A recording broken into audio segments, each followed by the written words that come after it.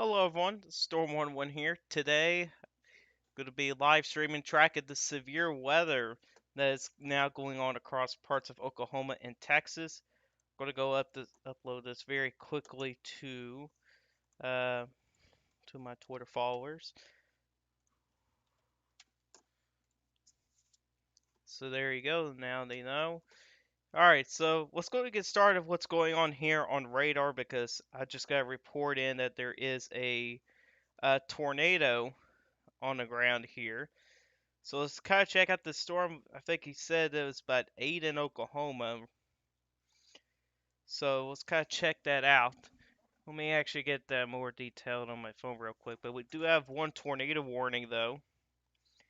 And this is for, let's click this on here, see what counties is for.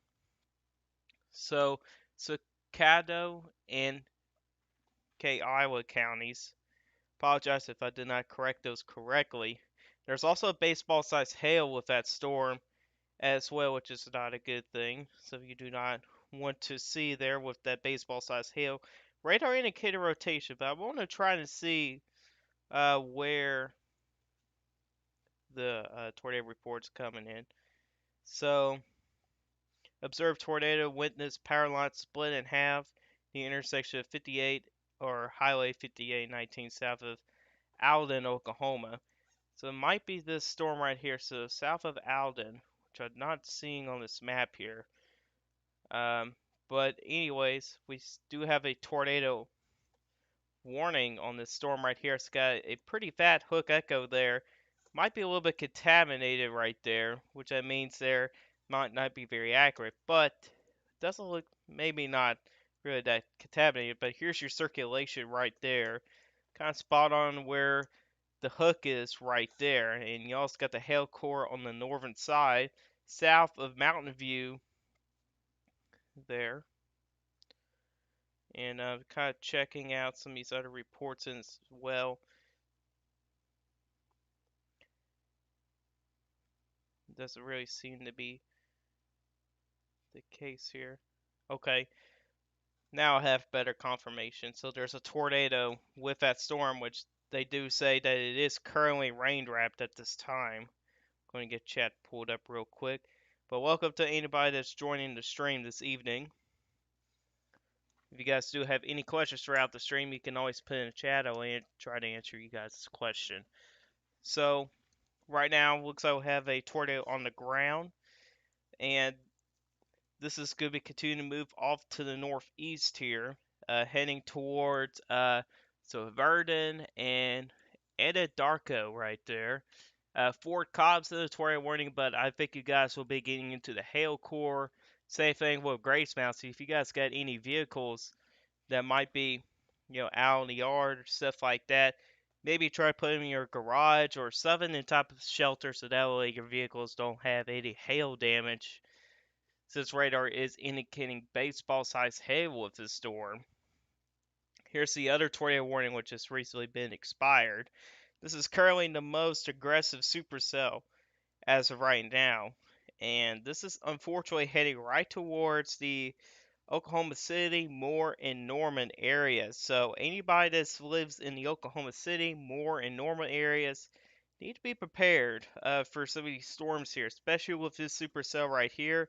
The most intense one at this time here is heading towards your direction here. It might be there in about an hour. So the tornado itself is about right in there.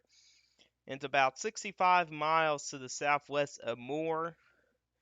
Pretty much the same way for Norman, but it is about 66 miles away from the center of Oklahoma City. So anybody that lives around the Oklahoma City, Moore, Norman area, definitely is prepared if this supercell will continue, which the Hermal's been very consistent to be showing a big time supercell heading right towards the Oklahoma City metro here, which has been very consistent with that for past several runs. I think about 10 to 15 runs. It's been very consistent with that as well. But right now, this is currently the only supercell we got right now. Well, there's actually probably more. Here's another supercell and may try to mature off to the west of Wichita Falls here. See if it's got any rotation with that storm.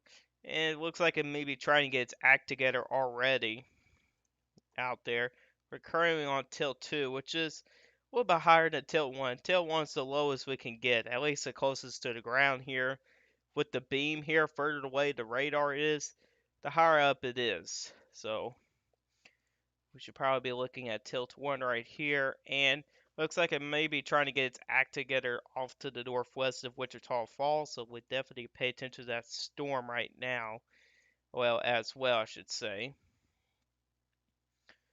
And Lawton right now, we do have some storms forming off to the southwest here. We got some multiple cells starting to develop down here. So these may become supercells very soon here, later on the day. Meanwhile, as we kind of go further to the south along the dry line, we got multiple storms here that's formed. Even down a little bit past Abilene, Texas as well. We got some storms down here, so we'll check out these storms down here as well. And these are probably going to become a more of a damage to wind event from these storms as well. Currently not severe warned, but some of these storms may try to become. And looks like it. For some reason, this always happens. That I get cut off from the live stream. I don't know why it does that every single time. Okay, I think we're good. Um,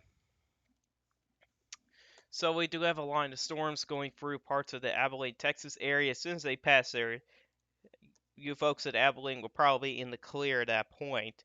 But the Dallas and Fort Worth area definitely needs to pay attention to these storms here. These storms will likely gain intensity fairly quickly here over the next hour or two. And these storms are moving fast too, especially the supercell here. It might get up to the Oklahoma City, Norman, and Moore area, and probably in about an hour or so.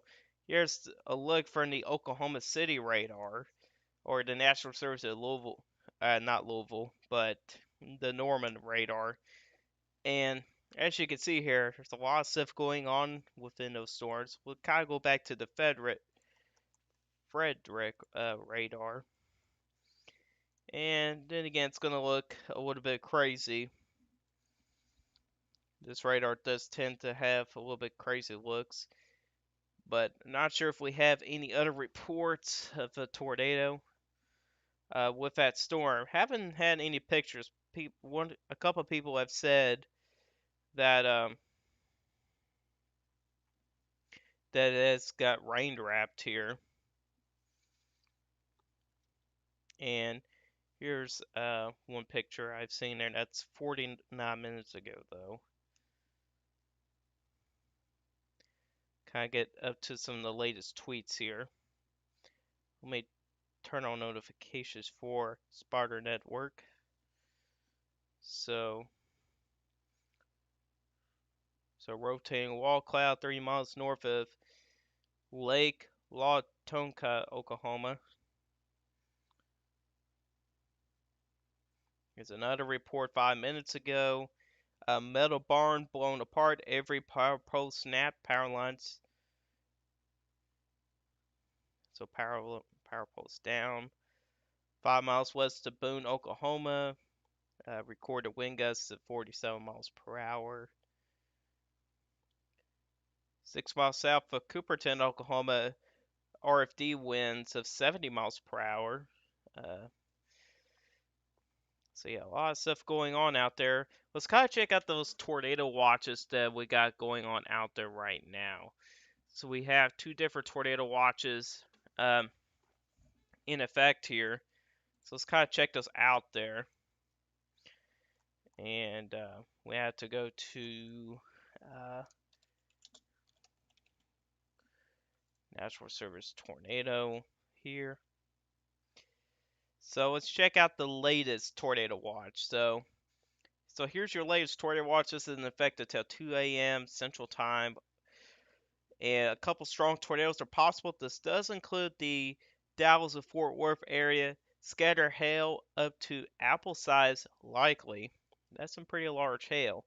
And scatter gusts up to 80 miles per hour likely as well. So not only you have the threat for a couple of strong tornadoes, but you also have the threat for some apple-sized hail, and also for some significant damage to winds as well.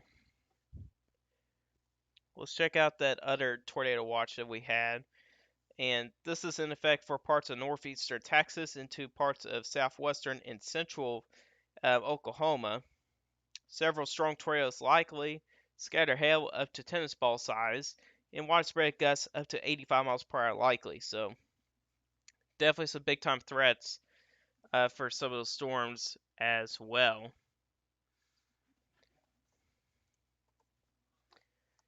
And so this was 8 minutes ago. So this is an updated tornado warning. So it's been observed.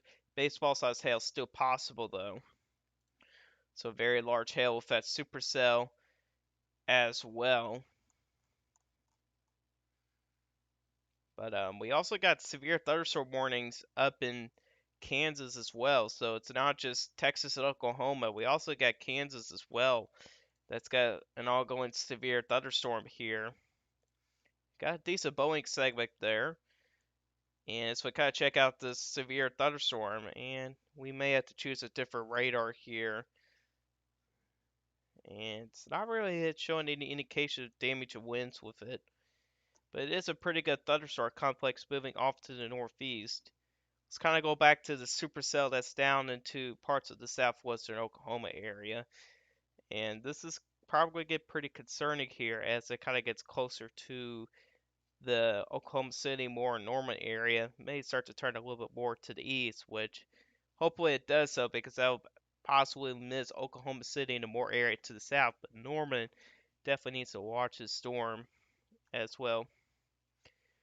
But this supercell is heading towards places like Verdon, Amber, uh, Pocasset, Norge, Chickasha, and Anadarko as well.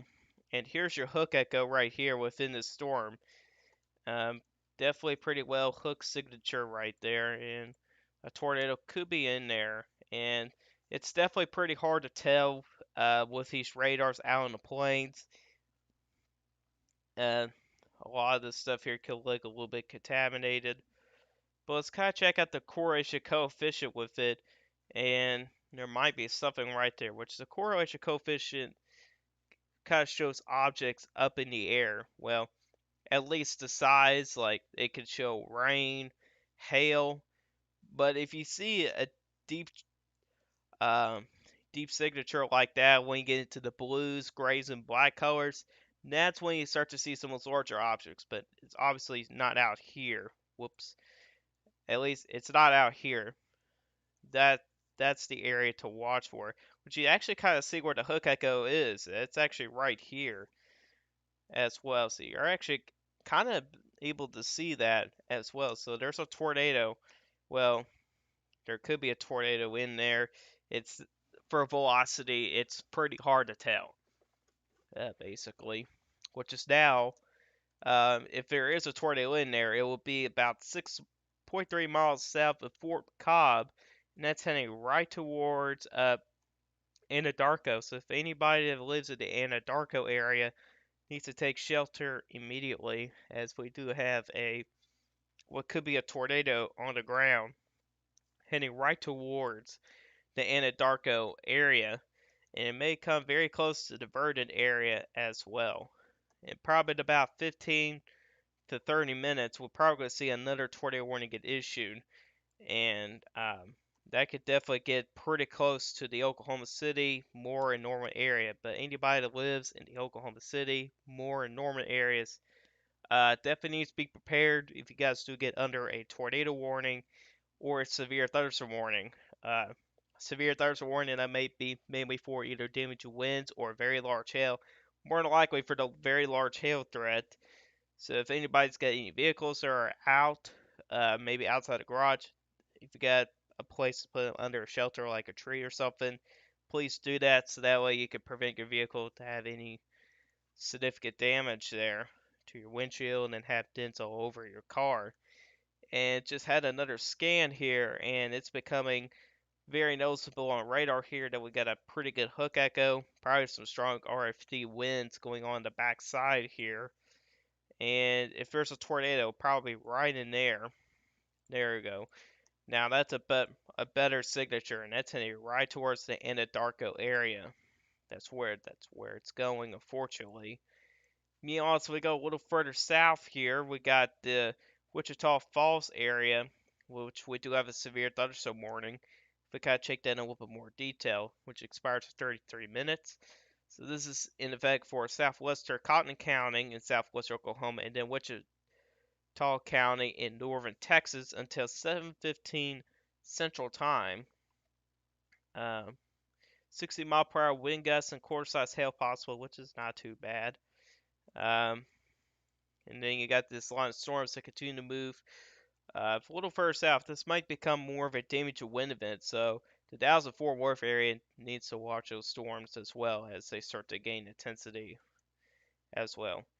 Let's actually check out the SPC mesoscale analysis, and just by looking at our mesoscale discussion here, uh, well, here's the newest one. Uh, Severe thunderstorms likely in the next 1 to 3 hours, which does include the Oklahoma City metro area. So things make it very serious in a hurry here. And also, let's check out the very quickly check out the latest outlook here from the Storm Prediction Center. We do have a moderate risk area anywhere from southwestern Oklahoma to the northeastern part of Oklahoma, which it does include places like Oklahoma City, Tulsa, Norman, Lawton, and Broken Arrow, Oklahoma as well.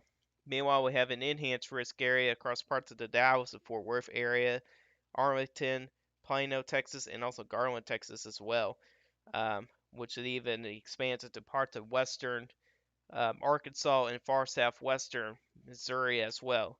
And the biggest threat today will be tornadoes, and some of those could be strong. Damage winds will also be there. Some of them could be greater than 75 miles per hour. Then hail, which the significant hail will stay on the southwestern part of Oklahoma as well. So this is definitely going to be a very serious evening for parts of Oklahoma and Texas, even to parts of Arkansas and Missouri as well. Could see some serious storms as well. Meanwhile, as we look into tomorrow, we got a slight risk for severe weather. Still kind of going back and forth if there's going to be an enhanced risk upgrade or not. If there were to be an enhanced risk upgrade, it might be somewhere in the central Illinois area. At least that's the latest model guidance I've checked out. But all hazards are possible as well. And then you move on to day 3. This is the next big system here. We got the big trough dome move in.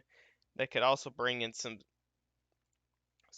potentially significant severe weather back in the forecast. Instead of being focused in Oklahoma, it actually be further up north, more focus across parts of Kansas and Nebraska as well. So definitely feels like we're in spring, but no, we're in fall. But it is secondary severe weather season.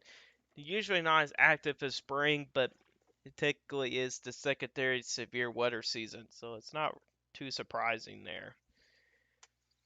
Let's kind of check back at radar real quick, see if we got anything new on the latest scan here. And then again, the hook echo is definitely getting more pronounced here. The hail core is starting to die down a little bit. Here's another hail report just to the north of Fort Cobb, and that's pea-sized hail. Then again, this storm here is moving off to the northeast. Here's some damage reports just to the southeast of Cooperton.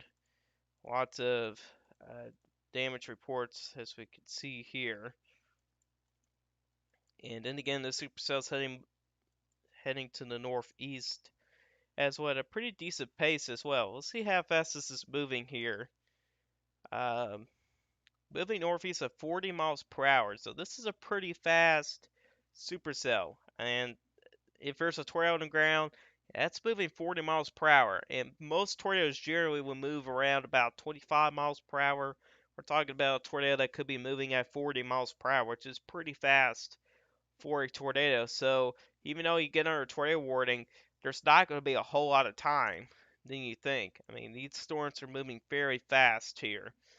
I mean, 40 miles per hour is pretty fast for a tornado, even for a storm by itself as well. It's pretty fast as well, and that's good. Again, could be continuing to move on to the northeast as well. And I want to check out the SPC Mexico analysis real quick, and just by looking on here, looks like your surface low is off to the west of Wichita Falls, and this will be deepening here over for the rest of the evening, and it's a 996 millibar low. As soon as this thing here starts to crank up and move off to the northeast, that low of a jet out ahead of it, it's going to crank up and that'll increase the damage wind threat and also that tornado threat as well. Right now, the let's check out the low of a jet here. It's not very strong right now. Currently, as high as 30 knots, and we got a tornado on the ground, and there's not even a strong low of a jet out there. So imagine when this Lova jet really starts to kick into gear, that's when you're start to talk about some significant stuff here. You're probably seeing more supercells that could produce strong tornadoes out there as well. So definitely have to watch eastern Oklahoma and even to parts of the Dallas and Fort Worth area. Definitely needs to watch this as well, where this Lova jet will really kick into gear. If you check out the surface-based CAPE, and it's pretty favorable for some severe weather as high as 1500 joules per kilogram of CAPE, which is favorable for some severe weather. There is some sign in at the surface, but it isn't going to be too much to really interrupt severe weather. But if you do look at the mix layer, it's not as high. Well, it's about 1000 to 1500, which is still favorable for some severe weather. Downdraft Cape, this is good. What's going to really lead to that damage wind threat? It's pretty high out there, especially as you get into parts of the southeastern Oklahoma, parts of northern Texas as well. Really, all you need is 800 with the downdraft Cape, but you do have a damage wind threat. And then you get to look at the low lap rates. It's actually pretty strong, uh, especially with the storm by the Wichita Falls area down to the Abilene, Texas area. Mid-level lap rates is actually pretty strong across parts of eastern Oklahoma. That will definitely increase your hail threat as well. And wind shear, one of the most important things. And we got wind shear of 80 knots. That's pretty impressive there. Wind shear of 80 knots. Oh boy, that's definitely something right there. Over the Dallas and Fort Worth area, talk about 65 knots, which is still pretty favorable for severe weather. Really, only need maybe 30 to 35 knots for some severe weather, and we're talking about wind shear up to 80 knots, which is pretty ridiculous. Story to Felicity is pretty important for tornado development, and where we do have that tornadic supercell, that's where we have story to Felicity of 200, and right now, the Oklahoma City area doesn't really have a whole lot of storm to Felicity, but still enough where we can have some rotating storms. We kind of saw that the other day across parts of Tennessee and Kentucky the other day, where we did have a couple tornado warning storms out there. So a pretty good atmosphere out there. Supercell capacity shows as high as an 8. It's pretty reasonable. Here's your large hail parameter. It's more focused in Texas. And if you want to check out the violent tornado parameter, it's pretty elevated out there as well. So pretty good atmosphere for some severe weather. If you check out visible satellite, which is about right now, gonna be hard to see, but you can tell some of these explosive thunderstorms developing. You can see one out in parts of Kansas. That's where we had the severe warning storm. Here's your tornadic supercell out there. And then you got these other big ones out there as well. So pretty explosive updrafts out there as well. So let's kind of check back the radar real quick, see what's up. And let's check out this tornadic supercell right here, which is now getting ready to enter the Anadarko area. So anybody that lives in the Anadarko area definitely needs to take shelter as this potential tornado continues to move off to the northeast, which is going to be, unfortunately, be a direct hit for the Anadarko area. We don't really know if the tornadoes lift it or not. Just by looking at the correlation coefficient, doesn't look to be a indication that there's a drop in the correlation coefficient, which is good news. That means there's no debris getting lofted. So the tornado might have lifted, but then again, Oklahoma doesn't have a whole lot of stuff out there for it to get picked up. So we'll see what happens here over the next few minutes here. But we definitely will continue to track that tornadic supercell as it does get closer to the Oklahoma City, more in Norman areas. Right now, I'm going to check on Twitter here real quick, see if we got any new reports that come in. Lots of wall cloud reports out there.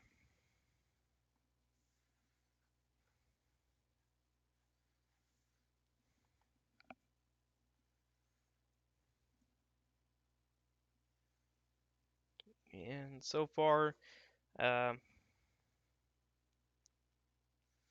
lots of rotating wall clouds I see on here.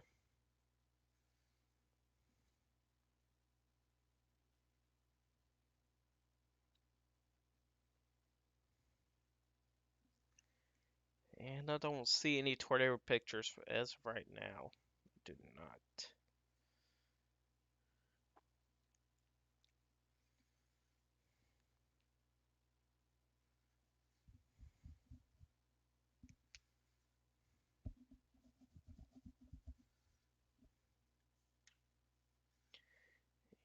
And so far, I haven't seen much of anything except for rotating wall clouds, which could be an indication of potential tornado development.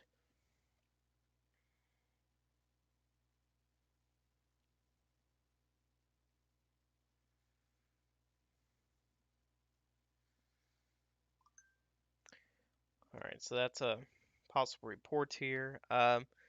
So 5 miles north of Boone, Oklahoma, 1 mile down power line snapped off at its bases. So that could potentially be any tornado damage or anything like that. 7 miles south southwest of Highwood. Oh, this is up in Montana. Wind gusts of 44, 55 miles per hour. That's up in Montana right there. When you hear that ding, more than likely that's coming from the spotter network here. That's where all these storm reports are going to be coming in here.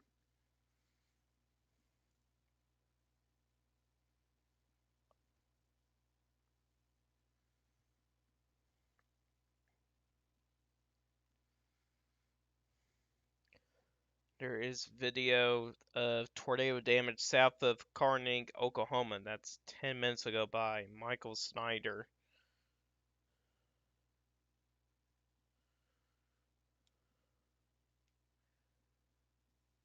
And by the looks of the footage here, um, some damage to homes. There's pieces of metal spread out. There's a garage destroyed. That's definitely not good. So definitely some what could be tornado damage, and looks like we do have a new tornado warning. And this is going to be in effect for parts of, let's check out what counties are involved here. So this is going to expire in 50 minutes. So this is for Central Grady County, Southeastern Caddo County, and this is in effect until 7:45 p.m. Central Time. At 6:45 Central Time, spotters reported a tornado 4 miles south-southwest of Anadarko moving east-northeast at 40 miles per hour. Again, this is a fast-moving tornado. This is also a damaging tornado with golf ball-sized hail, and this is by spotters. So we do have a tornado on the ground here. So for the Verdon, Amber, Norge, and also for the Chickasha area. For some reason, I could not pronounce that. Um, that's heading right towards your area. So if anybody that lives in these communities here needs to take shelter right now, as this is a fast-moving tornado as it continues to move to kind of the east-northeast type of direction. We just had a new scan, and there's a lot of stuff going on in there. But it seems like your tornado is right here, which is just past to the south of Anadarko area. So we'll see if there's going to be any more tornado reports that will come in with that. Meanwhile, further to the south here, looks like we got a big time storm that's producing some strong winds off to the north of Wichita Falls. And just by looking at the radar here, let's check out see how high up this is. So you're talking about 2,000 feet up, and you're recording winds of close to 70 miles per hour. So some of those winds could get down to the surface. And this is a large severe thunderstorm warning. So for southeastern Comay County in southwestern Oklahoma, northwestern Jefferson County in southern Oklahoma, southwestern Stephens County in southern Oklahoma, Cotton County in southwestern Oklahoma, southeastern Tillman County in southwestern Oklahoma, northwestern Clay County in northern Texas, and northeastern Wichita County in northern Texas. So anybody that lives within that severe thunderstorm warning, keep in mind there could be some damaging winds on your way from that storm. 70-mile-per-hour wind gusts, and it's moving northeast at 50 miles per hour. So pretty fast moving storm. As we move a little further to the south here, here's another severe thunderstorm warning. And let's check out. It expires at 32 minutes. 60-mile-per-hour wind gusts, of course, that's hail are possible. And this is for Young County and north central Texas. And that is radar indicated. And there's actually another severe thunderstorm warning as we move off to the northeast here, in the northeastern part of Oklahoma. So let's check this one out. And actually looking into velocity here, looks like that's starting to rotate a little bit. So we need to watch this potential supercell as well. Let's kind of check this out on the reflectivity. Oh wow. Talk about pretty impressive supercell out here. So there's two different severe thunderstorm warnings, and I'll definitely guess would be for the hail. And so this is a severe thunderstorm warning for northwestern Osage County in northeastern Oklahoma until 7:45 p.m. Central Time. And this is for 60-mile-per-hour wind gusts and half-dollar size hail. So some large hail possible. Here's this other severe thunderstorm warning. A little bit different here with the movement, but either way, it's still pretty fast.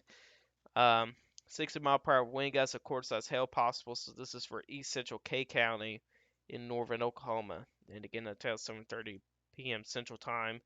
Pretty well defined supercell right here. Got the hook echo right there, and you do have a circulation there as well. So that's another supercell we need to watch for as well.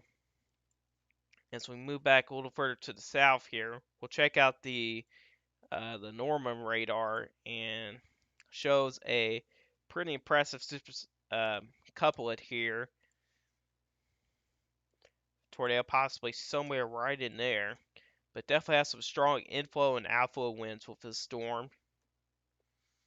And yeah, that's a pretty well defined hook echo right there. If there's a tornado, it'll probably be somewhere right in there. So just off to the southwest of Verdon. So let's check this one out here. So rotating wall cloud, approximate, well, hold on. So 1 mile west northwest of Sterling, Oklahoma. Then again, rotating wall cloud.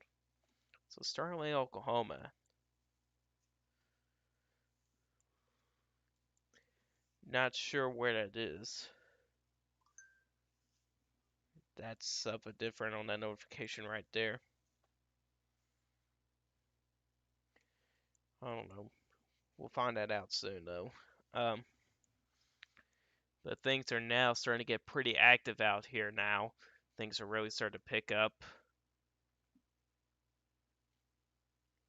But if anybody that has any questions on the stream, you can always put in the chat. I'll answer you guys' questions. Here's a damage report that came in. 3-inch tree limbs broken, power poles broken. I would say be more likely for the power lines.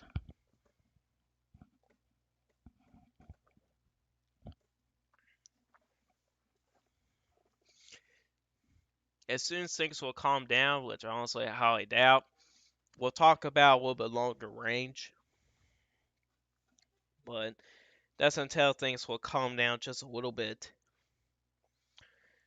But then again, we do have this tornado warning that's in effect for Chickasha and Norridge, Amber, and Vernon, Oklahoma. Those are for those communities there. Then again, they got a uh, pretty nasty supercell continuing to move just to the north, kind of moving to the northeast. Also a little bit east motion as well, east northeast.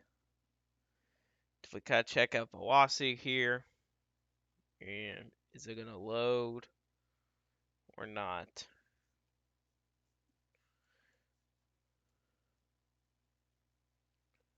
Looks like the stream is lagging a little bit.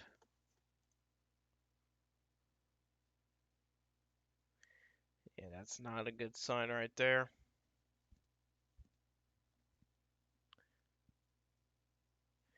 Okay. Looks like my internet just took a dip.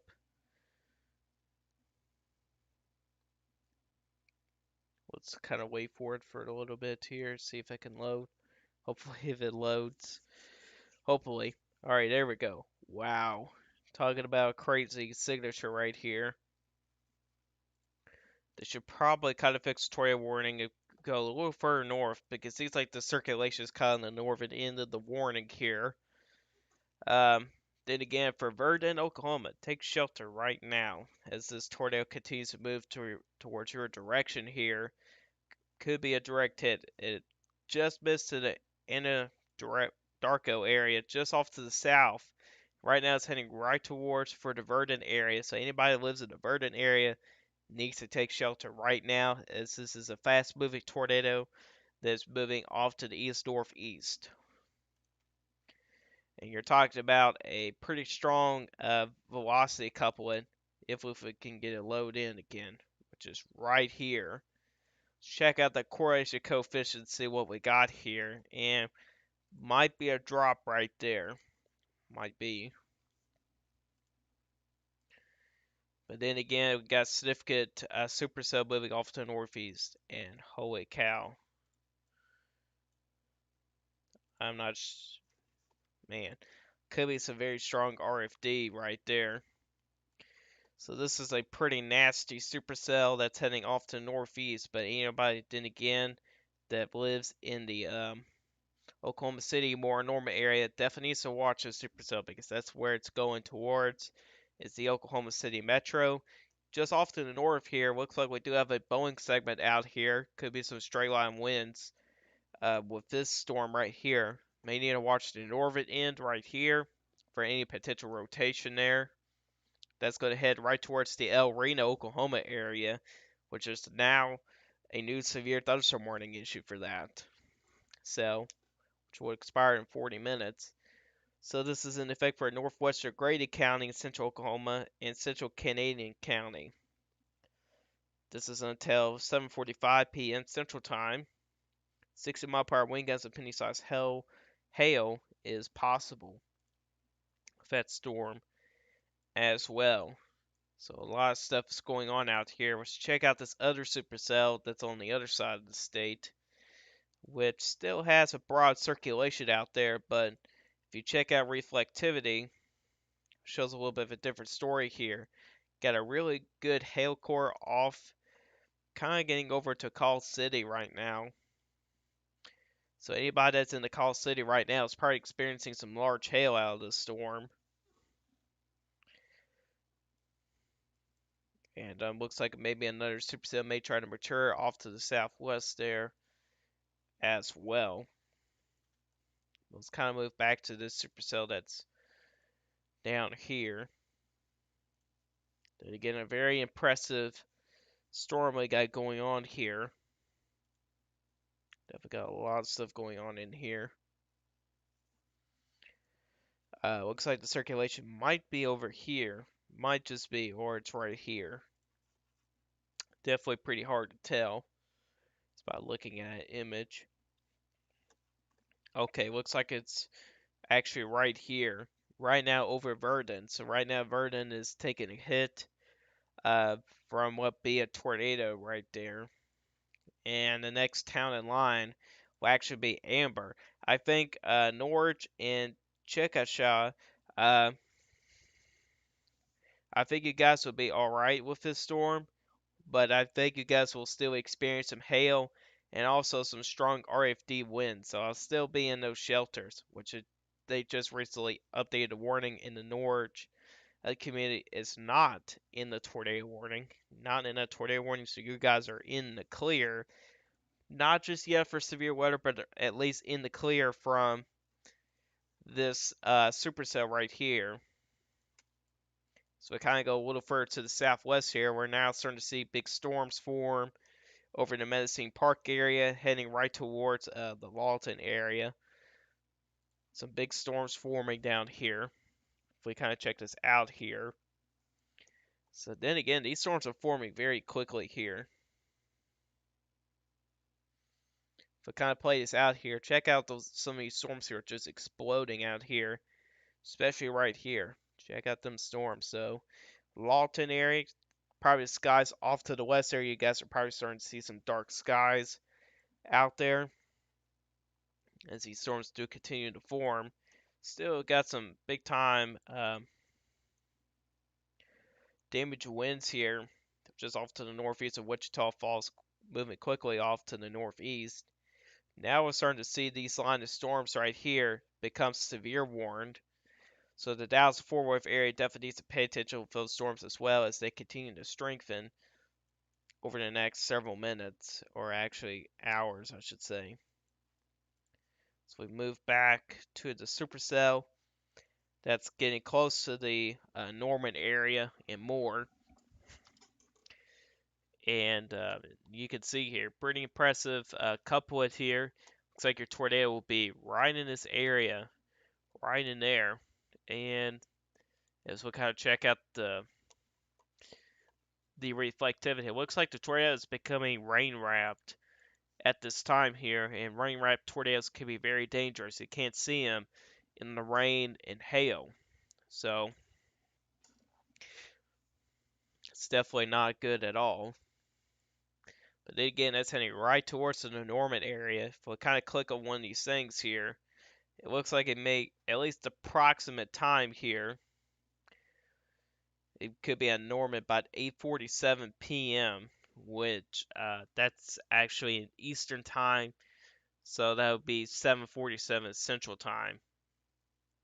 So that'll be there in about 40 minutes. So anybody that lives in the Norman, Oklahoma area, even for parts of the Moore area, needs to watch this supercell very closely here. Meanwhile, for the Oklahoma City area, I think you guys will make it the mix of hail and wind. I'm not seeing a tornado threat for you guys currently, but for the Moore and Norman area, definitely needs to pay attention to the storm very closely here as it moves closer to your guys' area. But we're now starting to see a line of storms forming along this dry line here. And what a dry line is that it only messes with the humidity in the dew points. That's what the front does. It drops down the dew points. And I guarantee if I show you guys a map right now, dew points out here are probably out in the 60s, possibly low 70s. Meanwhile, on the backside here, might be deep in the 40s. So it typically for severe weather you want 60 dew points, not 40s. You do not want 40 dew points. Which we'll probably be able to check that out with the SPC mesoscale analysis here, which right now, um, with the visible satellites not becoming really much useful. But we'll be able to check out surface observations here. You can definitely see here your low pressure system is currently right here, and you can tell here out ahead of the um, dry line here, you got dew points that are deep in the 60s. You got dew points as high as 68 degrees. That's a pretty good dew point right there with temperatures deep in the 70s to low 80s. It's upper 80s across parts of the Dallas and Fort Worth area, so that's pretty favorable for severe weather. Meanwhile, on the backside here, you got temperatures in the 60s into dew points in the deep in the 50s, and some places it's actually in the 40s and 30s with those dew points. So that so that's a pretty good dry line you got going on out there. Me also kind of check out the supercell composite here. Those numbers are going up, so that low jet is really going to start to kick in over the next several hours here. You can definitely see here with the uh, that bulk shear definitely really start to kick into gear. If we check out 850 millibars, that low jet is really starting to kick in now, about as high as 35 knots. I expect that to get stronger over the next several hours. Storm rate to Felicity numbers are now starting to become pretty elevated. Now we're starting to see some pretty high numbers out there. So 200 to 300 is very favorable for tornado development. So it's definitely not good news at all. But let's kind of check back at radar here. Seems like almost the entire line here is now becoming severe warned from Oklahoma City down just to the east of Abilene, Texas. So basically, you got 221 miles longest storms that are about either strong storms or severe warned storms. So, but I'll guarantee you these storms here will become severe warned. Kind of check it back at the supercell out here. And as you can see here, your circulation is now just passed off to the east of Vernon, and it's now getting closer to the amber area. So anybody that lives in the amber area needs to take shelter right now. In areas out ahead of that, Bridge Creek, Newcastle, uh, really between the Moore and Norman area, um, needs to be prepared to take shelter from this tornadic supercell out here off to your southwest. Meanwhile, just to the north here, possibly some damaged winds hitting the Union City area. It's getting close to the El Reno, Oklahoma area. It's going to get close to Yukon, Bethany, the Oklahoma City Metro, the Village, Mustang, and possibly Valley Brook as well. Could see some strong winds out of that storm. Meanwhile, we only got one tornado warning as right now. Only one tornado warning as right now. So that's all we got right now. This is one tornadic storm, which I do expect more tornado warnings very soon, though, as the low jet really starts to kick into gear, which could definitely be a better environment here for some for tornadic development.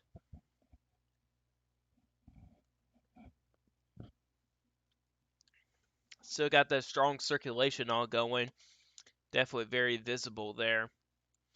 Right there. Right now it's about 8 miles to the southwest of Amber, Oklahoma, and that's heading towards your direction. So then again, anybody that lives in the Amber area needs to take shelter right now, as this tornado is heading right towards you.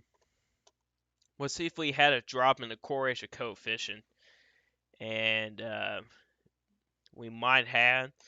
It's definitely hard to tell. This is a pretty fast moving storm, even for a tornado as well. This tornado is moving 40 miles per hour. That's pretty fast for a tornado.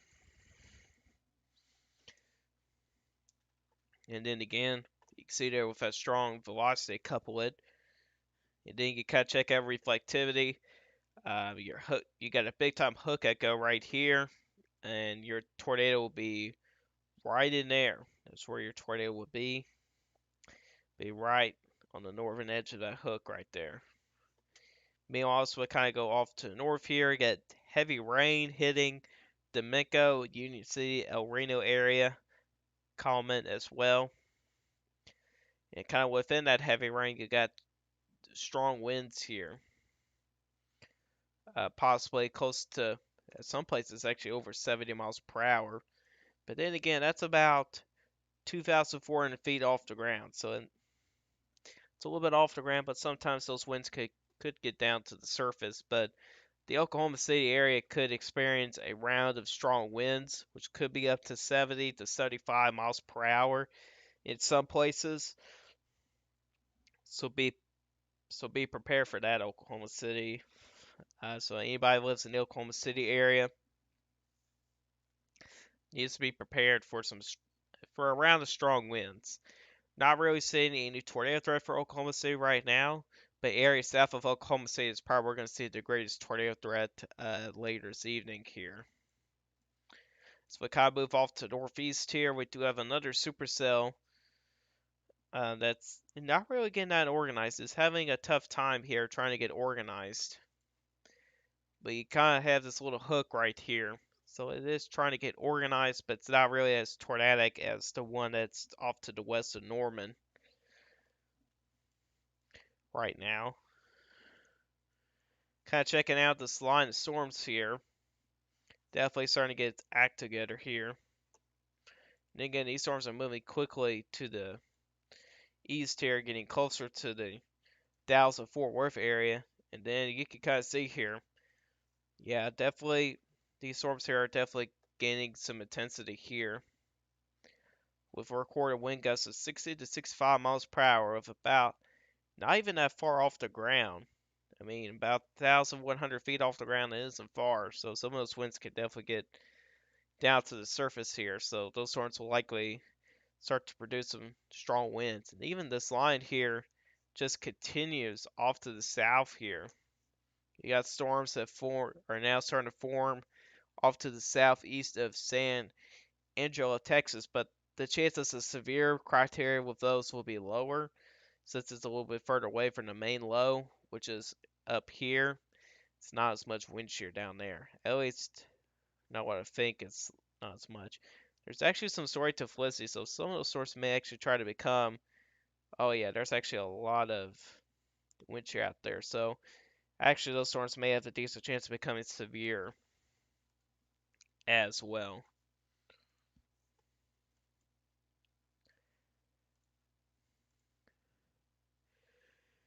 Yeah, definitely watch this supercell right here, heading right towards Norman right now. I'm gonna check on Twitter again, see what's going on.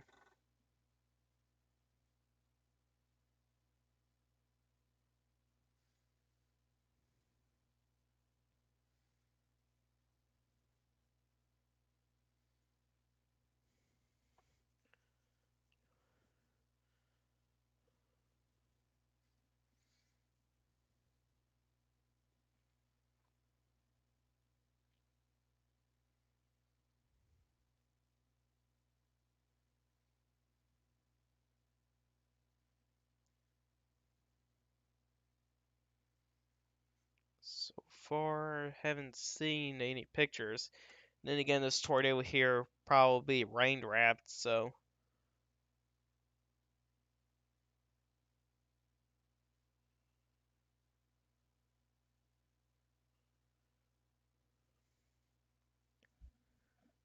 I was just kind of reading things here, and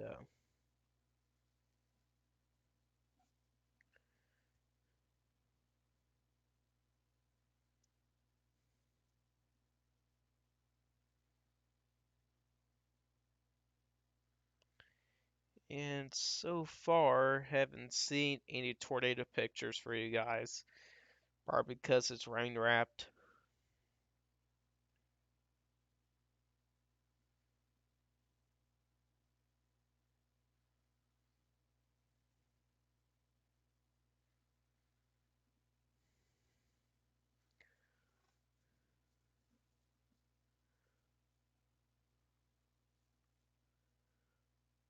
And still not seeing anything. I got a lot of tweets to go through, so yeah.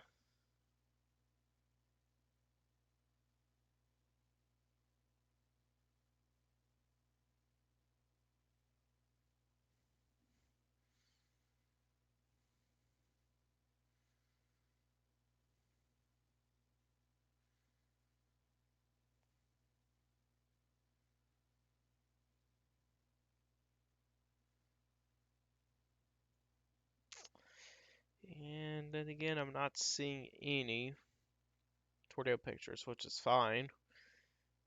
That's fine with me. We don't really necessarily need tornado pictures.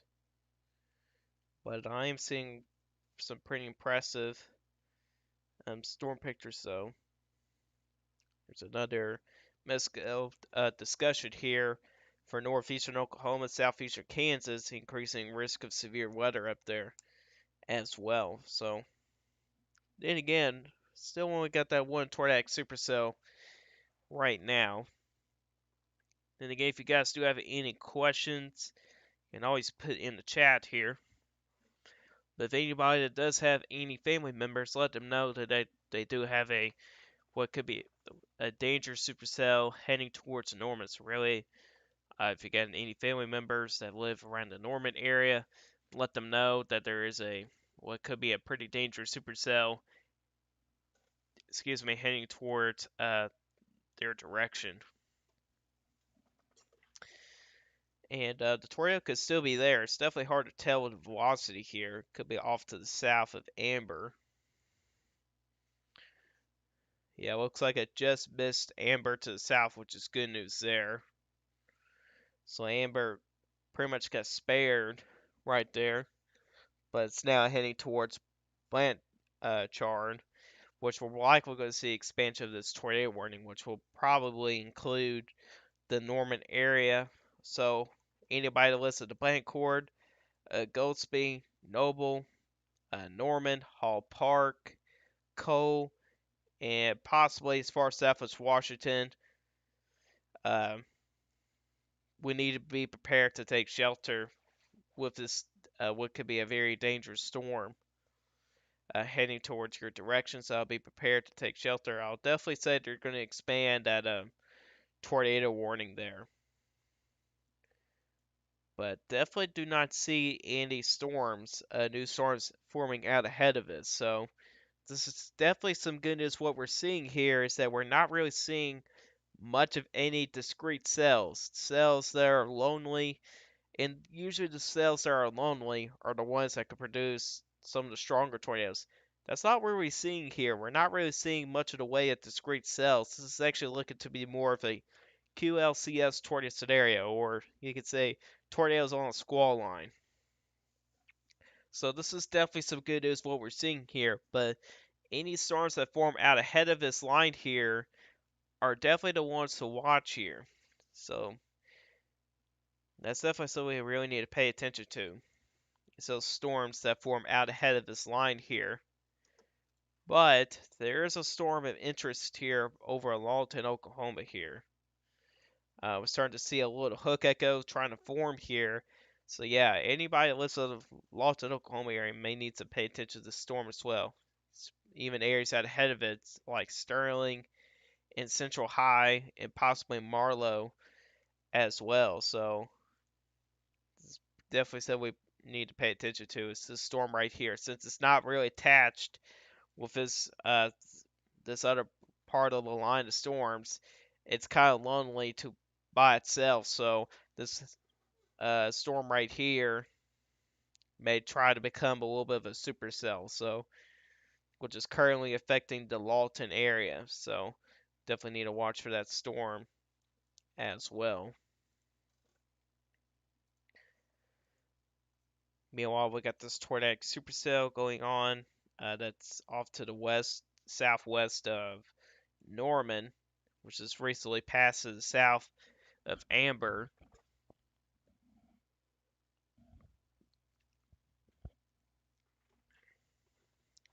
Now, but continuing to head to the northeast, and then again, this is a fast-moving storm.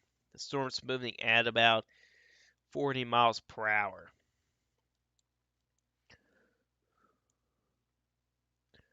So it's definitely a storm we need to focus on. Meanwhile, kind of to the south here, we got a line of severe thunderstorms. That the main threat of those will be damaging winds. However, we may need to watch kind of on the leading edge to see if any weak tornadoes that will try to form there as well. But right now, doesn't look to be that bad. Some of the models didn't really show much of the way of showing kind of squall line, at least a little further to the south here. But this is definitely some good news here, at least. Despite of us having tornadic supercell, it could have been worse. Whoa, wait a minute. This is catching my attention right here. just to the northwest of Mustang, we got this little kink right here. And these kinks here are the ones that could possibly produce QLCS tornadoes. So if this starts to tighten up a little bit, we actually now may be having a developing circulation to the north of Mustang, Oklahoma. That's heading right towards the Oklahoma City metro. So I would not necessarily say you guys are out of the tornado threat just yet, Oklahoma City, because this is something we need to pay attention to. It's that little kink in the line. Possibly something may try to happen to the northwest of Yukon or to the east of El Reno as well. So we may get to see a tornado warning issued for this part of the storm here. And typically with QFCS tornadoes, they're usually brief and weak as well. So that's definitely something we need to watch for as well. It's that little kink in the line. You can almost see it here with the reflectivity as well.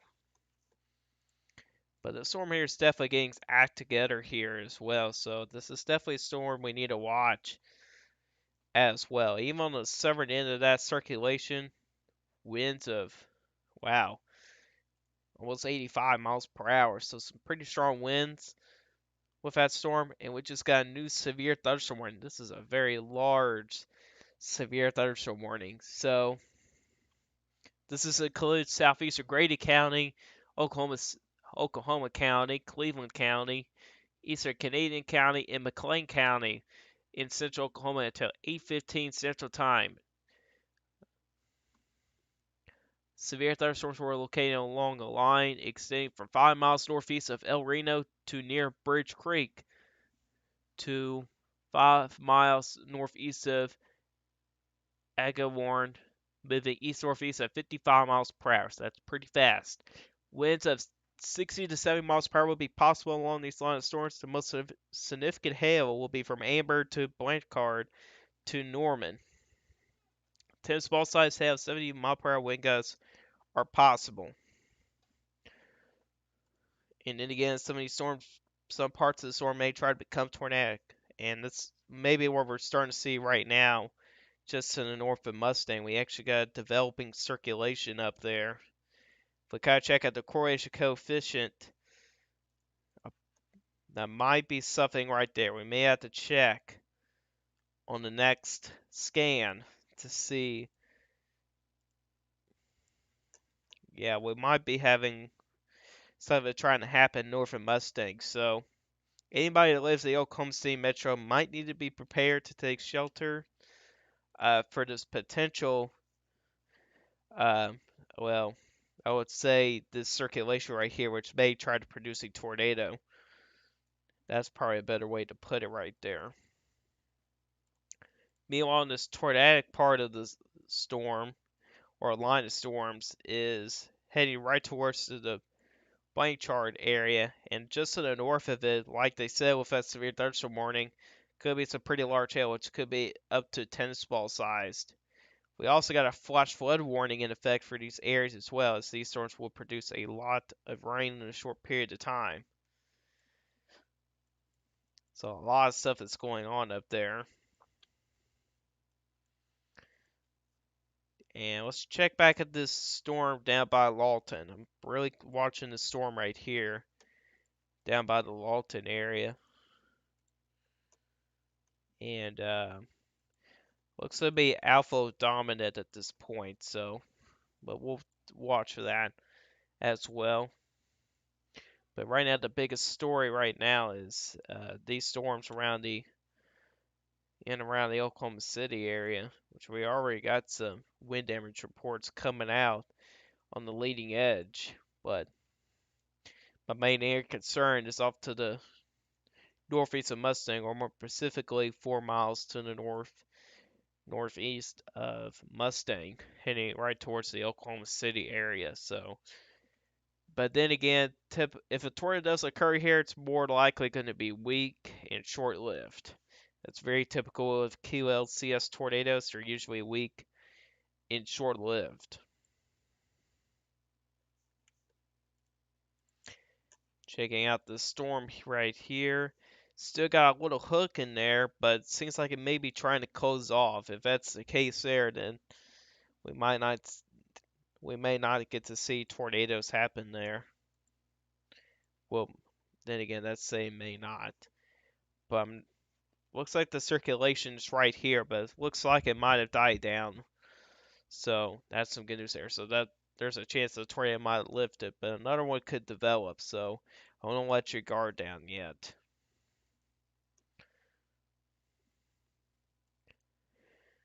So for the Oklahoma City, Moore, Norman areas, you guys are currently under severe thunderstorm warning and also a flash flood warning as well. So you got a chance to see some strong winds, hail, very large hail is possible for the Norman area, and also for the chance of flooding. So you guys got a lot of stuff going on here.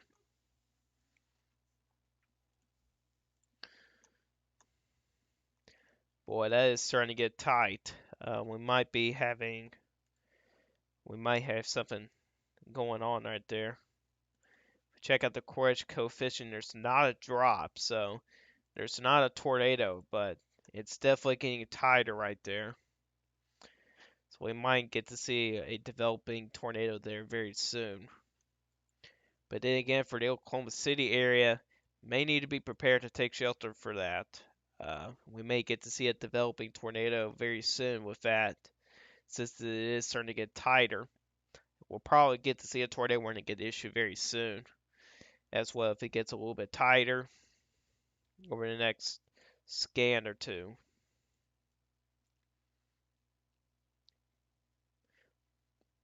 So right now, the two tornadic circulations right now, you got the one to the west of Blanchard, and the other one's off to the northeast of Mustang as well. Those are the only two areas I'm watching are very closely for right now. Meanwhile, we got a lot of other severe thunderstorms out there. Man, check this one out. Whew. These storms are definitely gaining intensity very quickly here, and those are moving quickly towards the Dallas-Fort Worth area. So if anybody lives within the Dallas-Fort Worth area, might need to be prepared for some potentially strong winds in about an hour or two. So definitely have to watch for those storms as well. How fast are they moving? East of, east at 50 miles per hour. So they're moving pretty fast. It's currently warned for 60-mile-per-hour wind gusts, but it is strong enough to at least have some tree damage out there as well. So definitely need to pay attention to those storms. And the line does extend pretty far to the southeast as well. We have storms trying to initiate as far south as, let's see here, about 70 miles to the south of San Angelo, Texas. So this is a big time squall line. That's what we're seeing here. And we're starting to see more severe thunderstorm warnings for the northeastern part of Oklahoma as well. So, on that, kind of checking back here. So now that Oklahoma City is starting to see rain, same way for more. Okay, so here's some good news here. Looks like it's starting to back off a little bit with that kink there. But I'll still watch that though. I'll still watch it. It may try to time back up again. Looks like this is kind of calmed down a little bit, but there's still a circulation there, so I'll still keep an eye on that as well. But right now, things are not too bad right now, at least tornadic wise. There's not been many tornadoes out there. There's only been one storm that's been producing, I guess, at least one tornado. Or I should say, at least produced one tornado. Um, but there is a lot of severe thunderstorms out there, but that's better than having multiple strong tornadoes. You know what I mean? We'll kind of quickly check out the latest HER model here, which this is one of its latest runs, and so far it's not been too bad. At least on its latest runs, it hasn't. But you definitely see here, maybe when it gets to the eastern Oklahoma, it may not be as bad as we thought here, but When I say that too early, just yeah, when I really say that. But here's its latest round, 23Z. We're getting close to the 0Z mark. But you do see these storms here continue to move off to the northeast here. However, when we get to about 3 hours out, we do start to see some new storms form out ahead of the main line. Those are the ones they may become a little bit more tornadic, so may need to watch those storms there. But then they kind of all cluster up, and then the tornado threat kind of decreases. Meanwhile, in the Dallas-Fort Worth area, you guys will be seeing we'll see a lot of thunderstorms roll through, and some of those could be strong to severe. And then the severe weather threats a little bit more focused off to the northeast, which I am starting to see some changes with the HER model further off to the northeast. We'll check that out. I want to at least go back to 18Z, see if it's very similar. If it is, then we'll kind of check it out. But let's kind of go back to radar here really quick. And the Norman's getting ready to see the leading edge of the storm here. The hook echo is becoming less visible here, so that's a good sign there. But the hook echo, then again, is still there. Weather Central, welcome to the stream. Should I be concerned into Branson, Missouri for tornadoes later tonight? Branson, Missouri. I think I remember where that's at. I think you guys will be just fine, but I'll still keep an eye on these storms just in case if they kind of continue. The latest HER does show some thunderstorms coming into your area later tonight, so I'll still watch for those storms. I believe there's a slight risk in your area for tonight, so I would still watch those storms uh, as well. But I will say that there is a tornado threat as well, so I'll still keep an eye on that as well. But I'll definitely say the main threat for Branson, Missouri tonight will be strong winds and possibly some isolated tornadoes. So I'll still watch that for this. I will still watch for that as well. Put it in that way. All right, let's kind of go back here and check out velocity here. And it's still got that little kink in there. There's actually a circulation trying to develop just in the north of Bethany. You got a little kink right there. It's still there, but it's not as pronounced like it was earlier. Still got a little circulation here. Looks like they're not going to extend that tornado warning, which is good news. But I'll still watch for that if it tries to tighten up again. But this tornado warning will expire in about 5 minutes, which I think they may cancel that early since it's already kind of out of the warning area. So yeah, on that. Be on the stubborn end, could be some damaging straight line winds, so possibly. Got some strong outflow on the severed side there.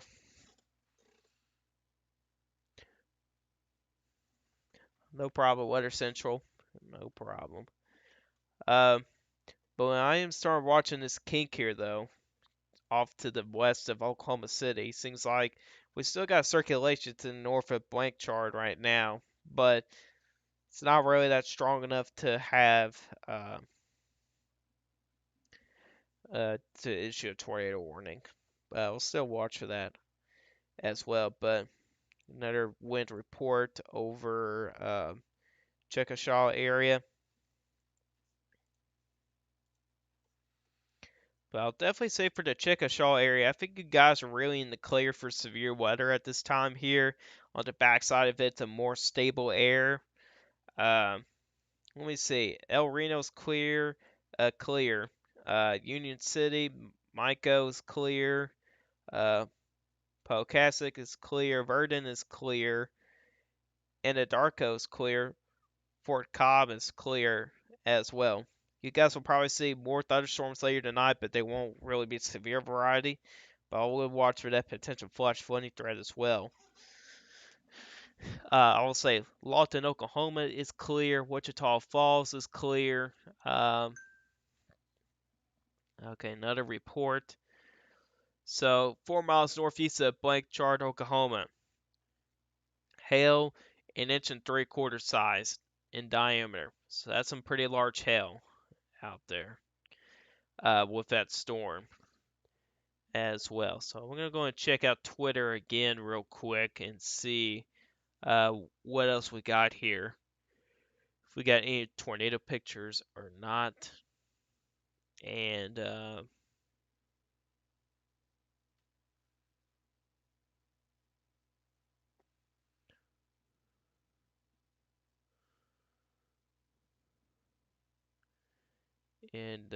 so far, haven't seen much of anything.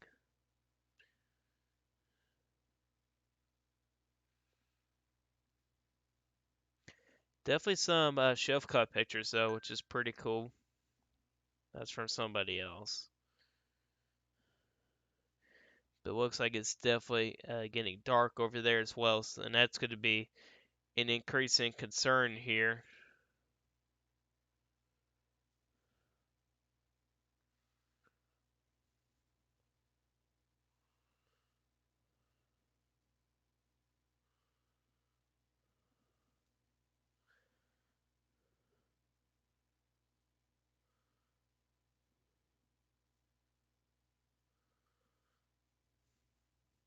But I haven't really seen much of anything.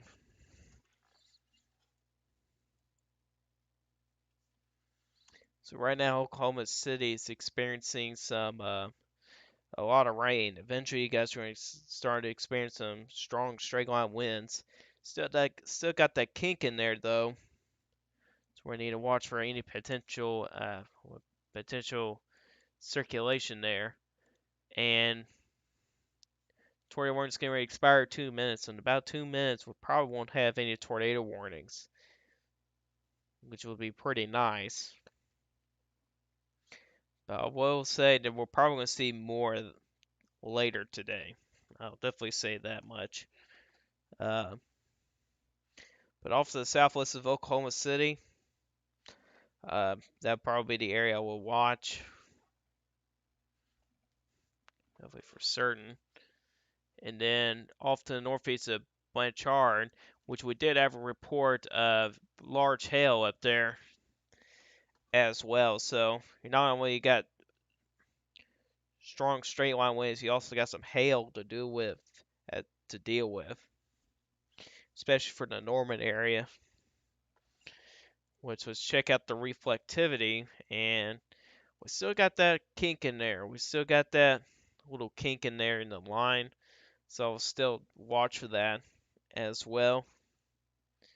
Me also, we kind of go further south here. Let's kind of see if we can find any more circulations further down the line, as things are a little bit calmer up north.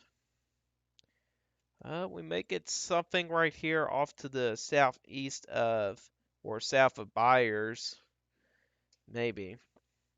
We'll go a little further south. And not really seeing a whole lot of anything. Here's a new severe thunderstorm warning right here. That's been issued further down the line.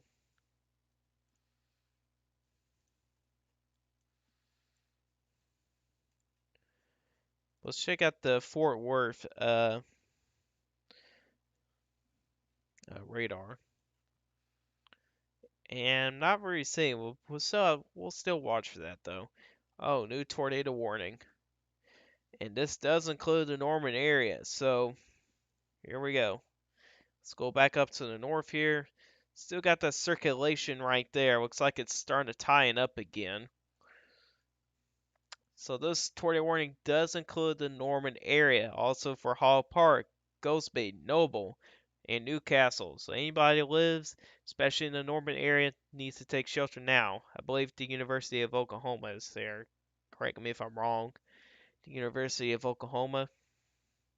That's also where the Storm Prediction Center is as well. That's also in Norman, Oklahoma. So we do have some big uh, weather offices there, and also university there as well. So anybody that lives in the Norman, Oklahoma area needs to take shelter. And right now we're not seeing any debris getting lofted, which is good news there. as we kind of move a little further north, Oklahoma City, now the entire city, is now getting some rain. Some places it's pretty heavy rain.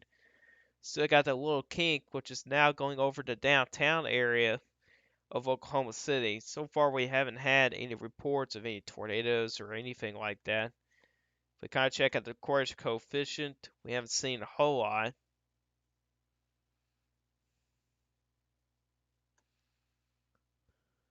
And we really had seen much of anything with the courage coefficient. So, yeah, on that.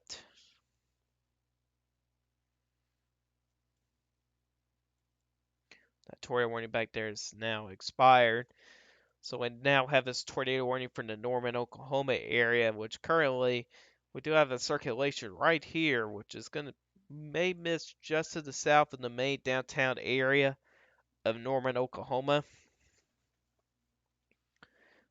Here's another report here. So 1 mile south-southwest of Norman, Oklahoma, a rotating wall cloud. So that's a report that we do have a rotating wall cloud. And within that wall cloud is where we may have the potential to see a tornado. So that's definitely something we need to keep an eye on as well. Looks like Norman may get into the hail core of this storm here, so some of you guys will experience some large hail. And those hails could be up to tennis ball size, so very large hail. So this tornado warning is for northern Cleveland County and west central McLean County until 8:30 Central Time, moving east-northeast at 35 miles per hour. So it has slowed down a little bit, but still a decently fast storm though. 35 miles per hour is still a decently fast storm there.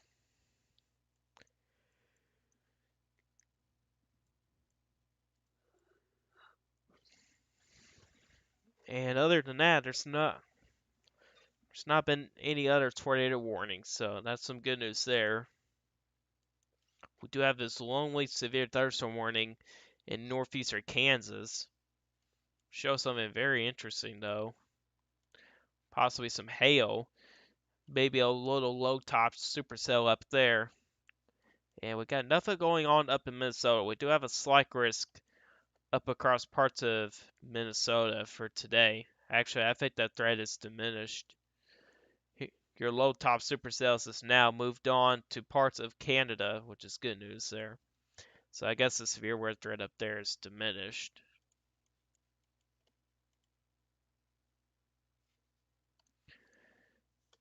But let's check out the HER model real quick here.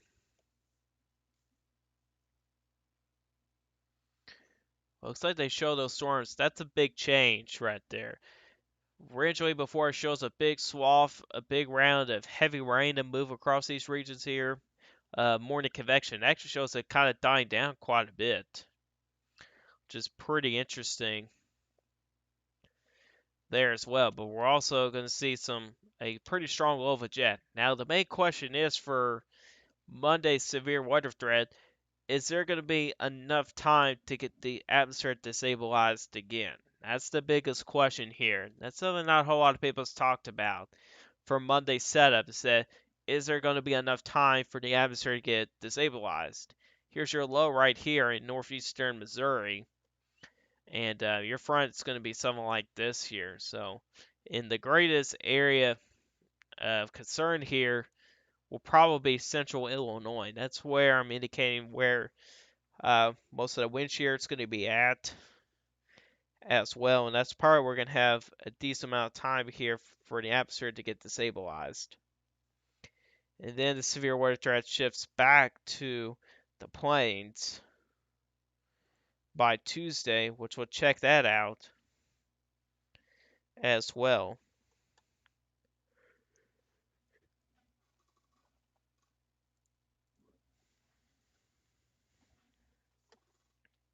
So let's kind of check this out. So there goes Monday's wave. You guys will get a day break. But then here comes the new round of storms, which this is 18Z, which this is still mid-afternoon. You do have some cells that do try to develop out there.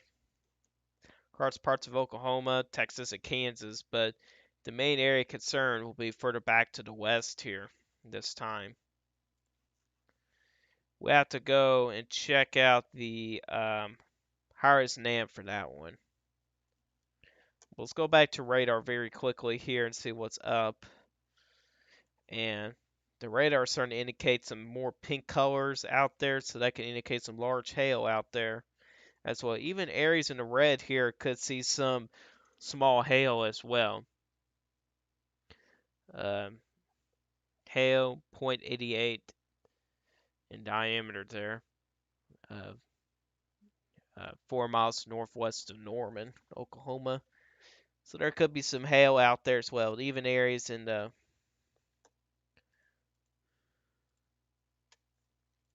red here could see some small hail as well. So kind of check back at the velocity here. Oh, here's another couplet trying to come up right here off to the east of Moore, Oklahoma here. We have to go up a little bit higher since it's getting pretty close to the radar here. And you can see here we do have a little couplet right there, or a little bit of a kink in the line here. There's a little kink right here, as well just to the south of the Smith Village. No other ones out there, but we certainly have to watch for this one right here, this little kink in the line here. Meanwhile, not too far to the southwest here, possibly a circulation right there as well. Actually, we have to go a little bit further south than that. And it does show that the kink is right in here, and we're not really seeing much of a circulation out there. Maybe we'll go down to tilt 1 here, a little bit lower. So your kink is right here, but it does show circulation, a lot of stuff going on within the hail core there as well. So again, I'm not really seeing much of a circulation within the tornado warning at Norman, but it may try tying it back up again, so we'll see about that. But another area I'm pretty focused here is off to the east of Moore, Oklahoma. As soon as these round of storms passes through the Oklahoma City, Moore, and Norman area, you guys will be in the clear severe weather. The next big city in line here will be the Tulsa, Oklahoma area, which there's not been any storms out there all day. Into the Dallas and Fort Worth area, the Denton, McKinney as well. Abilene, Texas, you guys are in the clear of severe weather as well. So let's see here.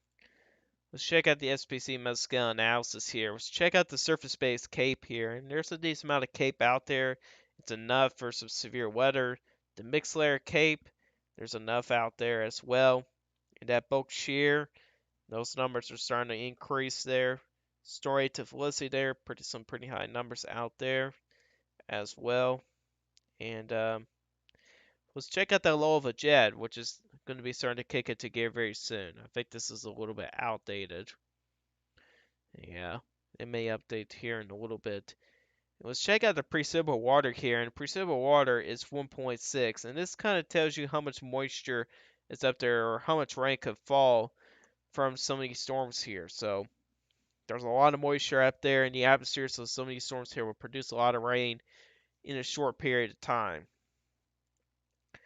So you guys may see some minor flooding out there as well. And here's the downdraft cape here, and most of it's kind of within the Dallas and Fort Worth area. Well, generally central Texas and parts of southern Texas where we got places of 2,000, but we're not expecting severe weather down there.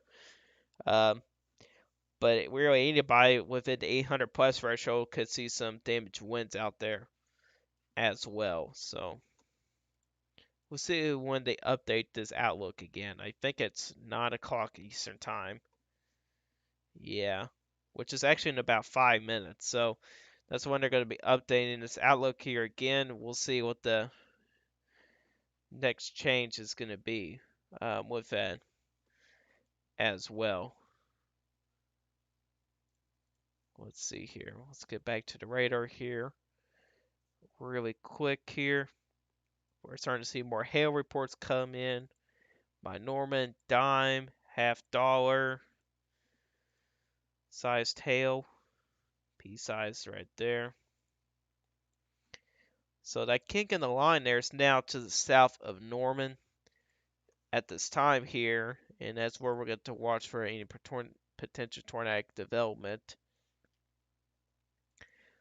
The kink in the line there is not as pronounced there, but then again, that's getting closer to radar. So when we get up to tilt 2, which is a little bit outdated at this time here.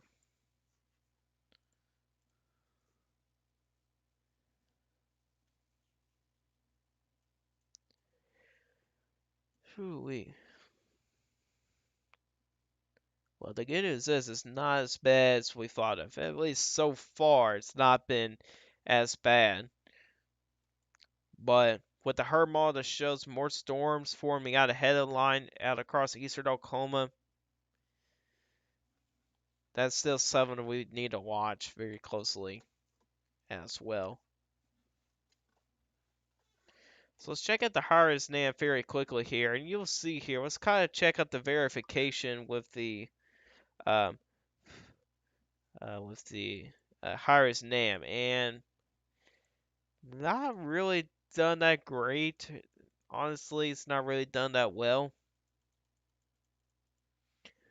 But it's not been doing a good job of reflectivity, so I don't have a whole lot of trust when it comes to the Harris NAM. Plus, it has a storm cluster bias, so it really clusters everything up, and it's just not the best model to use. But as you kind of check out into Tuesday's threat here, it's not as bad than a lot of people would think here, but it doesn't really show much of clustering with these storms here. Actually, it's got some supercells out there.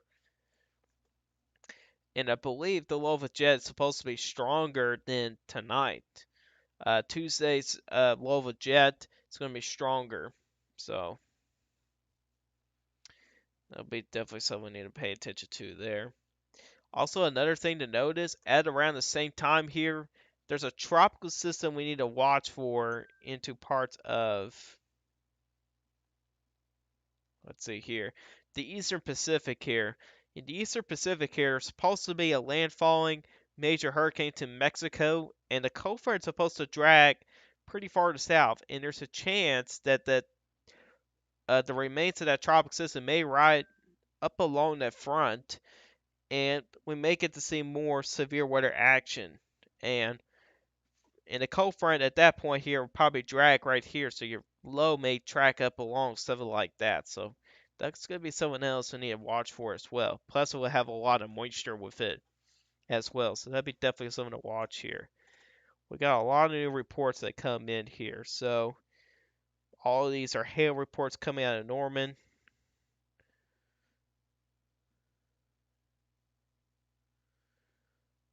So yeah, some large hail reports coming out of the Norman, Oklahoma area. Not too surprised. Looks like we're gonna have a lot of that. Goldsby, Oklahoma, hail 1.75 inches in diameter. So some large hail going on out there. So here's the latest update here. And the leading edge of this squall line here is now getting ready to hit the radar here. And so far, not really seeing much of any kinks in the line here, except for this one down here. This little hook echo is right here. So off to the southeast of Norman, which right now areas of Norman is experiencing some large hail. So we're getting a lot of reports here. Quarter, pea-sized, hen eggs. Wow. Well, can't really confirm that really, not just yet. Quarter-sized hail, golf balls, pea-sized. So kind of big range of the hail sizes here. Dimes, half dollar. Seems like the theme here looks to be somewhere between dime size to as large as, I would say, quarter sized or golf balls. Put it that way. we're probably going to see another severe thunderstorm warning get expansion here, since these storms are still kind of producing some strong winds near or at the surface. That's pretty much surface-based winds right there, which is close to 60 miles per hour. So you could be talking about possibly winds up to 60 miles per hour at times at the surface. So I guarantee you they're probably going to have a severe thunderstorm warning extension there.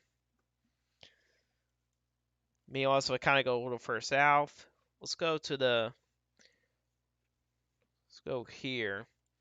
And you do have some spots aligned here where winds could be very gusty as well. And not really seeing a whole lot of kinks in the line. There's a couple places. There's one over by Ryan. I think that's the Texas. No, that's the Oklahoma side. Yeah, that's the Oklahoma side. So there's a little kink in the line right there, so we may have to watch for that. So we kind of continue down further down the line. I'm sure the Dallas and Fort Worth area, your western sky is probably lighting up, possibly a lot of lightning out there. If we kind of check out the velocity here, we'll check out the Fort Worth radar. You do have a couple kinks in the line here. There's one noticeable one right here. We'll go back to reflectivity, see if we can kind of confirm that. And it does look to be a little kink in the line there, south of Palo Pinto, Texas there. And we kind of continue on a little further down to the south here.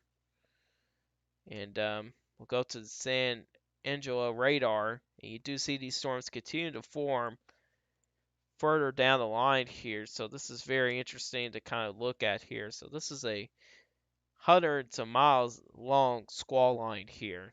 Your squall line rate goes from south central Texas all the way up to central Oklahoma. So that's pretty insane there. That's a very long line of storms here. And the most intense ones are kind of around or the strongest ones, I should say, it's kind of around the Oklahoma City, Norman, Moore, Oklahoma area at this time.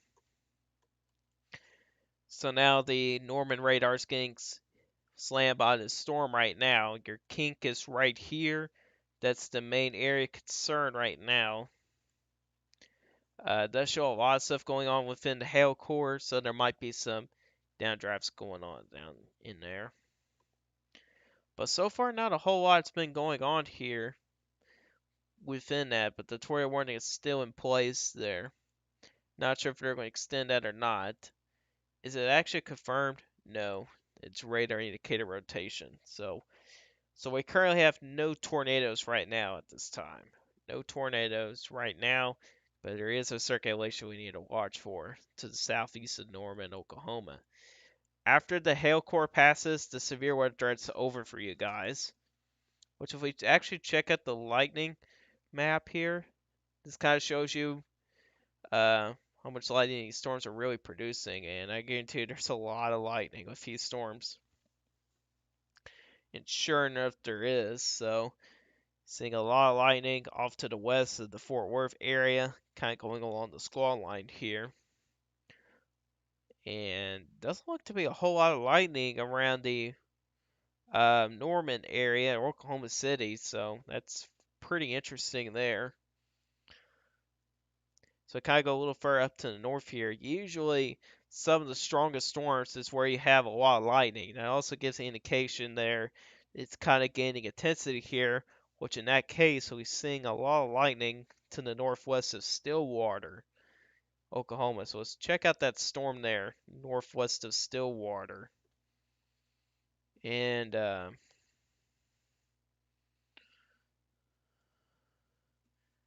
let's see here. Right, so this is a storm here that's producing a lot of lightning right now. And doesn't look to have any indication of damage winds or anything right now, but it is showing a lot of lightning, so we may need to watch that storm as well. It looks like that's the most lightning produced right now. There's another spot, another hot spot off to the west of Fort Worth, right in there. So these storms will also be producing a lot of lightning as well. So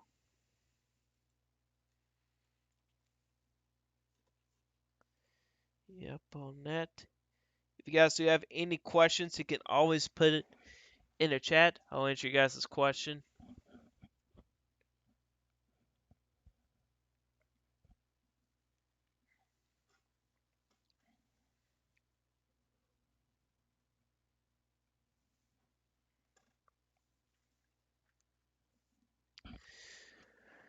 Ooh boy, been a little bit of a busy day, hasn't?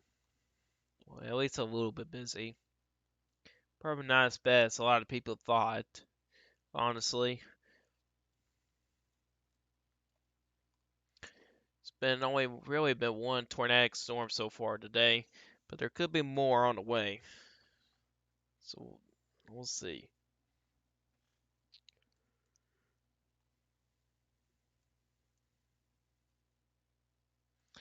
Something maybe try going on to the southwest of Necoma Park. May need to watch that. Right now, Oklahoma City, you guys are experiencing quite a bit. Well, at least the eastern side of the metro experiencing a lot of heavy rain, but pretty much the main severe weather threats kind of passed you guys. So you guys will probably see more thunderstorms later today, but these storms here won't be tornadic or anything like that. So I will not really expect much of any more severe weather after this line of storms here.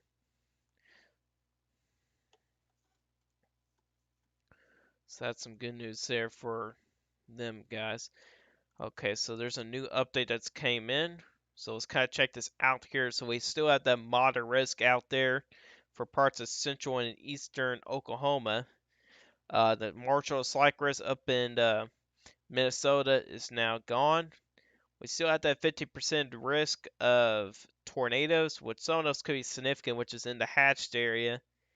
Damage winds 45% still there, but they've recently expanded the significant territory down to parts of northern Texas, and you have that chance for significant hail across parts of the central Oklahoma and south central Oklahoma as well. So the moderate risk still stands out there. But other than that, it's not been much of any changes there. Not been much of any big changes. You guys interested in what the 48-day outlook shows? Not much of anything, but it is predictably too low.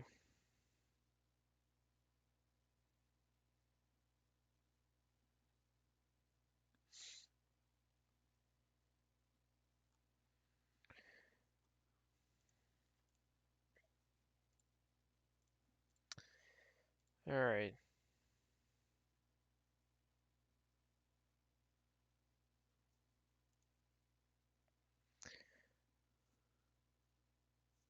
Not much of anything ongoing. I actually don't know what that is. I actually never seen that before on the Dandruff Cape. That's interesting.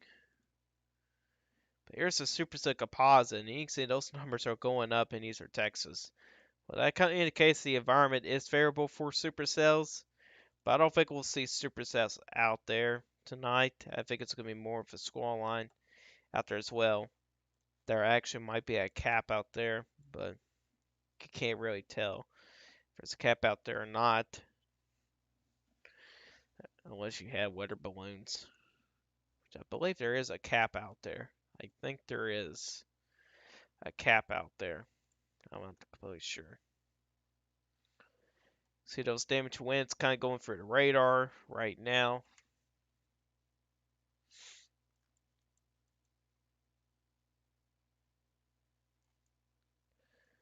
But other than that, not much of anything going on right now.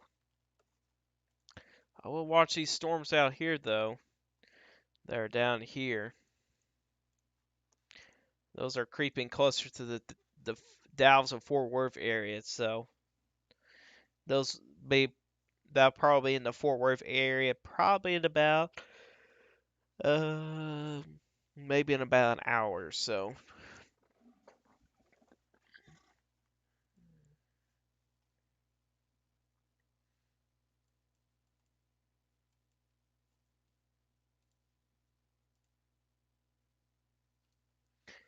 Then we move up back to this One supercell up here. More hail reports, quarter size, pea size, things like the hail size is kind of getting smaller. That's kind of to be expected here. Since it's kind of getting within the line of storm, so now it's going to be becoming more of a damage wind threat than anything else. Right now, the radar is in the core of the storm right now, which it seems like they're dealing with some strong winds out there as well. The tornado warning will expire in 18 minutes, but I definitely will say the tornado threat for Norman, I think you guys are in the clear with the tornado threat. I think the tornado threat uh, is now well off to your east now. Say the tornado threat's about right in there, so it's now about 10 miles off to your east. So I'll say Norman, Oklahoma is now in the clear of the tornado threat. Haven't heard any wind damage reports, so that's good. Not sure if they're going to continue that tornado warning.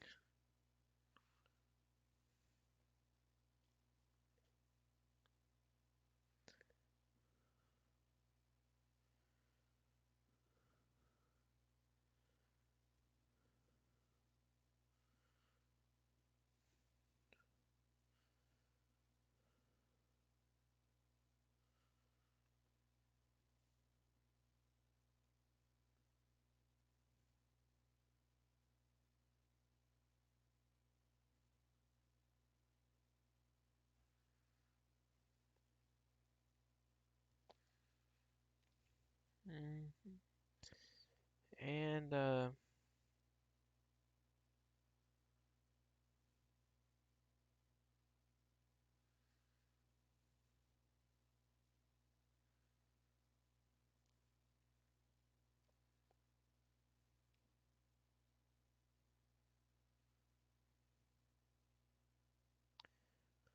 And not seeing much of anything right now.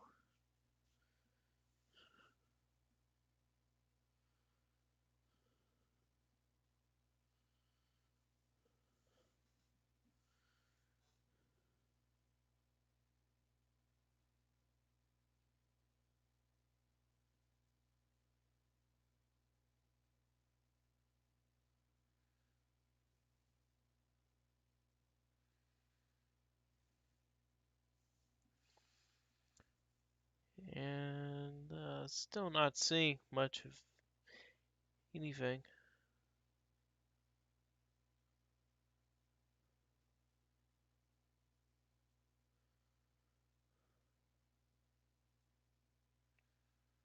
And still not seeing much of anything here.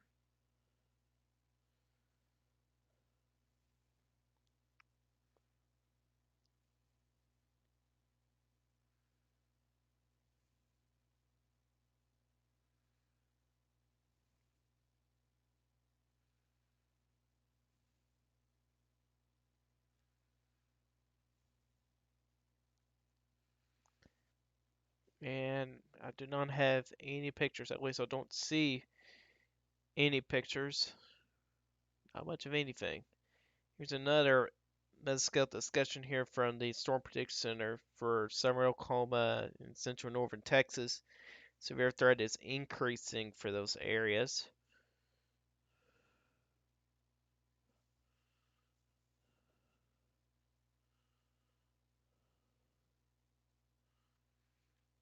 Well, at the same time, a 6.1 magnitude earthquake just to the south side of the main island of Hawaii. That's very interesting. Some hail pictures on here as well, but I haven't seen any tornado pictures.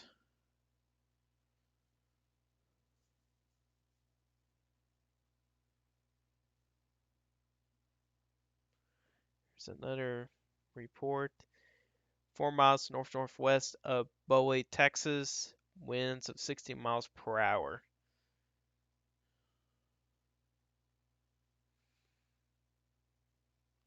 But then again, guys, this threat's not really over yet for tornadoes. We still have to watch for East Oklahoma, where that low-level jet starts to really kick into gear. That's stuff that we're still waiting on. But right now, we're kind of looking at mainly a damage to wind threat right now with some hail in some places.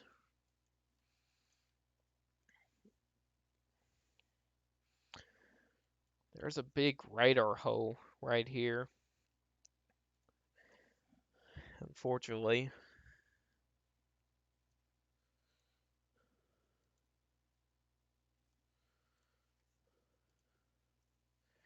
If we check out these storms here off to the west of Dallas-Fort Worth area, and there's a couple kinks in the line here. I'm gonna need to watch for those. All right, so the severe thunderstorm warning looks to be expired. These winds are actually about at the surface here. Winds of 45 to 55 miles per hour. Those are radar recorded winds, and those are not far from the surface. That's only about 400 feet off the surface there, so those winds are likely getting down to the ground. But I'm not really seeing much in the way of any circulations within that kink of the line here. At least not anymore. I'm not really seeing that. We'll see if they'll extend that tornado warning. Honestly, I'm not really seeing that happening. But we'll see what happens here. It seems like the storm itself is kind of weakening a little bit, which is good news here.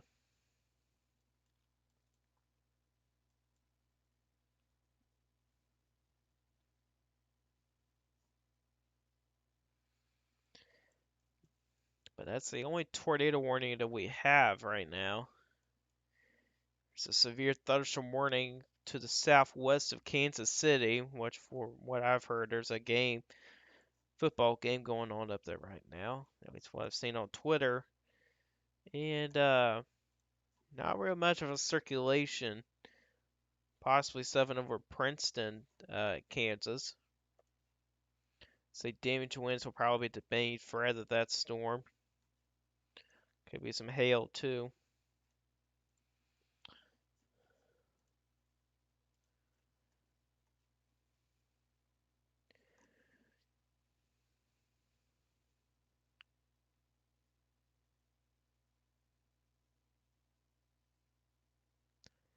Let's see here. Oh, there's new severe thunderstorm warnings. Okay. So here's another one up here. So Seminole County, Lincoln County, Eastern Oklahoma County, Cleveland County. I'm not going to try to pronounce that county. Well, actually, maybe I'll try. Potawatomi County. I apologize. I cannot pronounce that correctly. South Central McLean County, Central Oklahoma to 9:15 Central Time. Moving east northeast at 45 miles per hour. 10 spots as hell and 70-mile-per-hour wind gusts are possible. And that's radar indicated. Here's another severe thunderstorm warning. So this is for Seminole County, Lincoln County, Eastern Oklahoma County. Wait a minute, did I? Oh wait, no, this is all in one warning. Never mind. I thought those were two separate ones. But it's for 70-mile-per-hour winds and 10 spall size hail. The 10 spall size hail will be more likely over the radar site right now.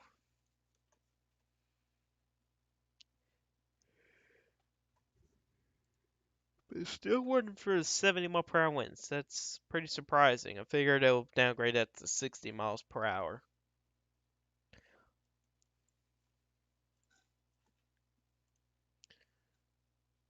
Looking back at this radar site, this is way off the ground though. Keep in mind that this is about 11,800 feet off the ground. We're recording winds of 82 miles per hour, and then you got these storms right here for to the south over Velma. This is 6,300 feet off the ground. Recording winds 60 to 70 miles per hour with that one. And then as you move further to the south, we and this is about 3,000 feet off the ground here. And we're recording winds of 75 to probably getting close to 80 miles per hour here. So this is a new severe thunderstorm warning here. So this is for Parker County, north central Texas, and southeastern Palo Pinto County, north central Texas, until 9 p.m. Central Time. This is for 70-mile-per-hour wind gust and core size hail. This includes places like Cool, Texas. That, that's a nice name. I'm not going to make a joke about that one. Um, Millsap, Weatherford, Will Park, Antonia South, and Reno as well, and Azle. Does not include the Fort Worth area. Maybe it will in about 30 to 45 minutes if it kind of keeps up its strength, but definitely need to pay attention for that part of the line as well, where the radar is indicating some strong winds with that as well. Going back to the Norman radar, now we're kind of getting a little bit more of an accurate picture here of what we're seeing here, at least velocity wise. Things like the kink in the line here is becoming less visible, which is good news there. That decreases the confidence if there's going to be a tornado that tries to form or not. But may need to watch this area right in here. We'll kind of wait until it gets a little bit further out away from the radar. Let's actually go up to tilt 2 and see what we got here. Or tilt 4. And doesn't look like there's much of anything out there right now, so they may let this tornado warning expire, which expires in 7 minutes. But I'll say this, Oklahoma City, Moore, and Norman, you guys are in the clear with severe weather. You guys are completely in the clear with severe weather. You guys will probably be dealing with a local flash flooding threat over the next hour or two. So, yeah, on that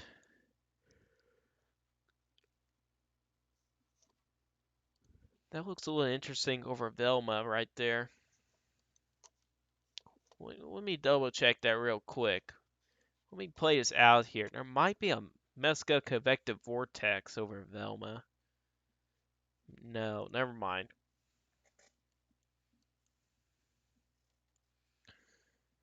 Yeah, you got severe thunderstorm warnings from Oklahoma City down to Brownwood, Texas. It's crazy.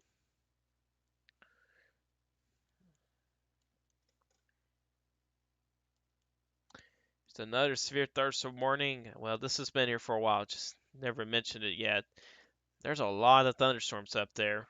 Whew, that's going to be a flash flooding threat for northern Oklahoma and southern Kansas. This is in southeastern Kansas. So southeastern Callaway County, and then Chatta. I cannot pronounce that. Um, in southeastern Kansas. Until 9 p.m. Central Time, 60-mile-per-hour wind gusts and quarter-size hail are possible. And that is radar indicated, and that's for which is now over the Cedar Valley right now. Oh, new tornado warning. Okay, let's check this one out here. This is probably for one of the kinks along the line, and certainly, as you could probably see here with the reflectivity, we do have that kink right there. Let's check out velocity here. And we do have a strong couplet here, so we may be having a developing tornado. And certainly we do have a courage coefficient drop. So I'll say that we have a radar indicated tornado with this part of the storm here. So this is for southwestern Lincoln County in east central Oklahoma County until 8:45 p.m. Central Time, moving northeast at 40 miles per hour. And we are starting to see a courage coefficient drop there. We'll wait till the next scan there, but that is a pretty strong circulation there to the north of Hara, and that's 4.3 miles to the north. So for anybody that lives in the Warwick area in Chandler, Oklahoma, needs to take shelter right now, as this is what's looking to be a tornado or a radar indicated tornado. And how we know this is a tornado? Well, if you check out the Corsica coefficient, there is a little drop right there in the correlation coefficient there. So that indicates there's some debris getting alofted. So basically that means that there is a decent chance or a good chance that there's a tornado. But want to see if you're on the next scan, see if it's still there or it starts to get deeper. If it gets deeper, then there's definitely a tornado. So, like I said, them kinks on the line, man, they can really get you. So, we looks like we may have a tornado in progress to the north of Harai, Oklahoma. There, moving off to the northeast. Be a little further to the south here. Looks like they're not going to extend that uh, tornado warning, which is good news. I'm not really seeing much of any signs of rotation there, so that's some good news there. But we currently have this QLCS tornado in progress here.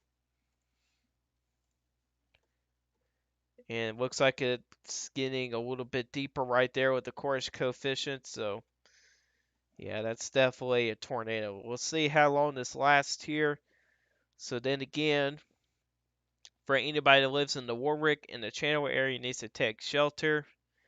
The way, uh, the proper way to take shelter during a tornado, if you have a basement or a proper storm shelter, go there. But if you don't have a a proper storm shelter or a basement, go in the most interior room of your house, maybe like a closet or a bathroom, and it has to be the most interior on the lowest floor of the house. So that's where you need to go during these tornado warning situations here. So then again, this is a tornado in progress here, just to the north of Harai, um, Oklahoma, and that's a pretty strong tornadic signature that we got there. It looks like they just updated this tornado warning. So there you go. A confirmed tornado was located 6 miles northeast of Harai, moving northeast at 45 miles per hour. A damaging tornado, and this is radar confirmed. So, and here's Interstate 44, which is up here. So parts of Interstate 44 is right here. So anybody that's just off to the southwest of Wellston on Interstate 44 needs to pull over and wait for the storm to pass. You guys are probably likely going slow on Interstate 44 because of heavy rain. But if anybody that's at on Interstate 44 at Stroud probably needs to stop their vehicle at the next exit because this tornado is heading right towards the Chandler area. But then again, this may be a short-lived tornado. QLCS tornadoes typically are short-lived, and there it goes, starting to dissipate already, or at least the signature isn't as pronounced. But looks like there may be a new circulation trying to develop a little bit further up to the north here. Here's reflectivity. This is likely rain wrapped as well. If you kind of check out the correlation coefficient here, your drop is right there. Kind of going back to velocity here, so looks like the circulation started to dissipate here, but another circulation may be trying to develop just to the northwest there. But check out how fast this kind of popped up here. I mean, that kind of popped out of nowhere. I mean, it's crazy how these QLCS tornadoes can form so quickly and then just vanish.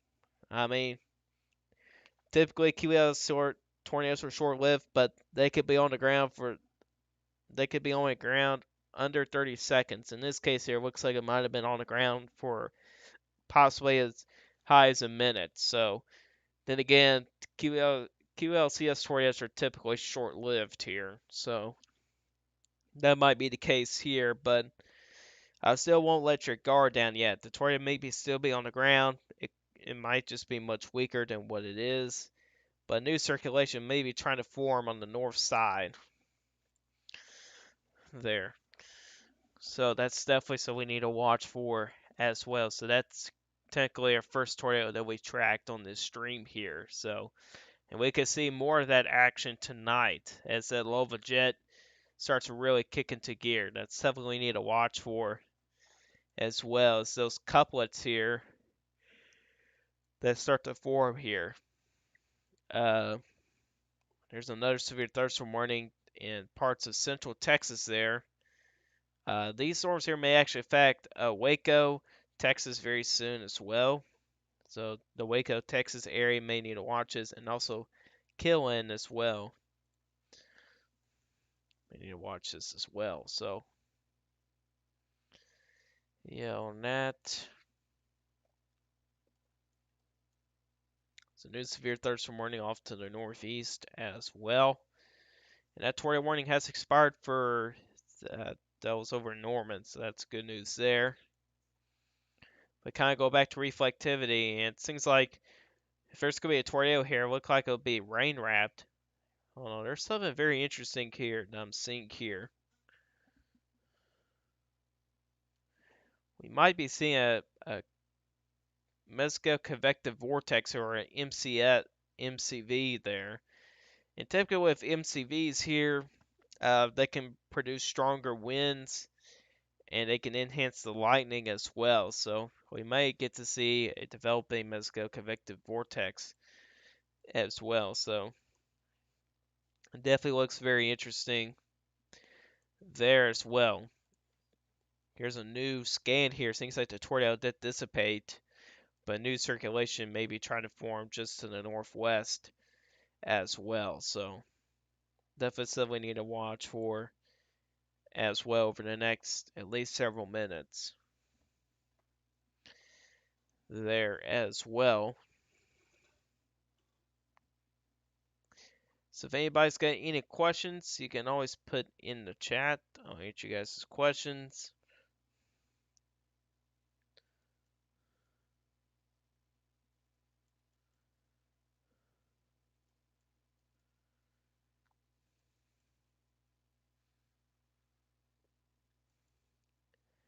And we're not seeing much anything else new for right now. Let's check on Twitter again. Excuse me for the yawning.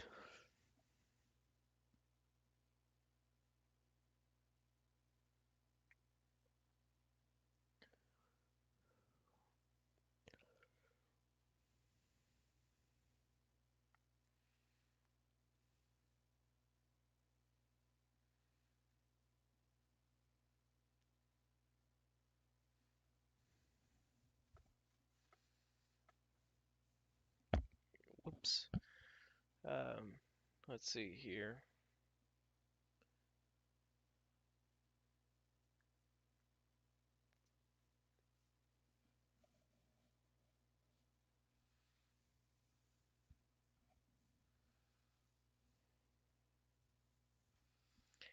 And then again, I'm not really seeing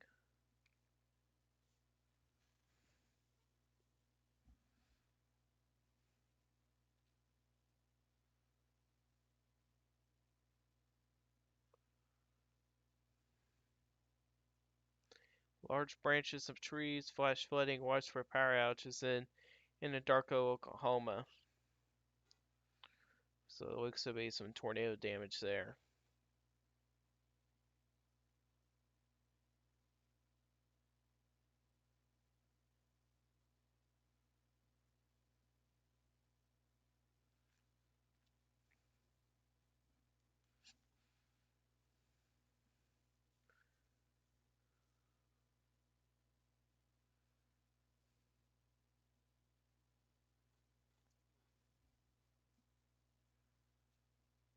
And so far, haven't really seen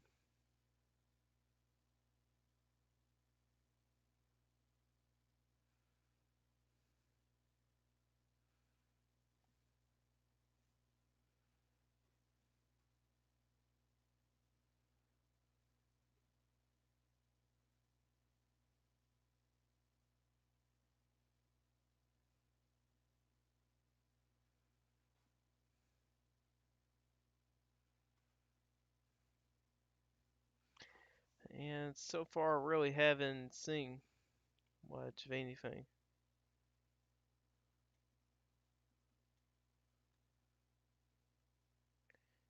Nope. See if what it looks like on the updated radar scan, and not much of anything on the latest radar scan. They probably took away, yeah, the damaging tornado. So they downgrade to radar indicated tornado. Yeah, there might be a little MCV right here over Pink of Oklahoma. Let's go a little further south here. Let's go to the Dallas and Fort Worth area. See what we got here. And not really seeing any kinks in the line here so far. Looks like just to be a damaging wind threat. Seems like the leading edge is now just went over weather forward. Texas area. Could be a nice shelf cloud though on the leading edge here. You can actually kind of tell right here before the main, the heavy rain comes through.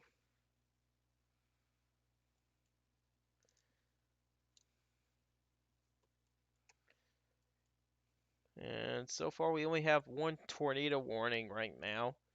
Multiple severe thunderstorm warnings though. Got plenty of those. We had a tornado a few minutes ago here, and it was one of those QLCS tornadoes, and those again are pretty short-lived.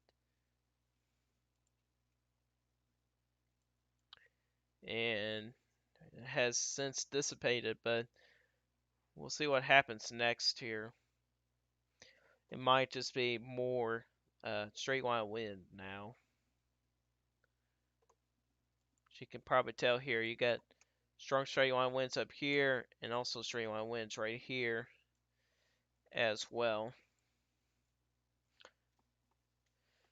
But keep in mind, the severe weather risk and the tornado risk isn't over yet. Even for parts of eastern Oklahoma, you guys got a lot of wind shear out there. So this is going to make these storms here get more organized, and that tornado risk will increase over the next hour or two across eastern Oklahoma. We're probably going to see more of these QLCS tornadoes along these squall lines.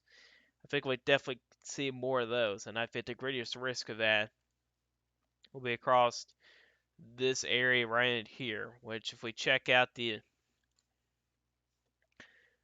wind shear out there right now, there's some pretty strong wind shear, even over the Dallas and Fort Worth area. We've got 70 knots out there. Story rate to velocity is pretty high, 300 to 400. Some places is over 400. That's pretty high. And now we're starting to see that low of a jet really kick into gear here, 45 knots. That's only going to get stronger as time goes by. So that low of a jet's now really starting to kick into gear. And these storms here are going to become a little bit more organized so that damage and wind threat and then that tornado threat is going to increase over the next hour or two. And eventually these storms here will when they kind of get closer to Arkansas and southwestern Missouri and possibly southeastern Kansas, there's not any instability out there. Well, let's double check that real quick. Yeah, there's not much in the way of instability out there, so that's definitely going to limit that severe weather potential. So wherever it gets pretty close to the Oklahoma-Arkansas border and the Missouri border, that's when the severe weather risk will decrease because of that Cape is on the weaker side, especially on the surface based. That's not going to support, it's not really going to hold these severe thunderstorms much longer. There is some mid level or mixed layer cape, but still isn't a whole lot out there. So, but we're probably talking about another 2 hours of severe weather, at least for the Oklahoma side of things. Meanwhile, down in Texas, could go on for the rest of the night here. And I think the main threat will be damaged winds and maybe some isolated tornadoes as well. Then again, as we kind of check out the latest SPC outlook here, that enhanced risk goes out into parts of western Arkansas. They may trim that back. Well, I don't think there's another update for the rest of the night. No. This is the last update for today. So, honestly, I feel like I'll trim that slight risk and enhance risk back a little further back back off to the west. But we'll see if that instability kind of spreads a little bit further off to the east as well over the next hour or two. Let's kind of go back to radar real quick, see what's going on here. Yeah, we could be talking about another developing tornado here. Like I said earlier on the northern side, starting to see another circulation develop. Looks like that's what we're seeing here. So off to the southwest of Warwick. So anybody that's in the Warwick area needs to take shelter right now, as we may be having another developing tornado, possibly another one of those QLCS tornadoes trying to develop off to the southwest of Warwick. And that's getting ready to cross Interstate 44. So anybody on Interstate 44 in Warwick should not be driving in that area. Should not. If anybody that's going eastbound on Interstate 44 should stop off to the southwest of Wellston, and anybody just off to the northwest of Chandler, moving along to moving westbound, should stop about right here, or maybe a little further down the road, uh, as we might be seeing another developing tornado uh, within kind of similar same part of the line here. And bam, here we go. We may have a tornado right there, getting ready to hit Warwick, unfortunately. The correlation coefficient, not showing a drop yet, but I tell you what, with a signature like that, there's definitely a tornado. I guarantee it. There's a tornado right there. And meanwhile, for the rest of the line here, not really seeing any other kinks in the line. That's going to be heading into a radar hold. So really the closest radar I got is way back in Frederick, Oklahoma. Yeah, there might be some kinks in the line there. It's definitely hard to tell. They go into the radar down by Fort Worth. Not really seeing much in the way of kinks here. So the tornadic part of the line is northeast of Oklahoma City, which is getting right across Interstate 44 as right now. And don't even try looking for these tornadoes because these tornadoes are going to be rain wrapped as well. So, that kind of looks like it's on the back side of the line too. So,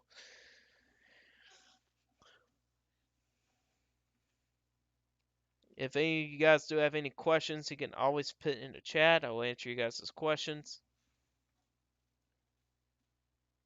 Oh, whoops, I forgot to have chat off. Excellent Killer 15, welcome to the stream. It's hot like 90 degrees and cloudy. Ooh. I tell you what, that'd be good for some severe weather, at least for the temperature side of things. I mean, that's some pretty warm temperatures for the evening hours down in Texas. We can actually check out those current temperatures down there. Yeah, temperatures at least around the Dallas-Fort Worth area actually are in the mid 80s. But the dew points are in the low 70s, so.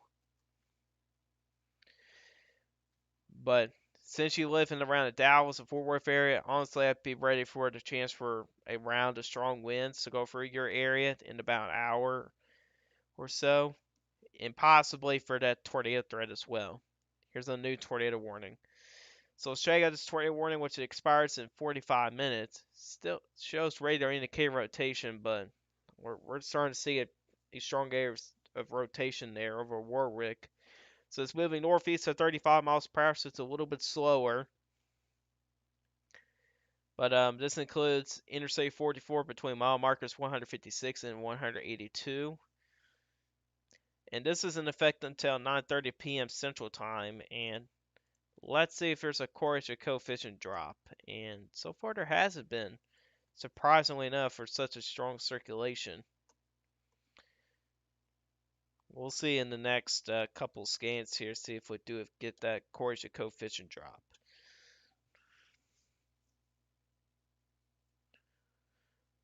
But that is a pretty strong circulation, though.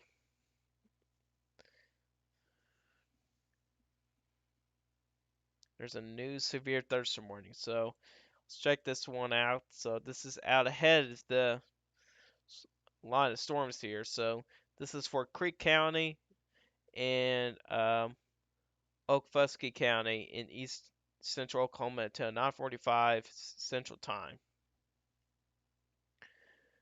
So this is for 70-mile-per-hour winds and half-dollar size hail. So, but I will definitely say the main threat of these storms will be damage to winds, but the tornado threat is also there as well. So there's another severe thunderstorm warning off to the north here. We might actually looked at that already. Actually, that's off to the northwest of Tulsa, and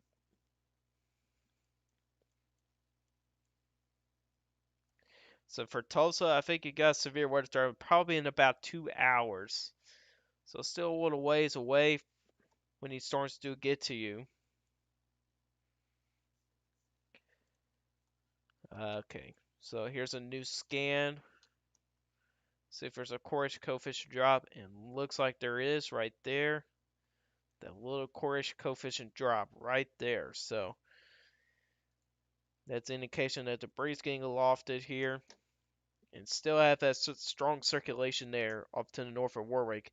That's now moved past Interstate 44. I've still not drive through there just yet, because for the possibility of debris falling. So I'll probably give you guys probably another minute or two before people can start driving on Interstate 44 again. But there could be debris on the road there, though. There can certainly be. Let's go back down to the Dallas-Fort Worth area since we do have a Dallas, Texas viewer. And the leading edge is now well past of Weatherford. It's getting closer to the Fort Worth area. And there's some strong winds up there in the upper levels. Winds like 10 miles per hour right now. Um, and you can actually see the little bit of a gust front right there as well. You can see that little green line right there, kind of out ahead of heavy rain. That'd be your gust front, about ahead of it. That's where you could possibly see some of your stronger winds there as well, kind of out ahead of the heavy rain. We are seeing some stronger winds in the upper levels here. Winds 60 to possibly close to 70 miles per hour. So we are getting some wind damage reports coming out of the leading edge of those storms as well. So it is doing some damage out there as well. Let's kind of move back to this tornadic cell right here, which is still moving off to the northeast, but it seems like the circulation is dying down, which is good news there. But if we check out the correlation coefficient, yeah, there's still a drop right there. But it has since then passed Interstate 44 and have it continue to move off to the northeast.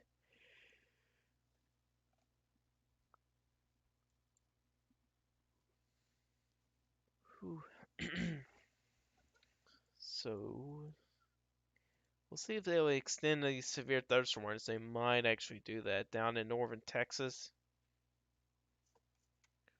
It's a pretty good lot of storms out there.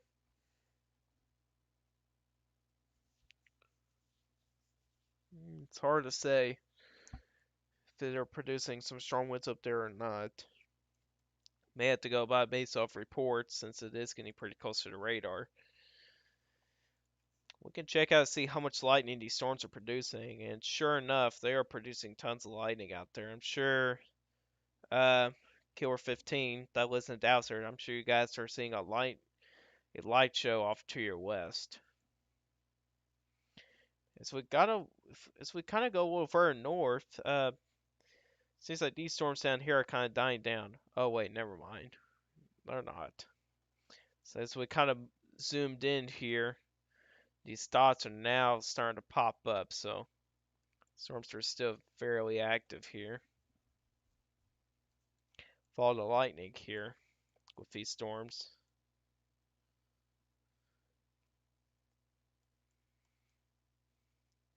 But it seems like the storm that's producing most of the lightning is off to the northwest of Fort Worth right now. I'm sure it's a great lightning show out there.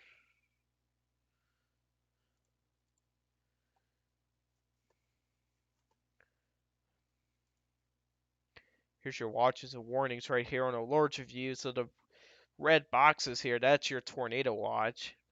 And these blue boxes right here is your severe thunderstorm warnings here. You can see here with the surface analysis here at the head of these storms, it's pretty favorable for some severe weather. Dew points in the 60s, and in some places is in the low 70s with temperatures in the 70s and 80s, which is pretty favorable environment here for some severe weather. Let's see here. Low lap rates. As we continue to move on further to the east, the low lap rates is not really there. Mid-level lap rates will kind of go down over time too. But there's a lot of wind shear out there though. That's going to be the biggest story tonight, and that's going to be a lot of wind shear. So it'll be favorable for damage winds and tornadoes as well. So kind of move back here, and these storms are moving quickly to the east here. Looks like they may not extend the severe thunderstorm warnings. We'll see if they do. They might. Let's move back to the tornadic storm off to the north here, northeast of Oklahoma City. It looks like the circulations might have died out. Another one may try to develop off to the northwest of the older one. Seems like that's been kind of the theme here. Yeah, another one may try to form here. We have one right there, then this one here formed. And that's what QLCS tornadoes do. They're short-lived. They're only on the ground for a short period of time. We'll see what happens here, just to the southeast of Kearney. So, Interstate 44, you guys are cleared to travel. Um, since the circulation has died out. Um, but we'll see if another circulation will try to develop with that. There's a very impressive Boeing segment out here. I mean, check that out. Man, talk about one heck of a Boeing segment out there. You could definitely get some damage winds out there as well.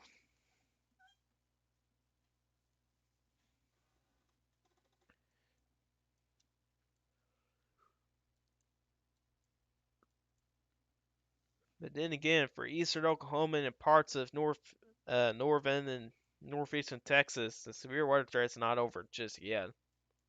Keep in mind that. That low of a jet is only getting stronger tonight.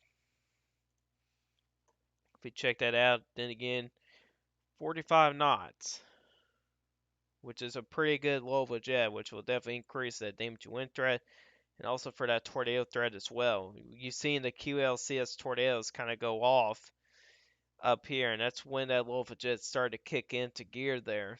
Then you start to see those QLCS tornadoes kind of go off there.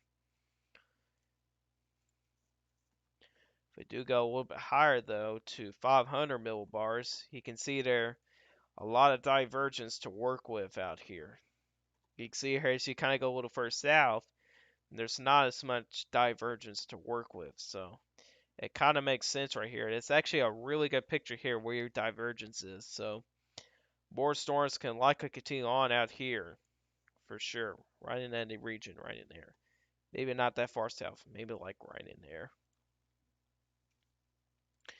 But your surface low, if we kind of check out there, is right here in southwestern Oklahoma. 996 millibars, and that's going to continue to move off to the northeast, and that can lead to the next severe weather setup, which is tomorrow, up across parts of Illinois, Indiana, and Michigan. But I think the most severe weather will be more focused in Illinois tomorrow. I'm outside right now. I see lightning. I'm sure you do see lightning out there. I'm sure it's producing one heck of a lightning show. Probably almost consistent lightning out there. I'm sure. It's got a new scan that came in, and not seeing much of anything new. Oh, Something may be trying to pop up here to the southwest of Johnson, Oklahoma. May need to pay attention to that as well. Yeah, there's a little kink. I think the velocity is a scan behind for the reflectivity, but there's a little kink right there. And typically with Boeing segments on the northern side, sometimes they can rotate a little bit, and with that a little bit of wind shear, you might get a little quick spin up tornado. So we may need to watch for Johnson, Oklahoma area for any potential tornadic development. New severe thunderstorm warning, and this does include a large area in northern Texas. Wow, that's a huge severe thunderstorm warning. Man. Alright, so this is for eastern Wise County, Denton County, eastern Parker County, Tarnett County, Collin County, Cook County, Dallas County, and Grayson County until 9:45 p.m. Central Time. For 60-mile-per-hour wind gusts and quarter-size hail, these storms are moving east at 50 miles per hour. I'm sure you guys will be hearing tornado sirens there. Well, I don't know if your state does tornado sirens for severe thunderstorm warnings, but I know my state does for severe thunderstorm warnings. For they'll turn on tornado sirens for that. So, and here's another severe thunderstorm warning off to the north here. This is from, I believe, the National Resource in Norman. Yes. So this is for southwestern Johnston County, western Bryan County, Love County, southeastern Carter County, and then Marshall County until 9:45. Moving northeast at 60 miles per hour with 60-mile-per-hour wind gusts and quart-size hail possible. And these storms are moving very quickly here. 50 to 60 miles per hour is a pretty fast line of storms there. And then a new tornado warning. As soon as I said about that Johnson storm, we got a new tornado warning. And this is now starting to tighten up. Just right over Johnston. So this expires at 31 minutes. Oh, this is a radar confirmed tornado? Really? Check out the correlation coefficient real quick. Oh yeah, that's a definite radar confirmed tornado.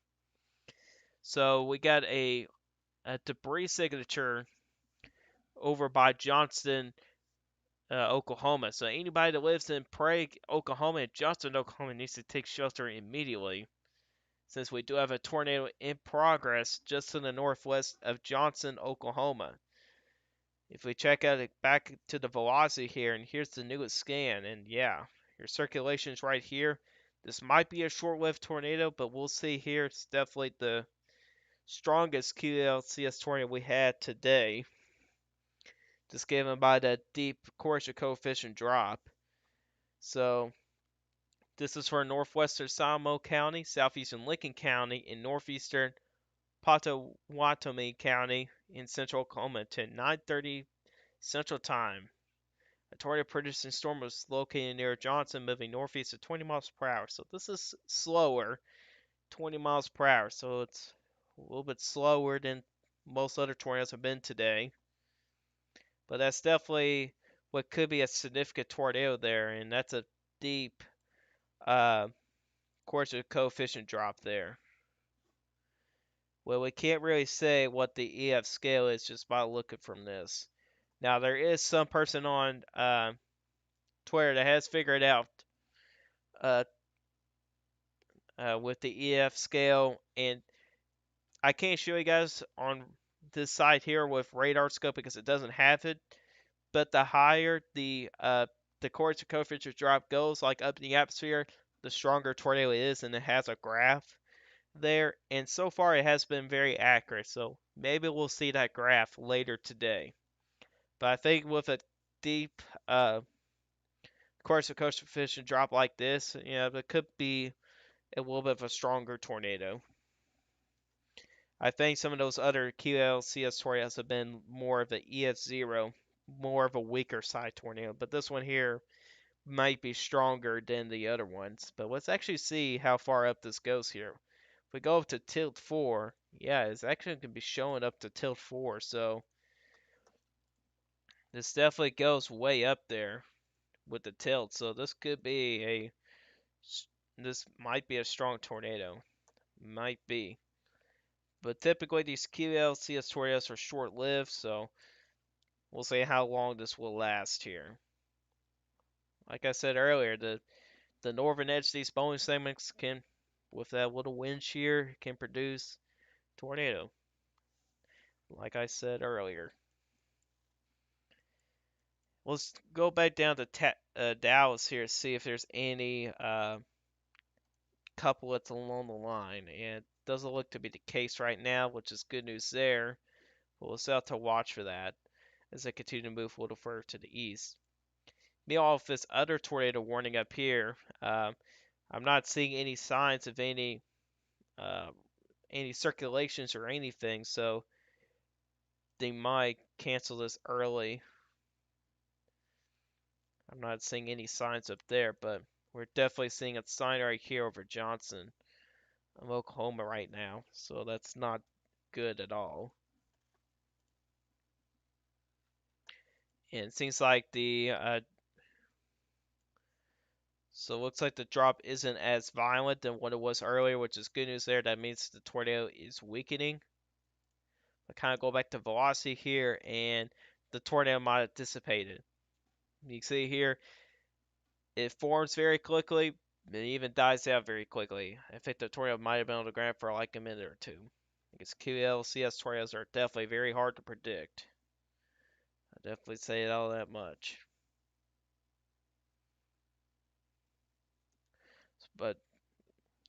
But there's definitely still signs here and may try to redevelop again. So I think Johnson is now in the clear here. You guys might be experiencing some straight line winds, but for the Prague area, it's definitely not in the clear just yet. As another tornado may try to spin up here, it's right out a pretty broad circulation right now. So we'll still have to wait and see what happens there, but that's definitely something we need to watch for as well. Meanwhile, areas south of that, you guys will just be experiencing some straight line winds. So that's going to be the case down for areas a little further south down the line. Yeah, I think they're going to cancel that tornado warning early. Honestly, I would. But I will definitely agree on that they'll keep this tornado warning going. Even though the tornado dissipated, there's still, you know, areas in there where another QLCS tornado could form. So I've definitely said it will continue with that tornado warning,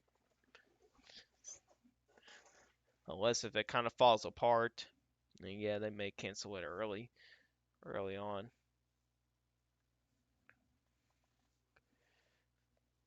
So that was the third tornado that we tracked on here. And they were all QLCS, well, actually four. We had a supercell tornado earlier, and that went through the Anadarko area and just to the north of Chickasha, and I believe it died out before it got to Blanchard. So that was a long track tornado. It was mostly rain wrapped, so there wasn't any pictures that came in. Wow, that was a bad voice crack. Excuse me.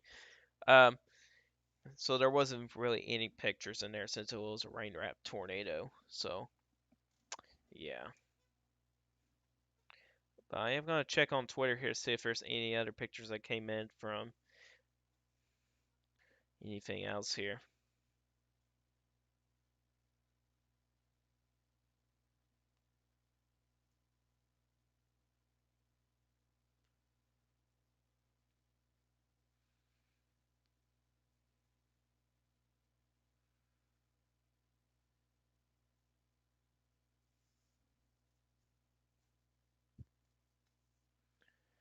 And so far, haven't seen much of anything.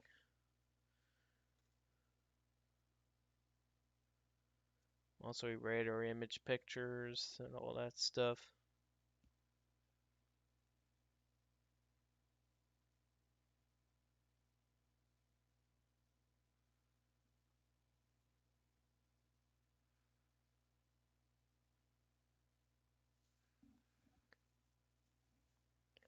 Yep, haven't seen much of anything.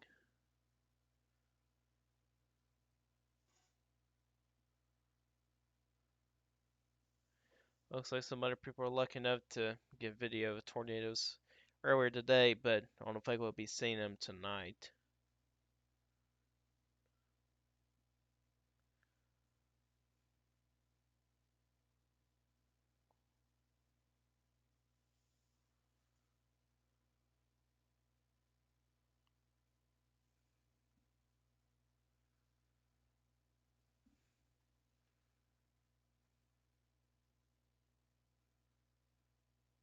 So, nothing I see on there. It got colder in Dallas. Sure did. Um, if those storms start to enter the area, I'll likely see things will definitely start to cool down. Plus, I'm sure it's dark over there too, so that'll be another thing. Yeah, I think they're gonna let that tornado warning up north expire. Um, if there's gonna be another QLCS tornado that's gonna try to form, it probably right in here, which is on the edge of that tornado warning. We'll see what happens there. We'll still keep an eye on that for sure. So we might be. I think the tornado count for so far today, it's been up probably close to 10 so far, at least the approximate count. We'll probably see the official count probably later this week because they probably won't have time to do those damage surveys. They'll probably try to do it the most as they can tomorrow because there's supposedly going to be another severe weather outbreak event Tuesday, but it's going to be more focused in these areas right in here. So, well, maybe they might have time. They might actually have time. But we'll see what happens here for Tuesday. Tuesday will be another day where I'll stream, probably. I'll try to get a video out tomorrow. Definitely not tonight. It's 10:08 my time. I'll try staying on the stream as long as I can without getting too tired or anything like that.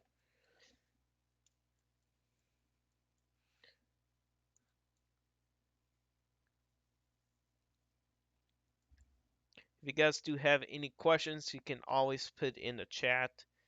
Let you guys' questions. Let's move back down to Dallas for a moment. Actually, a little further south than that too. And these storms are getting pretty close to the radar, so things will become a little less accurate for at least for wind data. But you can definitely kind of see this little gust front right here, which is getting ready to blow through the downtown area of Fort Worth.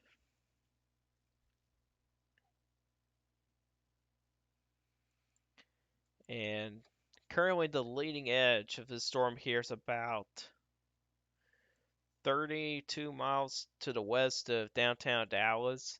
And these storms are moving at decent pace, 50 miles per hour to the east. That's almost highway speed. There's another severe thunderstorm warning off to the north, nearby Denton.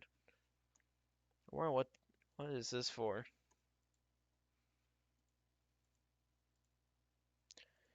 And I'm not gonna be able to get to it. Let me see if I can get to it.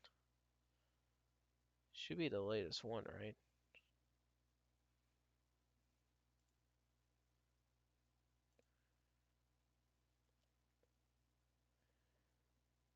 So Northern Denton, yeah, this is it. Northern Denton County in north central Texas, northwestern Collins, southeastern Cook, and southwestern Grayson counties. Looks like they upgraded this area here, moving east at 55 miles per hour and 70 mile per hour wind gusts. Radar indicated. There's actually a wind damage report back behind that as well to go along with that. Because I'm pretty sure the rest of the line is for 60 miles per hour. Yes. And also it's slower. Okay, they did cancel that tornado warning up north. That's a good call right there. Going back up here, I think it may try to spawn another tornado very soon to the northwest of Prague. Now, Johnson, your guys are in the clear. I think they're going to update this tornado warning. That's probably going to cut off something like this right here. So areas in Johnson, Oklahoma, your guys are in the clear. But the Tulsa area should be getting prepared for potentially strong straight line winds. And there could be some isolated tornadoes later on as well. So we also need to watch for that as well. If we do kind of check out the Tulsa um, radar, let's see what's up going on right here. There is contaminated. There might be. Most of these circulations are rain wraps, so you're not gonna be able to see them until they hit you. Why do people do this? They make a whole line of rainfall reports. I mean, wow. I mean, why?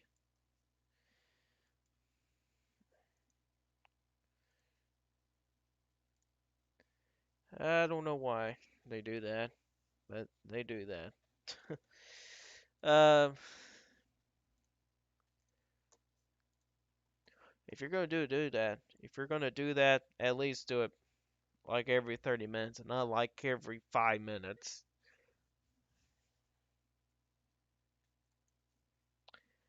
But going back to this, so it may try to spawn another tornado here later on. We'll see here. There's still a broad circulation.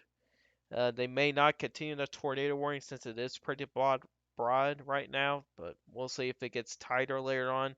I got a feeling it will tie back up again. It may try to produce another tornado, but time would tell on that. Might need to watch the Stratford area since it's kind of on the northern edge. It's a little kink right there. So we need to watch for the Stratford area as well. And then so we kind of go a little bit further south here. We do see this line of thunderstorms now getting ready to enter the Fort Worth area and also the Denton area as well.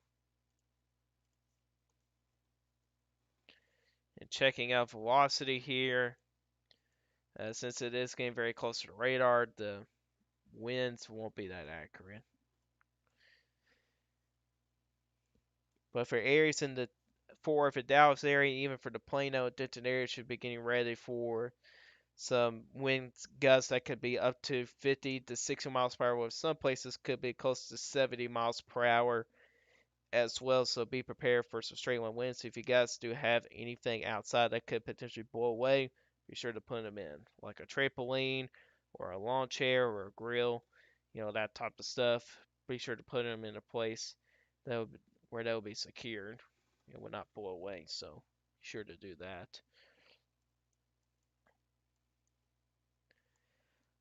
Let's go back up to this tornadic storm right here. There's a pretty good Boeing segment right here. Yeah, I think it's getting ready to do it again here in a little bit. It's right on the edge of that tornado warning line. So if you guys do have any questions, you can always put in the chat. We'll answer your guys' questions.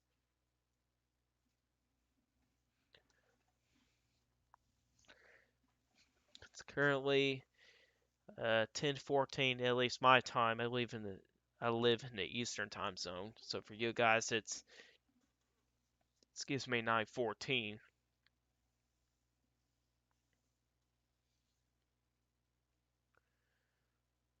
None. All right. So Seminole is getting hit by the leading edge of that line there, for that Boeing segment there.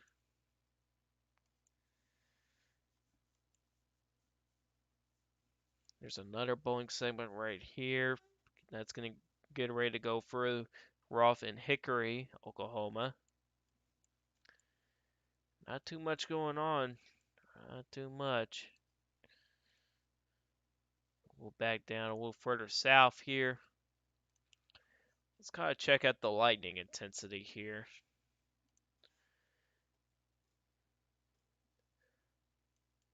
Yeah, the lightning intensity is starting to increase here. Looks like it decreased a little bit around the Fort Worth area. Oh, dang, man, lightning really struck way out there, boys. Yeah, those are storms you don't mess around when lightning strikes a few miles away from the storm. You know those storms are not fooling around.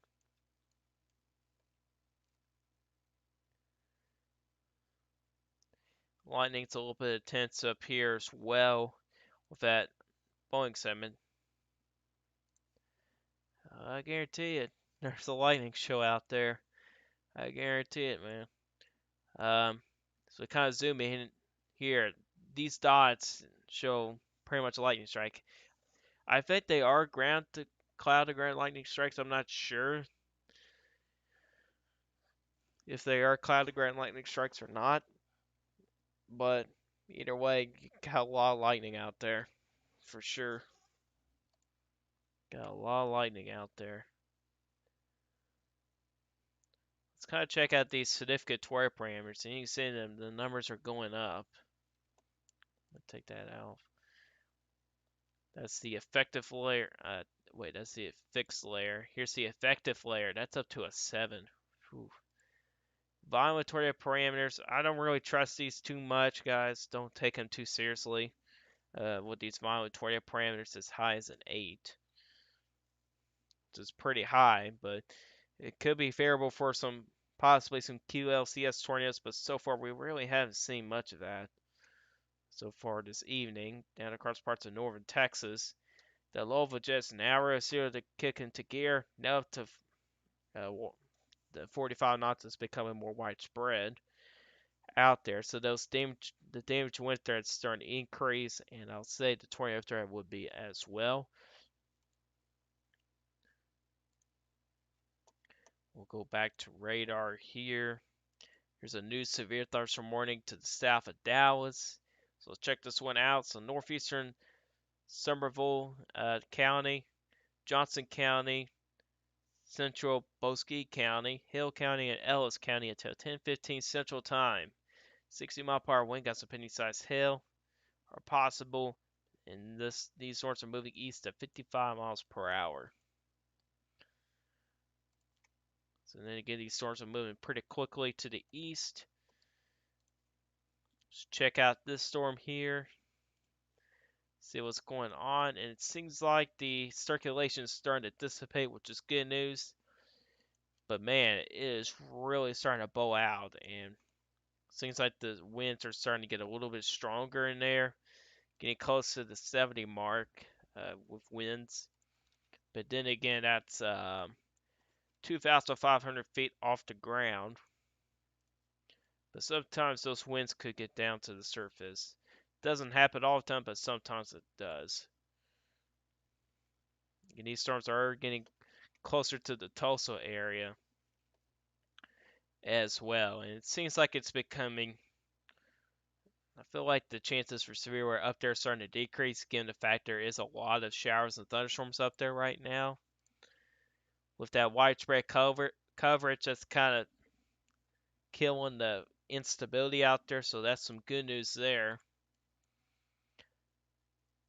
Yeah, there's a lot of rain out there, so that's possibly going to lead to some flash flooding across some of these areas up there, especially across parts of northeastern Oklahoma and southeastern Kansas. You guys could see a flash flood threat for the rest of the night. So some places could see several inches of rain tonight.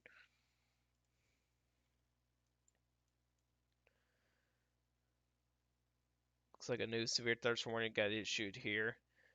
Probably not going to last much longer here. So Seminole County, Eastern Lincoln County, Northwestern Pontotoc County, Southeastern Payne County, Central Pottawatomie County, and Northwestern Hughes County to 10 p.m. Central Time, moving northeast at 45 miles per hour. 60-mile-per-hour wind gusts of quarter-size hail are possible with these storms as well.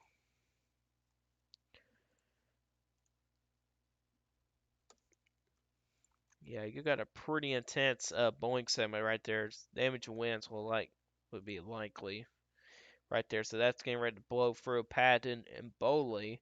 And then IXL and Castle and possibly Cromwell are next with that pretty intense blowing segment there. But so far, we really haven't seen much of any tornadic circulations.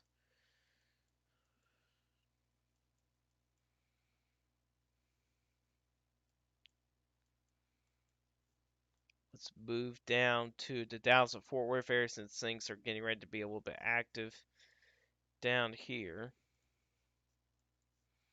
See storms continue to move through the Dallas and Fort Worth area.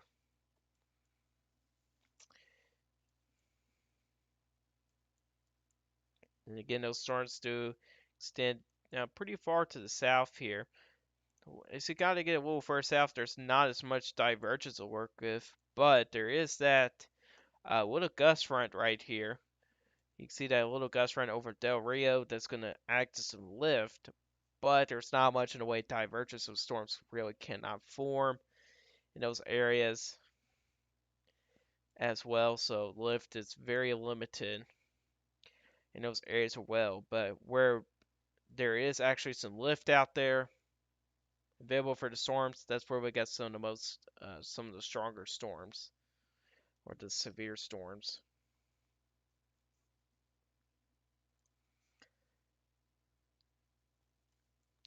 You also do have this little gust front right here as well. Probably could see a decent shelf cloud or roll cloud.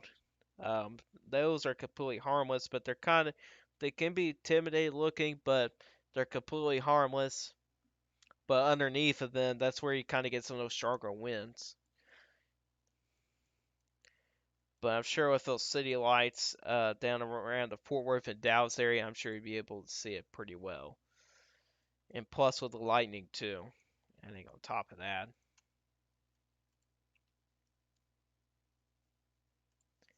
Meanwhile, when you check out these storms, we'll refer off to the northeast here up in Oklahoma. That's where we're going to expire in 6 minutes. I'm not seeing any other circulations up here.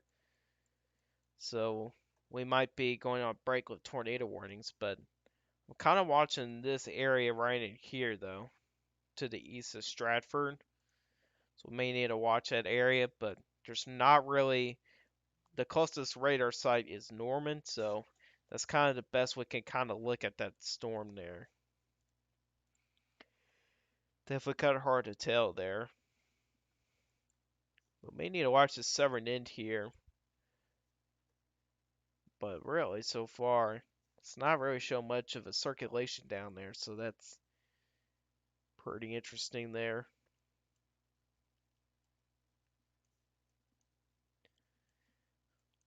But things have calmed down a little bit. Really, the only thing we're seeing right now is small hail and, well, actually, I might be wrong with the small hail. What's these hail reports out here? Okay, mostly pea-sized hail. Well, anyway, most of what we're seeing right now with most of these storms are producing small hail. They could be a little bit large, maybe a little up to dimes, maybe close to quarters in some places. But mainly the main threat of these storms right now are damaging winds, damaging straight line winds, which we could see widespread winds of 50 to 60 miles per hour. Some areas could see closer to 70 miles per hour. So that looks to be the main deal right now. So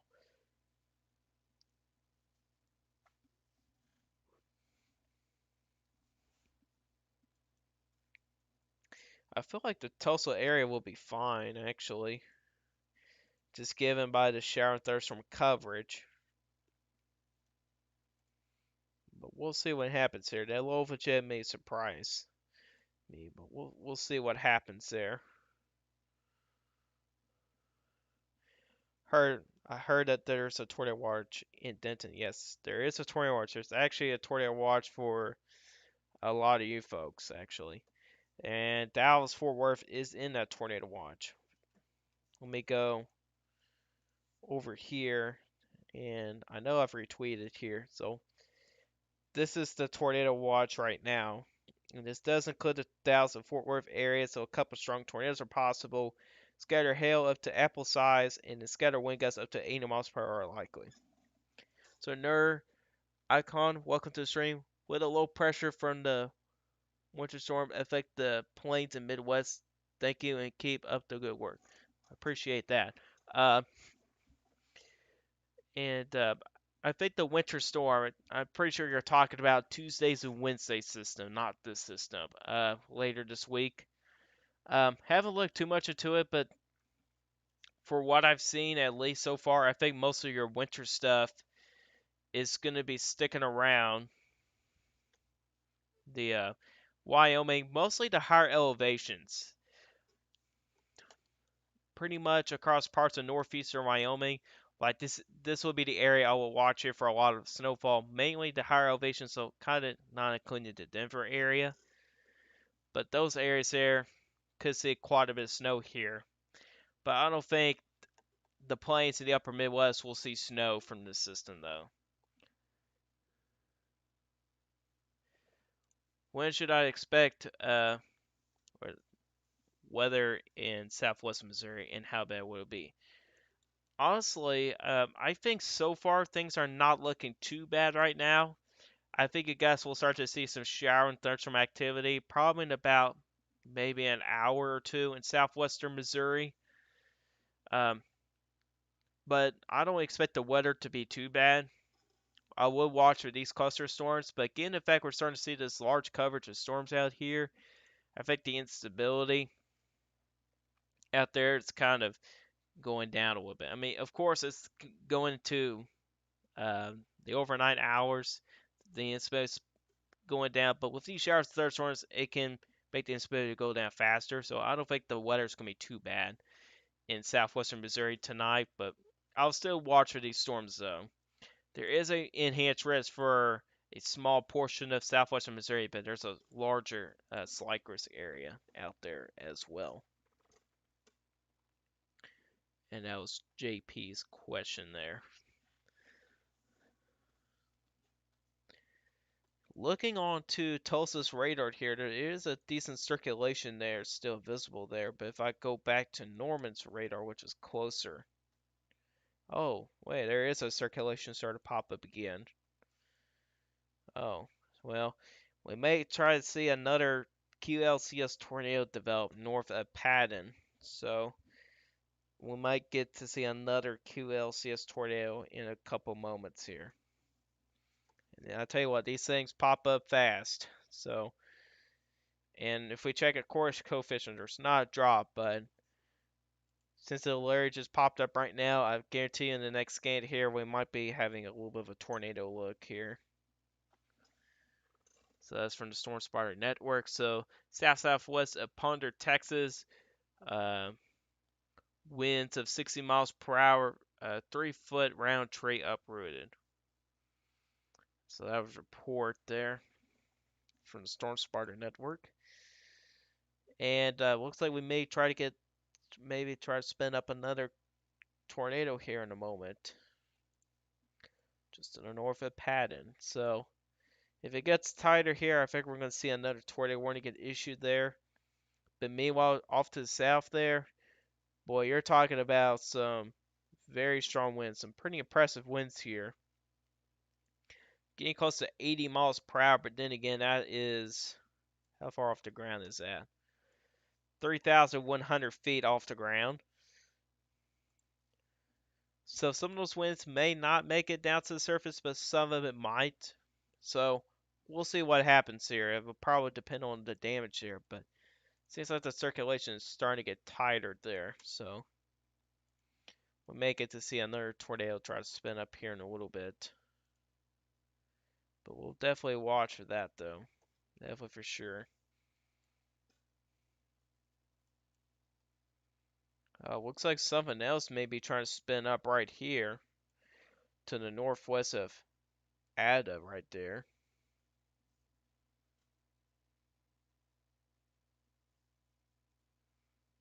So we may need to watch for that as well. Could be contaminated. We'll see. Oh, another tornado warning. Well, things are picking up on activity here. Oh, I think I see what they're talking about. Right here. So this is a new tornado warning. I think this is the first one in Texas here. So This is for central Johnson County and north central Texas until 10 p.m. Central Time. This is a radar indicated rotation moving east of 55 miles per hour. That's pretty fast. It looks like the circulation is right there, but it's a little bit on the weaker side. Let's kind of play and see what we got here. It might be tighter earlier. Yeah, looks like it's tighter, so we'll have to watch for that as well. So that's a new tornado warning, but I will say we're about to get another tornado warning up to the north here. Sure enough, we do. So we now have another tornado warning off to the northeast here, up in Oklahoma. Another one. Let's check out this one here. So this is for southwestern Creek County and northwestern Okfuskee County in east central Oklahoma until 10:15 Central Time. So this is radar indicated rotation, and this is moving northeast to 40 miles per hour. So then again, this is radar indicated rotation here. Looks like it kind of backed off a little bit on the circulation, but we'll see if there's a correlation coefficient drop. You know what? There might be right there. There could be a correlation coefficient drop right there. It is actually kind of right in the circulation there, so we might actually have another tornado here. So that'll be moving off to northeast. So anybody that lives in the Slick, Bristow, and DP area needs to take shelter right now. If, if you guys do have a basement or a storm shelter, definitely go there. If you do not have one, go to the most center part of your home. Could be a closet or a bathroom, but it has to be the lowest part of your house, or the most center part of your house or room, and you can stay there. That's the safest part during a tornado.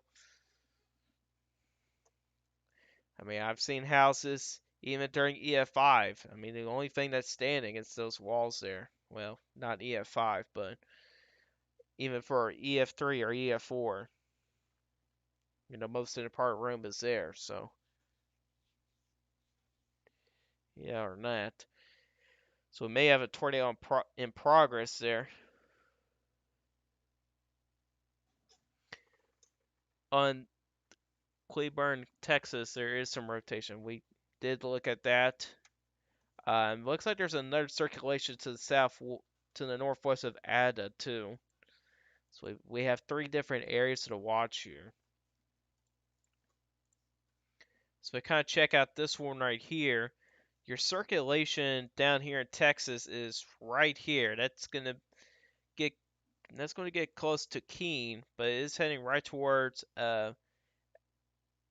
Alvarado and then Venus there as well. It's a pretty weak circulation, but it is a circulation. It's better be safe than sorry to issue a tornado warning, so I don't really blame him at all for it. But we'll see if it starts to tighten up. It is moving pretty fast. It's moving 55 miles per hour. So that's highway speeds. At least in my state it is. I know in Texas it's much faster than that, um, but either way, it's pretty fast for a tornado if one does develop. Meanwhile, just to the north here, Fort Worth, I'll say the severe weather threat for you guys is almost over, almost. But for the Dallas area, the line is getting pretty close to you guys now. The leading edge is now passing the Arlington, Texas area, or getting ready to. But as we move back to the north here, there's another tornado warning up here, which is rain wrapped at this time. If we do check out the velocity here, it seems like the circulation is kind of dissipated here, but we did have a little bit of a correlation coefficient drop there earlier. It was pretty brief. It might have been not been there. See right there, might have been it. Maybe not, but we did have a tight circulation earlier. It may try to develop another one, especially in this area right in here. So we'll see what happens there. It was pretty brief. It was certainly pretty brief. If we kind of check out from the Tulsa radar, which is a little further away, Kind of shows a very similar scenario here where there is a broad circulation there as well. We're probably going to see more of that for the rest of the night here, unless if a storm develops out ahead of the line, which hasn't really been the case so far over the last hour or two. It really hasn't been that way. But as we kind of continue a little further south down the line, when we get to the south of Fort Worth, we got another tornado warning down here. Your circulation is coming pretty close to Keene. It might be just to the south of Keene already. But we'll wait on the next scan there as well. It's pretty weak, but circulation is a circulation, so yeah, other than that.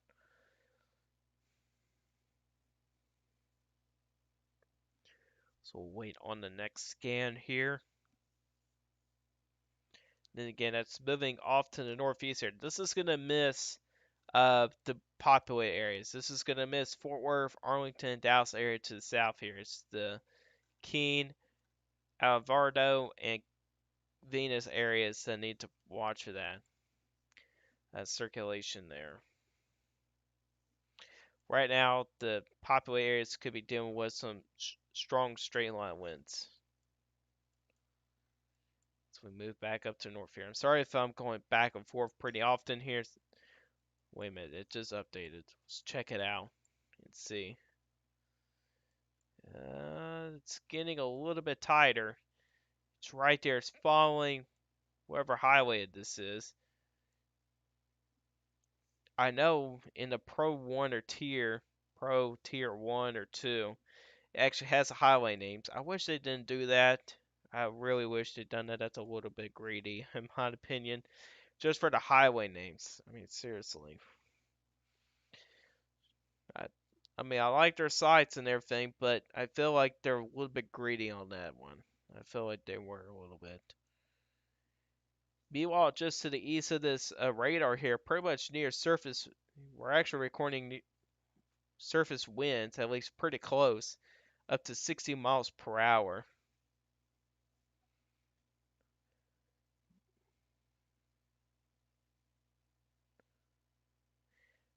The winds are starting to get gusty, yeah. That must be that low of a jet starting to kick in there. Probably coming from the south here. Those winds are probably starting to kick in there. Some hail.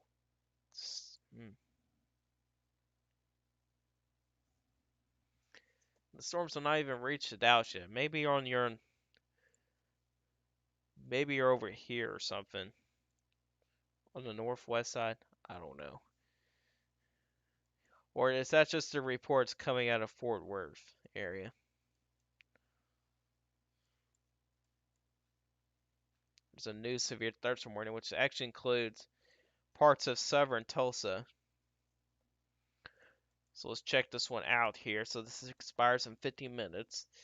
So this is for Creek County, northwestern McClintock County, uh, Bicklugly County, southern Tulsa County, Okfuskee County until 10:30 p.m. Central Time.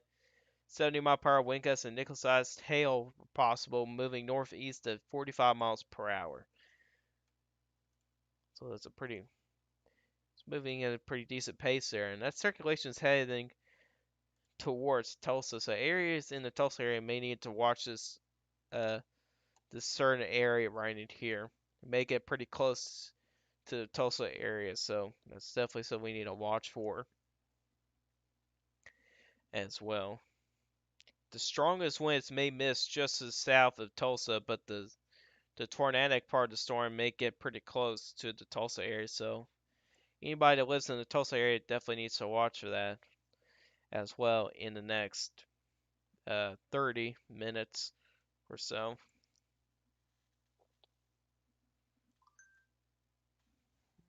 Let's see what this report is. So 3 miles southeast of Sperry, Oklahoma. What is it?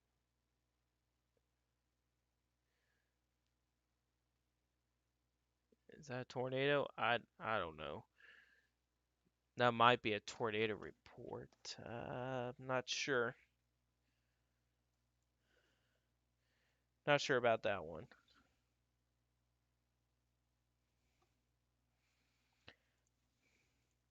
Let's go back to the storm down about. Oh, it's getting tight. It's starting to get a little bit tighter there to the southwest of um, Alvar Alvarado, Texas. There, it's starting to get a little bit tighter there. So that's definitely something we need to pay attention to right there. Wait, what? Is that a course of coefficient drop? No way. I don't honestly. I don't think it is just yet. Just by looking at the velocity couplet, it's not really that tight yet. But definitely have to monitor that as well because it looks like it's getting tighter right there. Still radar indicated rotation though with that one. And as we kind of go back to the northeast here, looks like your circulation is now about right there, which is 9 miles to the southwest of Slick, Oklahoma. So circulation again is right there. See if there's a course or coefficient drop, and there's not a course or coefficient drop, which is, oh, wait a minute.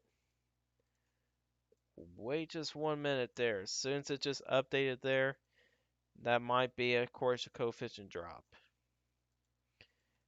The, that might be a course or coefficient drop.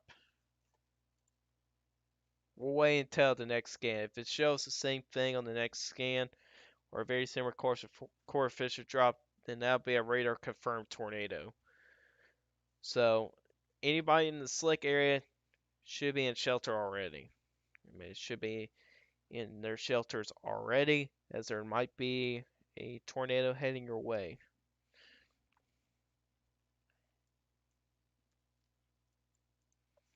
Let's get back to reflectivity real quick. There's another good Boeing segment right here that's going to be Boeing for Stonewall and Allen a little bit. Oklahoma. There's some storms back off to the west here, but those storms won't be as severe or anything. They will not be.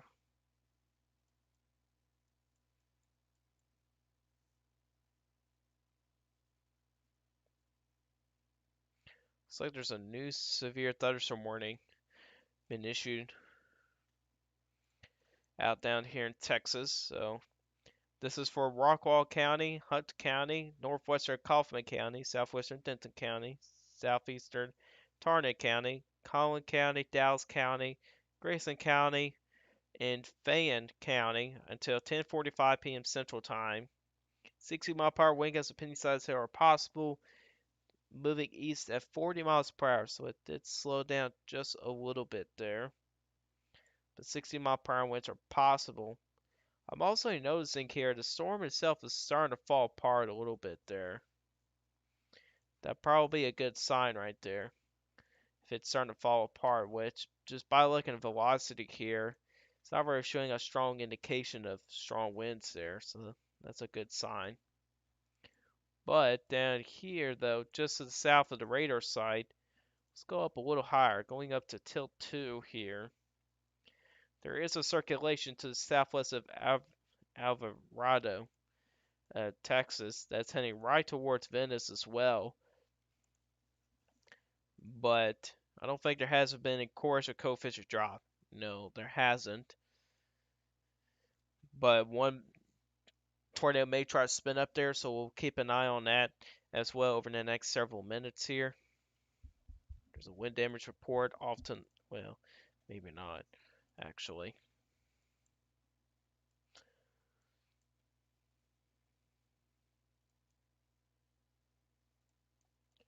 And so we kind of go back to the north here. Okay, that's a little bit contaminated look there. Let's go to the Tulsa radar. So you kind of see there's your circulation right there. And even when you look at reflectivity, it's completely rain wrapped. If you look to the coercive coefficient, let me at least go back to the Norman side here. It doesn't really show much of anything.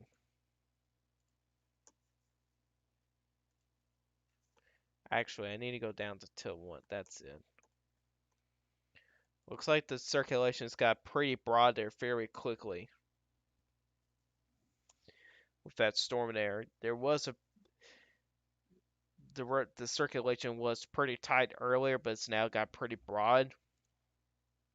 We'll see if they'll continue that tornado warning there. We'll see.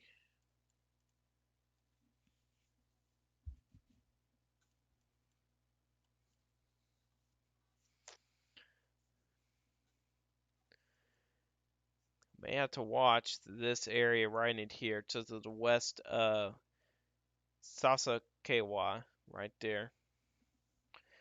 A little bit of kink right there in the line. Yep, right here.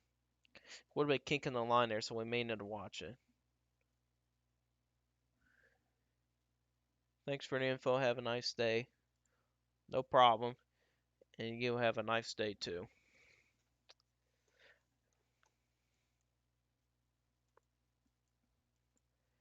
And then so we kind of go back to the south here, going back to the storm down in the tornado warning area down to the south of Dallas and Fort Worth area. Looks like it kind of backed off a little bit, becoming a little bit more linear with the line. Tornado warning expires in 12 minutes. We'll see if they'll extend that tornado warning. They may not. We'll see what happens there. If you guys do have any questions, you can always put in the chat.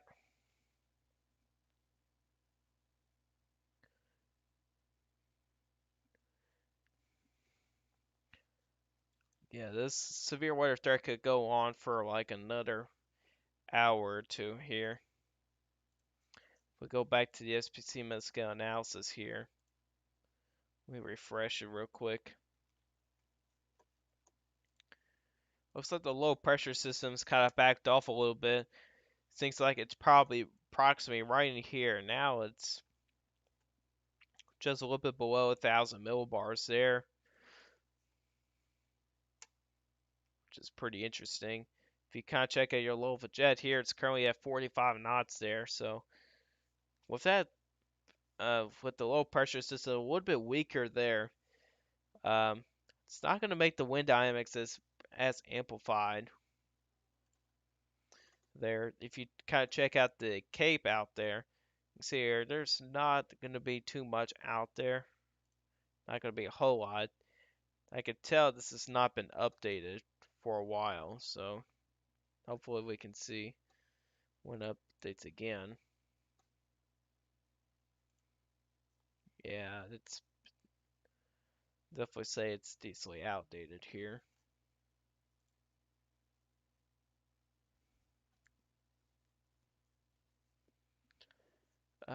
Let's see here. Let's check out the lightning intensity.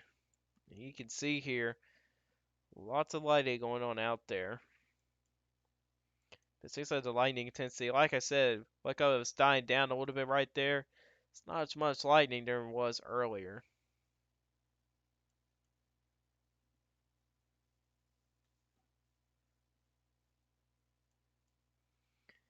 And then you also see quite a bit of lightning with some of these little clusters here and there too.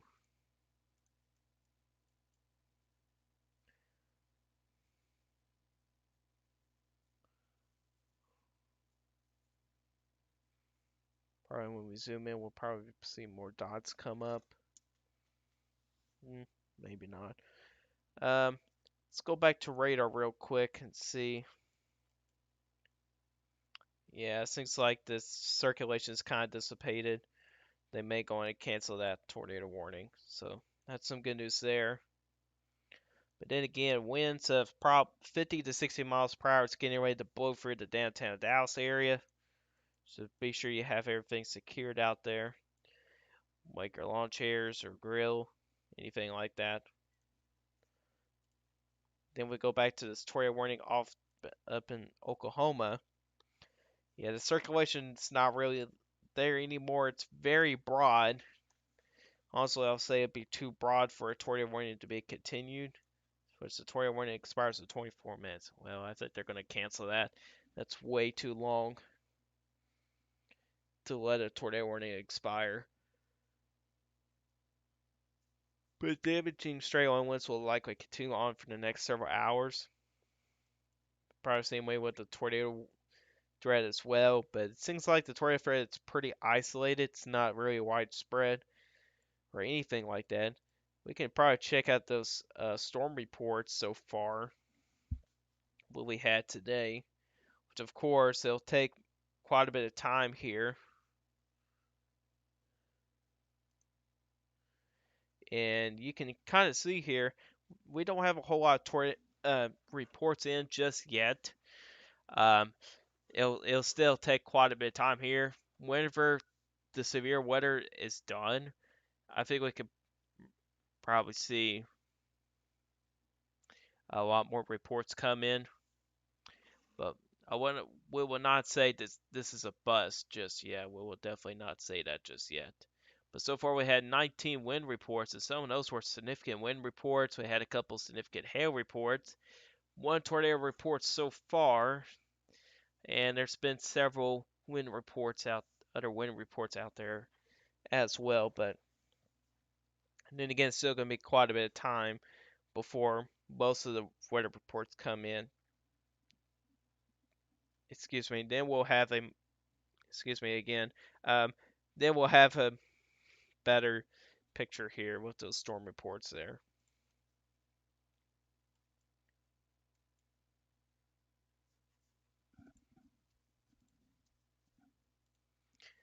And then we kind of check out velocity here, checking out the storms further up north, up in Oklahoma. Then again, pretty broad circulation there. Beyond just to the south here, talking about damaging straight line winds. We got a pretty decent blowing segment out there. So winds possibly 60 to 70 miles per hour. With those, maybe some isolated higher spots. There's another spot further to the south there. Possibly a circulation up there on the northern side. We'll definitely watch for that as well. And then you kind of go back a little bit further to the south and might see something right there. Someone may be trying to pop up there. Let's go a little higher up there. Yeah, there's a little kink that's developed right there. Kind of to the south of Cedar Hill. So we may need to watch for that as well with that little kink that's formed in the line. Kind of move on to tilt 1. Kind of go back to velocity here. May need to watch for that right there. And again, to the southwest of Cedar Hill right there, or northwest of uh, Meadow Lough, Finland. I cannot pronounce that name right there. Apologize for that. So we may have to watch for that as well. But not a whole lot going on south than that. But Tulsa should be getting prepared for these line storms that are coming on their way here. Could see some strong streamline winds from these.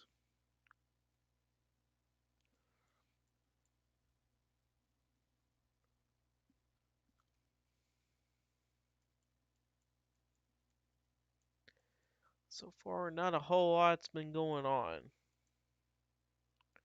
Not too much. You can even tell by reflectivity too. There's a little kink right there.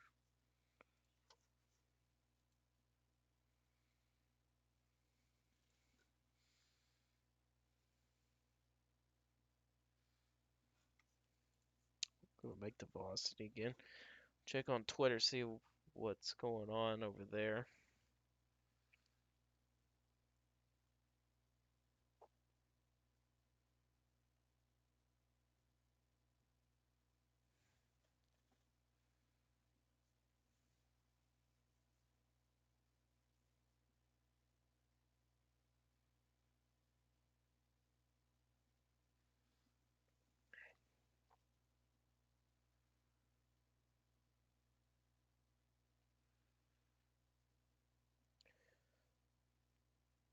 So far, not much of anything I see here.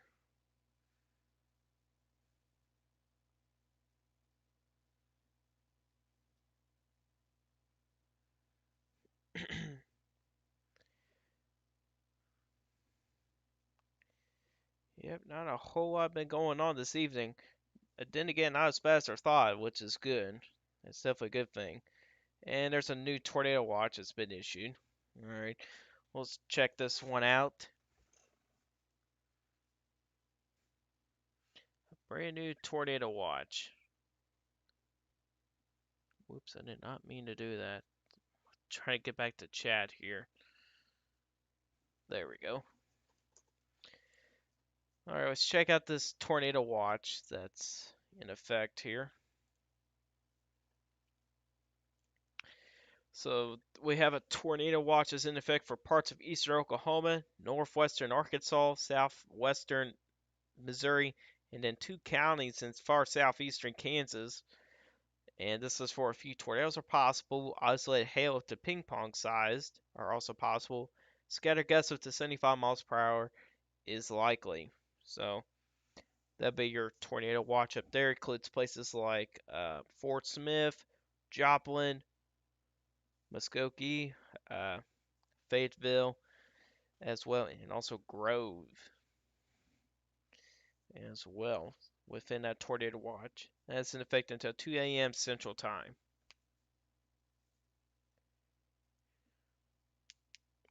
I would doubt they'll expand the tornado watch after that, though. Have doubts on that. But they may expand the tornado watch down in Texas. We'll see about that.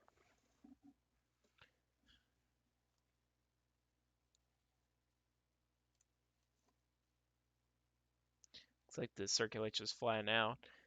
Okay, so that's a flood report up in Oklahoma.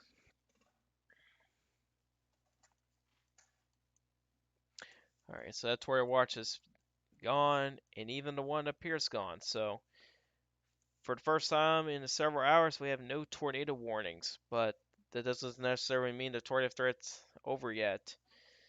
Doesn't mean that. It only may only last for a few minutes. We have to watch this line of storms here. A little cluster there. And meanwhile, down in Texas here, not really seeing much of anything. So,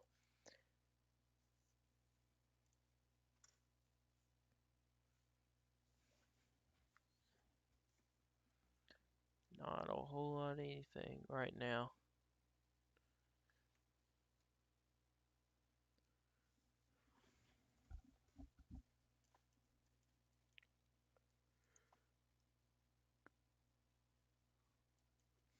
Boy, I'm starting to get pretty tired now. Whew. Unfortunately, I got a couple other things to do here.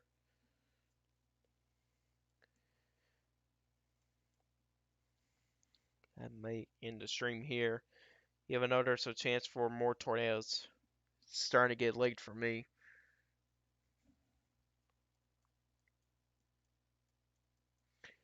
So, yep.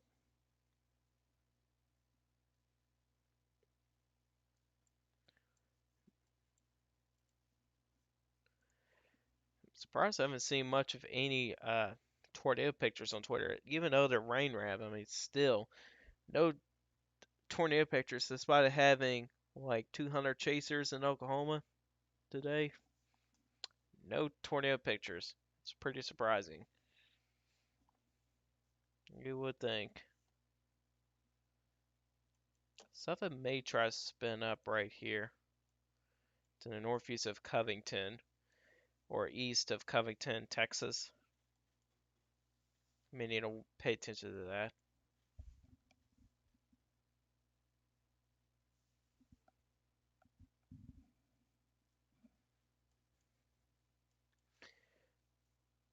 We're starting to record some decent winds going over the Dallas area. Possibly 60 plus miles an hour some places. Not that far from the ground either. So some of these areas in here in the Dallas area could see wind gusts up to 65 miles an hour some places. But the leading edge is now going through the downtown Texas area. Some places could see some small hail as well with these storms. There's been multiple reports of pea-sized hail as well. So really the main threat with these storms right now is small hail and wind gusts up to 60, 60 to 65 miles per hour. And we'll see how long these storms last. I don't think we'll get too far to the east here. I think they'll make it below. Um, I think they make it below severe limits when it gets to this part of Texas here, where there won't be as much in the way of, let's see, lift. That's it. Some storms are trying to form here, down here too. Since the front has passed through Del Rio area.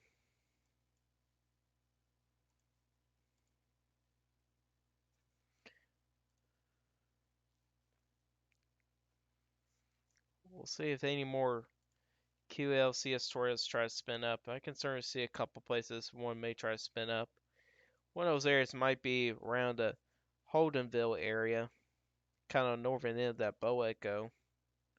There's something up here by Beggs, uh, Oklahoma too.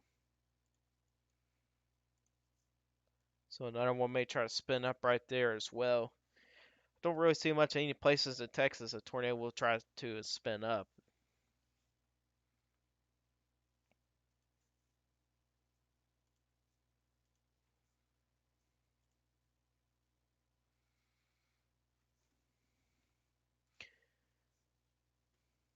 Not a whole lot of tornado reports in or many storm reports so far. Still fairly focused on the issuing warnings right now, which I don't blame them at all. That's something you can do afterwards. Lots of lightning to the south of Tulsa. If anybody lives in Tulsa, you guys got probably one heck of a lightning show off to the south. Even for areas out in the Fort Smith, Arkansas area, you guys got one heck of a lightning show off to the west. I know that for a fact. Meanwhile, over the Dallas area, some lightning, plenty of lightning out there actually. Plenty of lightning out there.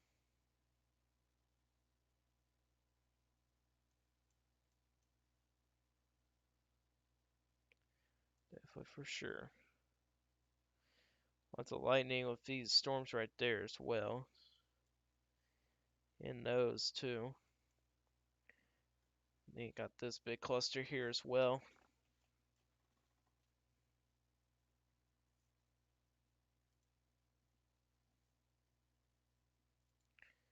Lots of lightning out there. Let's see if this has been updated. Nope. Not been updated. Man, I wish it would update. Maybe if I refresh. Okay, looks like it did now.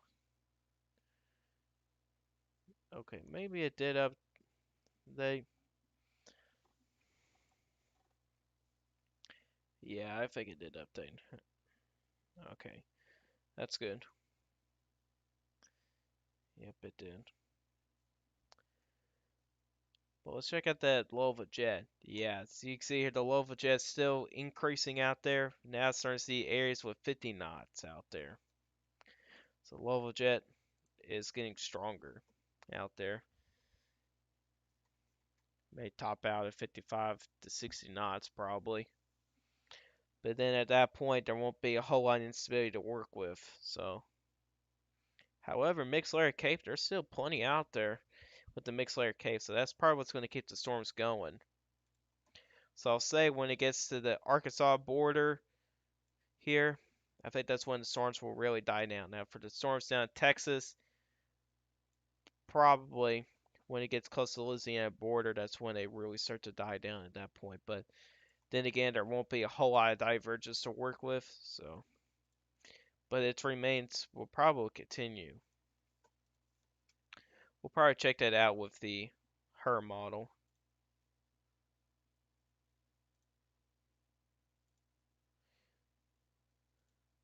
We'll check out its 1Z run here really quick. South Central US. See how long her shows these storms continuing. Yeah, probably will get below severe limits when it gets to parts of the Arkansas area. Mainly for storms down in Texas. Probably when it gets to the Louisiana border too. Shows more storms forming on the backside there, but I think those will be below severe limits too. It should be interesting when it gets up to parts of the Midwest tomorrow. We'll actually check that out too. Why not? Let's be sure there's not any. Oh, oh, two new tornado warnings. Okay, well, at least I checked here. So here's a new tornado warning. So this is to the south of Tulsa. This is circulation. Later, almost like the 2 hours I said. Areas I said that could try to spin up again. So new tornado warning for uh, southwestern Wagner County, northwestern Ocmulgee County, and southeastern Tulsa County until 10:30 p.m. Central Time.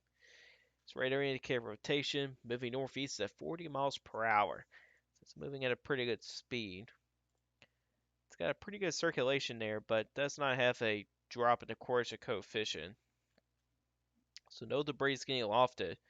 But there is another tornado warning to the south here, down in Texas, which something may try to spin up right here. Like I said earlier, something may try to spin up to the east of Covington. Well, I think that's the area right there. Let's check and see if it was tighter. Looked like it was tighter earlier, but looks like it did get a little bit broad. Well, let's actually go back here. Yeah, there's a little kink right there. But let's check this out here and see. So, East Central Johnson County, North Central Hill County, and the Central Ellis County until 10:30 Central Time, moving northeast at 50 miles per hour. And this is radar indicator rotation. That's pretty fast. 50 miles per hour is pretty fast, so it's definitely something we need to keep an eye on as well. And now those storms are now entering the Dallas area.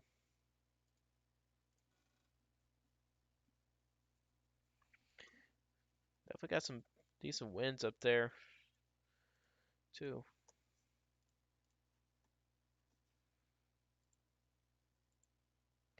You know, so when we get back a little further up to the north, near the Tulsa area, which I think most of the severe weather will miss to the south of Tulsa, which is good. At least it's missing one of the high populated areas.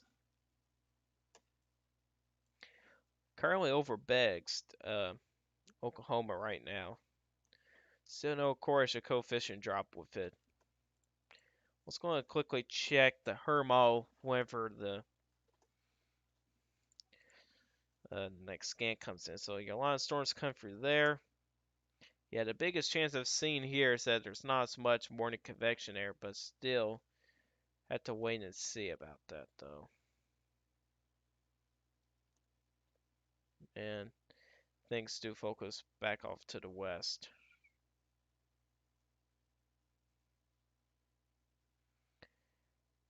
And we'll check out the highest NAM here and check and see what it says.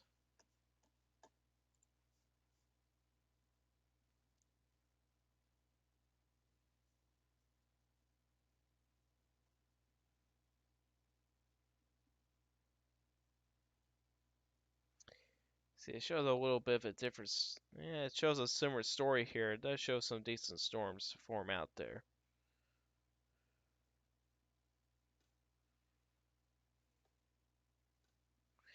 And then well, let's actually check out some of these soundings here too. I usually like to check out the supercell composite. Let's go back here and wow, it's definitely getting pretty tight over Beggs. The super high res Corsica coefficient Here's a reflectivity there. It's going to be rain wrapped. But man, it's got a very strong circulation there, and there's probably a developing tornado. So anybody that lives in Beggs, Winchester, and Liberty needs to take shelter now, as we could be seeing a developing tornado as it continues to move. I believe it's at 40 miles per hour to the northeast. So people in Winchester, Liberty, and the Beggs area needs to take shelter now, since we may be having a developing tornado up there. Let's move back to the south here. We have another tornado warning south of Dallas here. And the circulation isn't as strong as the one up in Oklahoma. We had a little bit of a better circulation there. Now it's become pretty broad now, so maybe they'll cancel it early. We'll see what happens there with that one. But meanwhile, in the Dallas area, we got a lot of severe storms going through there. Some pretty gusty winds. Now for the Fort Worth area, your guys are now in the clear with severe weather. Delton, your guys are in the clear. The Arlington area is also in the clear with severe weather.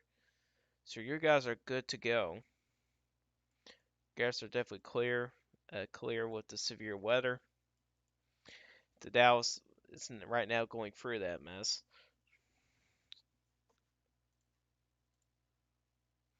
We'll go back up to Oklahoma here. Where do we have a pretty strong circulation here,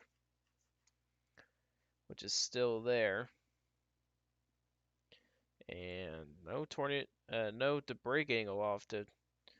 So there's not a tornado, but there's still a strong circulation out there. Which looks like it just got a little bit more broad, which is good. That's a good sign right there. Sorry if you hear the chair a lot in the background. My chair is very noisy, so I do apologize for that.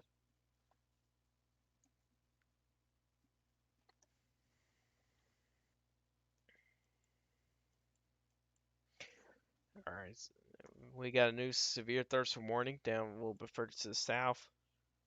Now just to the south of Dallas. So this is for northwestern Freestone County, southern Coffin County, northeastern McLean County, western Henderson County, central Hill County, northwestern Limestone County, Ellis County, and Navarro County until 11:15 Central Time. Moving east at 45 miles per hour. 60-mile-per-hour wind gusts and pea-sized hail are possible. Um, so wherever these two tornado warnings expire, I'm just going to end stream because I'm getting very tired here. I'm trying to last as long as I can here, but I'm starting to get pretty tired here. So probably next time when we get a break with the tornado warnings, um, I'm probably going to end the stream there. But right now, looks like it's starting to get tighter again, so we'll have to definitely watch that. That's what that is to the southeast. Well, I can't see it because that's in the way. So the northwest of Forreston, Texas, there. I've got a little kink in the line there. Once we go back to the north here, we had a strong circulation over Beggs, which has since then got broader, which is the circulation is now over Winchester now.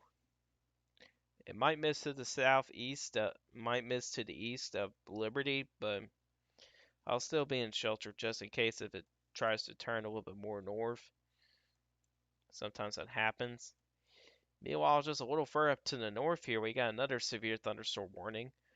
May have to watch for this area in here. Definitely some strong inflow and outflow interacting with each other. So it may have to watch that as well.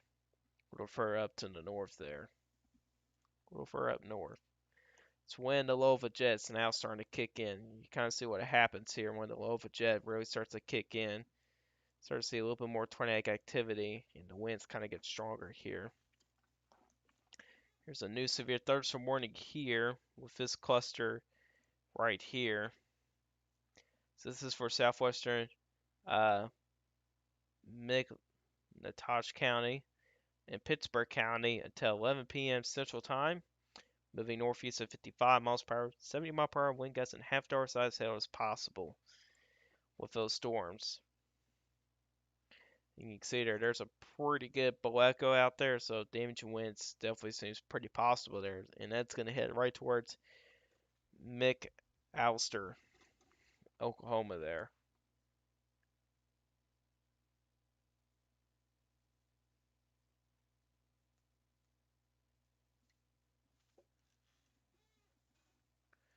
So move down a little further south. Let's check out the circulation down here. See if it's gotten tighter. And where has it got that much tighter? But there's definitely a circulation there off to the northwest of Forston. So we definitely need to watch for that. If anybody's got any questions, you can always put in the chat. I'll answer you guys' questions there. Check on Twitter again here.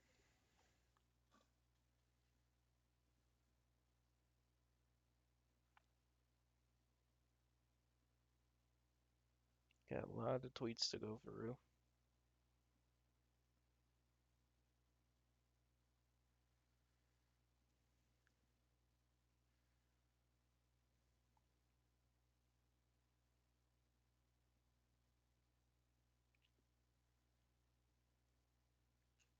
I've been seeing a lot of people taking notes about Tuesday setup. One of the biggest concern about Tuesday setup, well, one of the uncertainty is the dew points.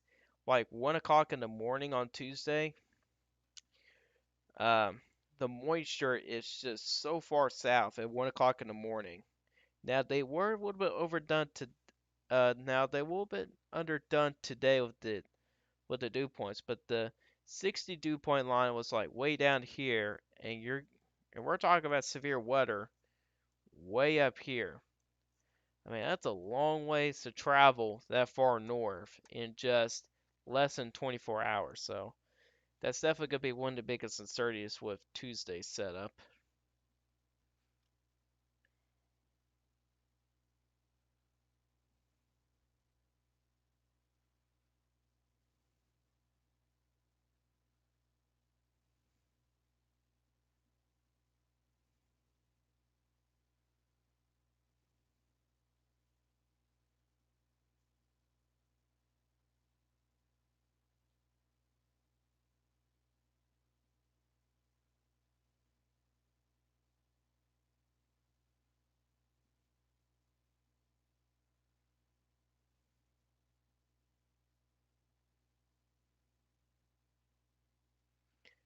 And so far I haven't seen anything.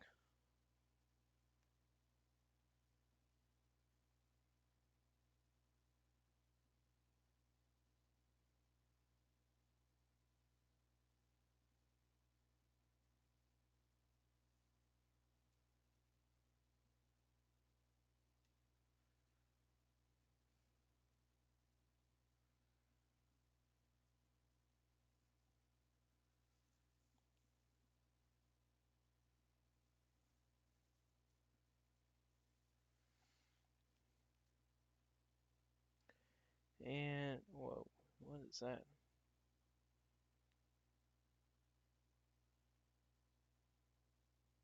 Oh wow. So check Ashland, Oklahoma, a tornado. That was a couple hours ago. Someone had a picture of it. Well, it's not very photogenic, but seems like it hit something. I guess maybe one of the oil rigs and it exploded a little bit and had an orange glow. That's actually really cool right there. And that was by Stephen Vick. So that's pretty cool. I've seen it happen before.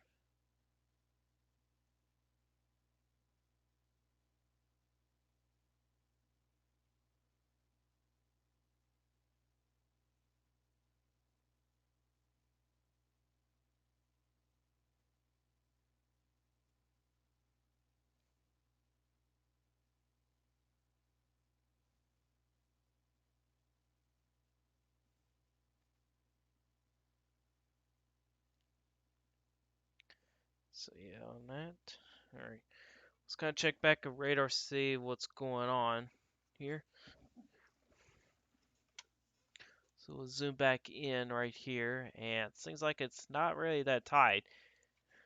But it seems like there is another kink in the line to the south of Fortston, so we may have to pay attention to that as well. But it seems like they may, if it continues to kind of go away, do tornado warning. We'll see it popped up in a little bit. Um, anyways, looks like the circulation's kind of falling apart a little bit. Well, maybe not actually. It's actually right here to the southeast of Liberty. Still a decently strong circulation there. Let's see if there's a Corsica coefficient or a drop for it. And doesn't look to be the case there. If we kind of go back south here, JP says there's a new tornado warning. I'm not sure which one we're talking about here. Maybe it'll pop up on here a little bit. Here on radar scope. Sometimes it's a little slow. Um, but not too much going on down here in Texas within this tornado warning. Seems like it was a little tighter earlier, but seems like it got pretty broad. We'll see if they'll cancel it. Still got 7 minutes left. They may actually let it expire. And I'll definitely say that Dallas is, at least downtown Dallas, is now in the clear with the severe weather threat. This evening, Cedar Hill is in the clear as well.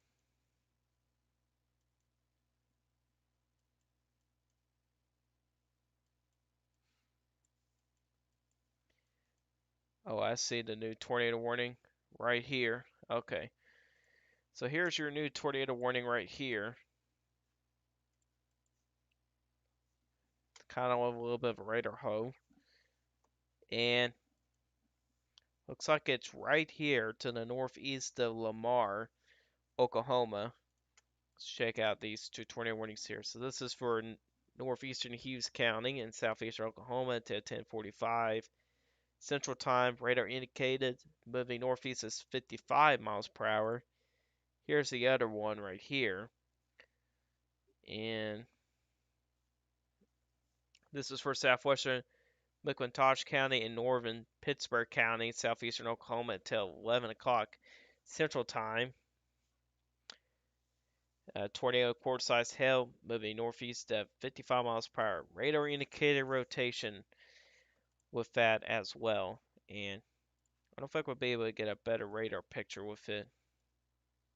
That's with the... Oh, here we go. That's a little bit better look right there.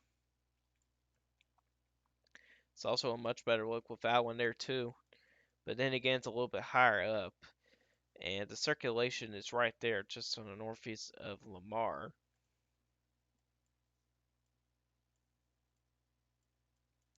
But it definitely has a pretty good bowling segment off to the south here. And it definitely looked like it was one to try to rotate on the northern side for a while. I mean, for a long time there. That's the same little cluster, I believe that went, no, it'd be this one right here. That went for Norman about an hour or two ago. So got this other tornado warning going. Let's check out the Tulsa radar. And you do see the circulation is still there to the southeast of Liberty. It's going to continue on to the northeast here, probably to the south of Broken Arrow there, and it's going to get pretty close to that town right there.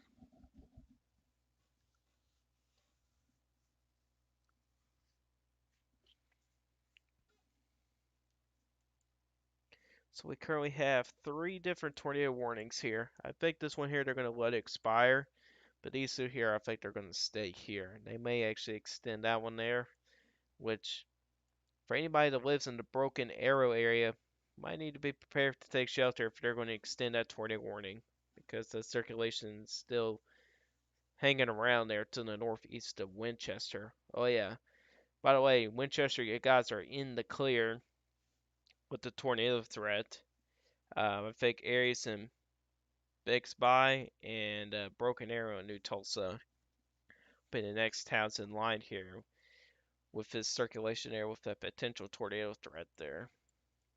Meanwhile, when we get a little further south, we got this circulation right here, which it's there, but it's not really that tight for a tornado. But I'll double check the Corsia coefficient here, and it doesn't really show a drop there, at least as of right now. So we'll see what happens there with that circulation. If you guys do have any questions, you can always put in the chat. I want you guys' questions there. Oh, new tornado warning. We'll refer to the south there. Things are getting a little bit more active again. And that's for that other little kink in the line I was talking about earlier. So we got two kinks in the line here. You got one right here and another one right here. And sometimes these kinks in the line can form a QLCS tornado fairly quickly. And those are the ones that you need to focus on when you track tornadoes, is these little kinks in the line, because as soon as a kink in the line pops up, a tornado could pop up out of nowhere sometimes. That's happened already a couple times earlier this evening.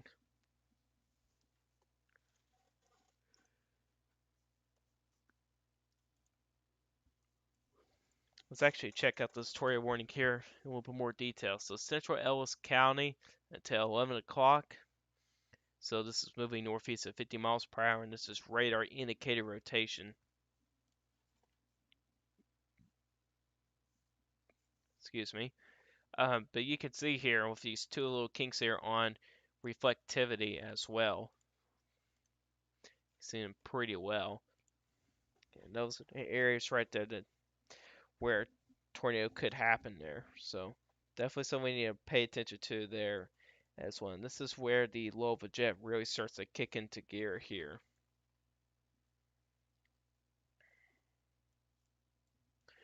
So we currently have 5 active tornado warnings right now. I believe this is the most active amount of tornado warnings we had all day. So, yep. We'll see what kind of happens here. We'll see if the National Service at Tulsa will issue another tornado warning. But they did issue another severe thunderstorm warning, though. We'll check out that one. So this is for South Central Rogers County, Northwestern McIntosh County, Wagner County, Northwestern Mesquite County, Eastern Montgomery County, and Southeastern Tulsa County until 1:15 p.m. Central Time. 70-mile-per-hour wind gusts and nickel-sized hail is possible with those storms.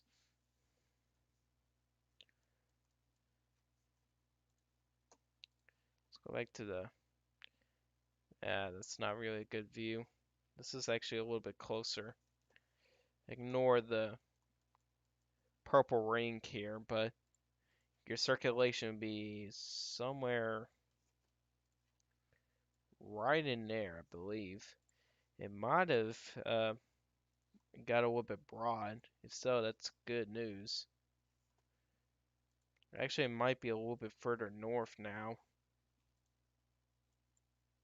But you can definitely tell in the southern end here, the tornado warning is mainly going to be for straight line winds. So I think the circulation is going to be more focused, kind of going on the northern end of the tornado warning than the southern end. Meanwhile, when we go back to the Tulsa area, you can kind of see there the circulation is still right in there. It's not really that tight enough for a tornado to develop. Still, it's kind of halfway there, really, to produce a tornado. But the circulation is still there. Then we go back down to Texas here, where we actually have 2 tornado warnings for 2 kinks in the line here. Oh, the other one looks like it got expired. So these 2 kinks on the line right here. let's actually check out and see if there's a correlation coefficient drop. And that doesn't look to be the case. So no tornadoes here. But there is a weak circulation along these kinks, but then again, a tornado could form out of the middle of nowhere. So with these little kinks here, those are the ones you need to pay attention to.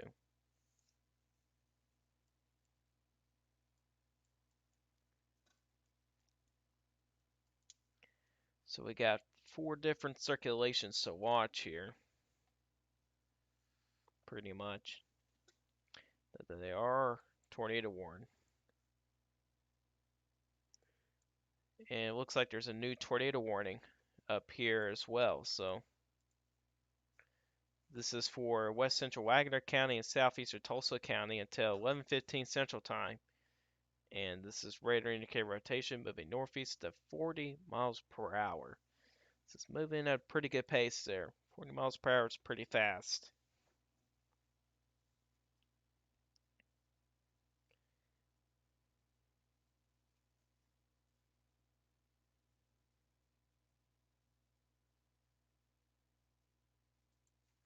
So your circulation is right there, just to the southeast of Bixby, Oklahoma.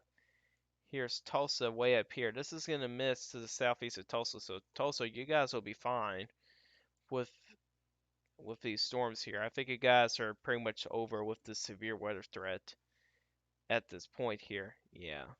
I'll say you guys are finished with the severe weather threat. So you guys are actually in the clear with the severe weather threat. Next areas in line here would be places like Fort Smith, possibly as far northeast as Joplin, Missouri, and maybe as far east as Texarkana, Sulphur Springs, possibly Longville and Tyler, Texas too.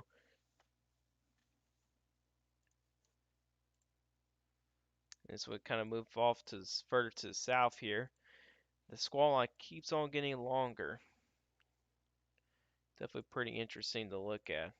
But those are low top storms there though.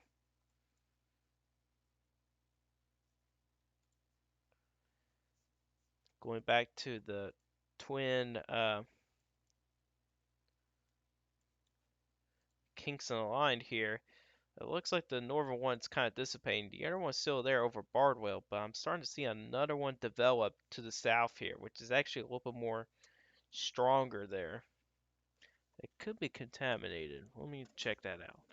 Let that play. See. Yeah, it could be.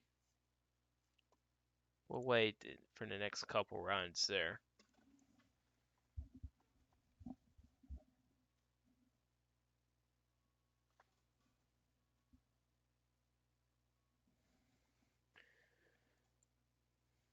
So we'll see if they issue another tornado warning for that little kink down there as well. Things like these looks like they're not the one to further north one has dissipated, but the one to the south is still there.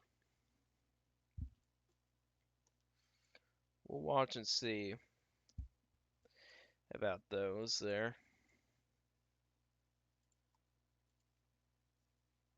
So kind of go back further up north here. So got this other tornado warning up here to the southeast of Bixby right here.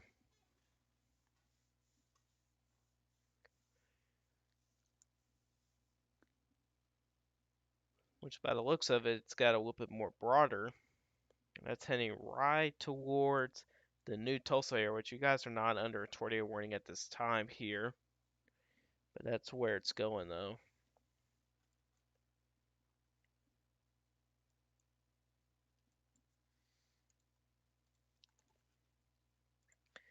Meanwhile, when we check this one out, which is still in those rings there, so let's look to the Fort Smith radar.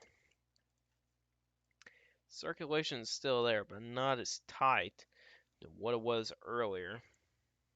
I think that's contaminated right there.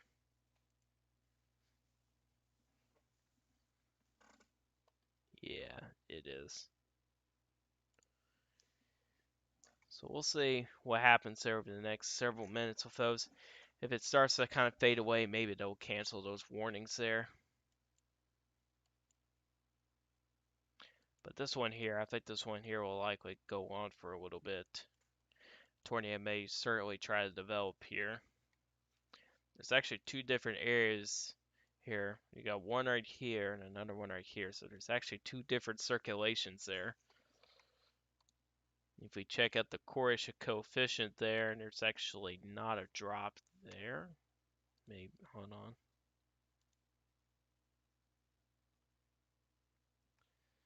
Maybe there is, right there. But that might be coming from this one up here, though. I don't know. We'll see on the next run, on the next scan. See if there's actually a drop there in the Cornish coefficient there. We will see.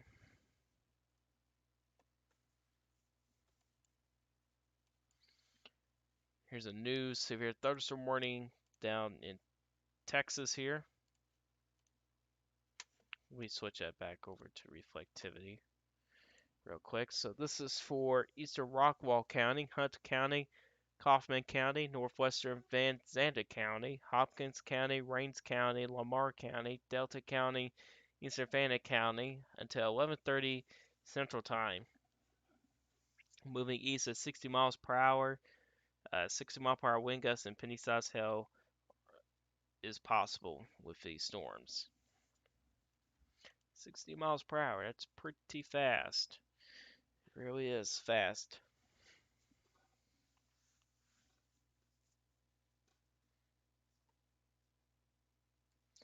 Going back down to this tornado warning down here. Yeah, there's still a little bit of a kink right there. Looks like the one to the north might have returned right there. That's pretty interesting right there.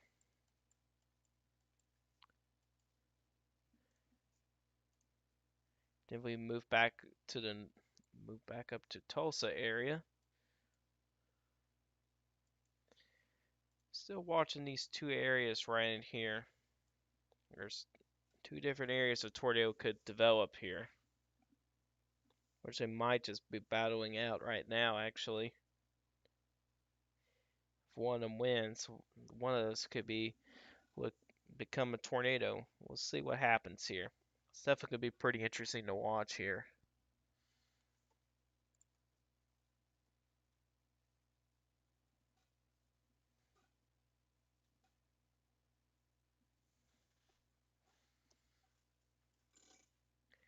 So that tornado warning got expired right there, or canceled. So we're left with this one right here. Which honestly, I'm not seeing much of anything there. No, I'm not really not seeing a whole lot of anything. There's a circulation there, but it's definitely got more broad, so they might cancel that. It's got 20 more minutes left on that. But the one that's definitely catching my attention though is this one by Tulsa. I think this one here has a better opportunity than the other ones to produce a tornado at this point. Looks a little bit better organized there. This looks a little bit better.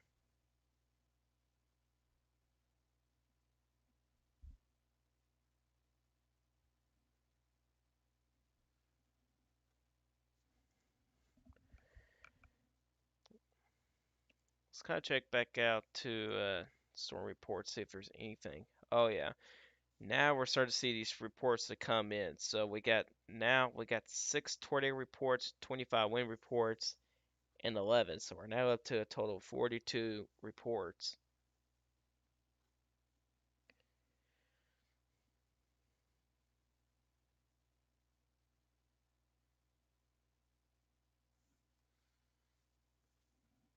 So now we're up to 6 tornado reports for today here.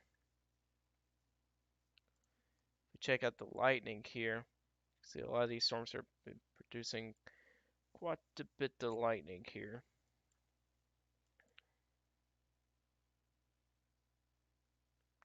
Seems that this cluster here is kind of dying down a little bit.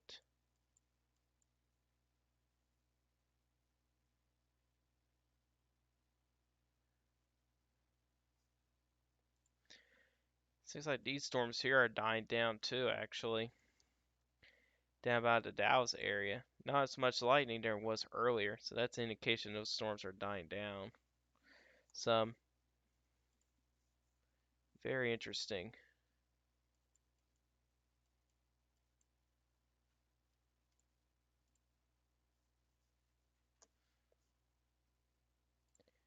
Yeah, I can kind of tell here by velocity here it's becoming less organized.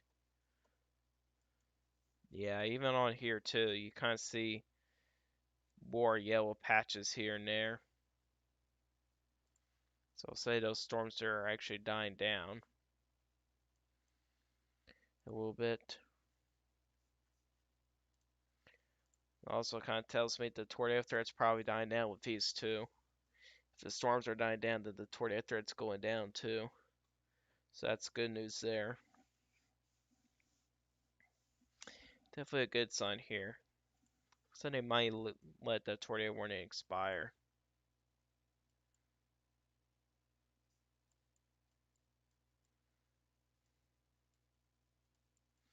Just add up the radar scan and nothing really new.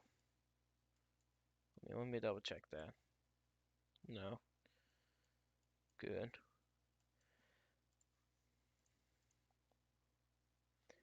Going back up to the Tulsa storm.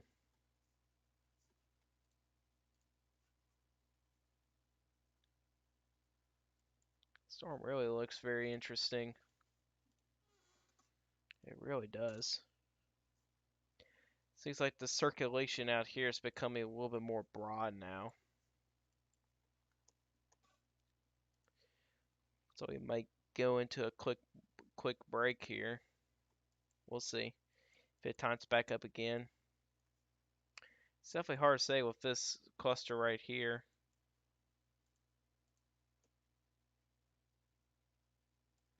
And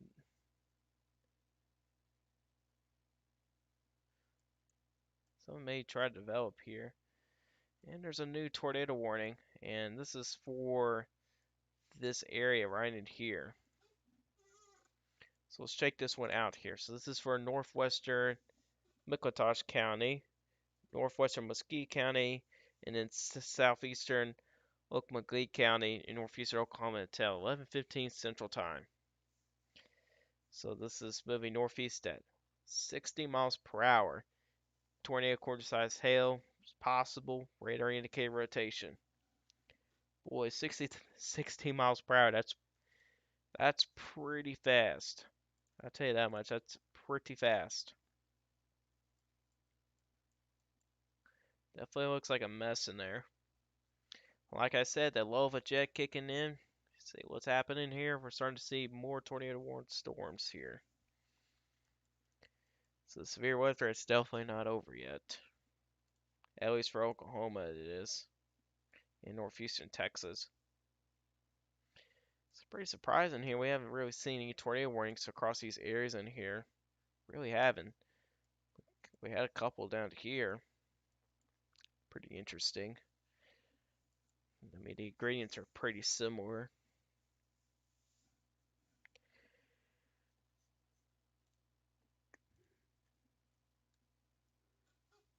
May have to do with directional shear, actually. It's probably not as directional up here than it's down there. Wind directional with height will probably what's causing this happening up here.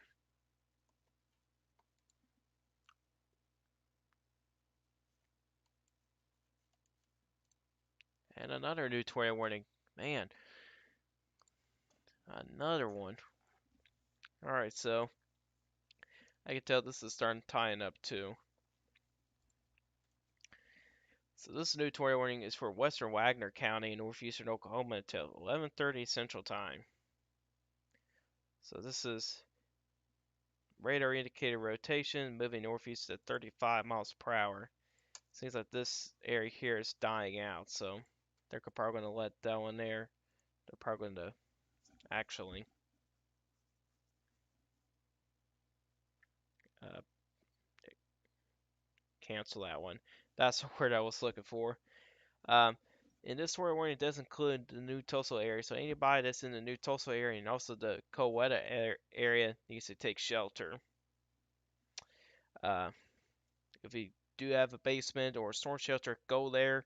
If you do not, go in the lowest part of your home, like the first floor, and go in the most center part of your building, maybe a bathroom or a closet. That'd be the safest place. Have a helmet, have some tennis shoes on as well. And that's got really tight too. As soon as this circulation died out, this one here is taking its energy. So that's probably what's happening here. Very interesting to watch here. If you look to the correlation coefficient, hard to tell if there's a drop there or not. But it's definitely got pretty tight. Meanwhile, when we get a little further south here, they're probably going to let that expire. But this one here, definitely not. Circulation is right here. But I'll definitely say it's kind of on the broad side of things, really. But better be safe than sorry. But your circulation is right there. Let me see if I could get a better look there to tilt to. Nope, not really. But it's a pretty broad circulation, though. Not be too worried about that right now. I think the one we need to pay attention to is this one right here, which is really got tight right there. So I think a tornado is probably developing, if not on the ground here. Maybe on the next scan here, which is now going over Coweta, which if anybody's in the Coweta area, you should be already been sheltered from this tornado warning. Should have been in shelter already. And now this one here has popped up. Now that's going over them. Let's see what the next scan shows here in a little bit. They're probably going to cancel this tornado warning here. The circulation out there is gone.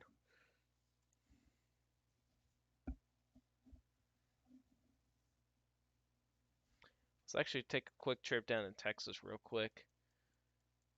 The tornado warning's still there. But I can tell with the lightning intensity, things are calming down here. And there's a little kink there, but honestly, it's not really a very strong kink at all. So I don't think they're going to continue the tornado warning. I don't think they will. But things are definitely getting pretty active up here, though. Oh, wow. Yeah, we could be talking about a potentially strong tornado here. Checking the course coefficient drop, and sure enough, that looks to be it right there. So, radar indicated tornado over Coweta, Oklahoma, moving to the northeast. If we look back to velocity, yeah, I'm pretty certain that there's a tornado right there. And going back to course coefficient, yeah, there's a drop right there. Right there, there's your drop.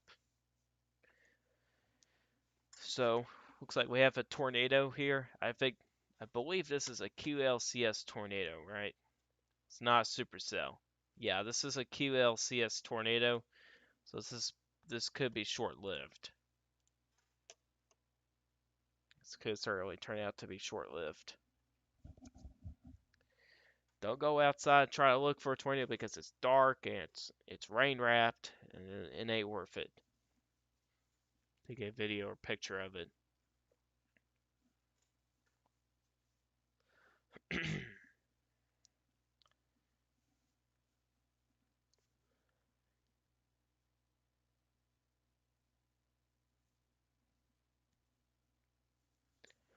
So yeah, we could be talking about potentially a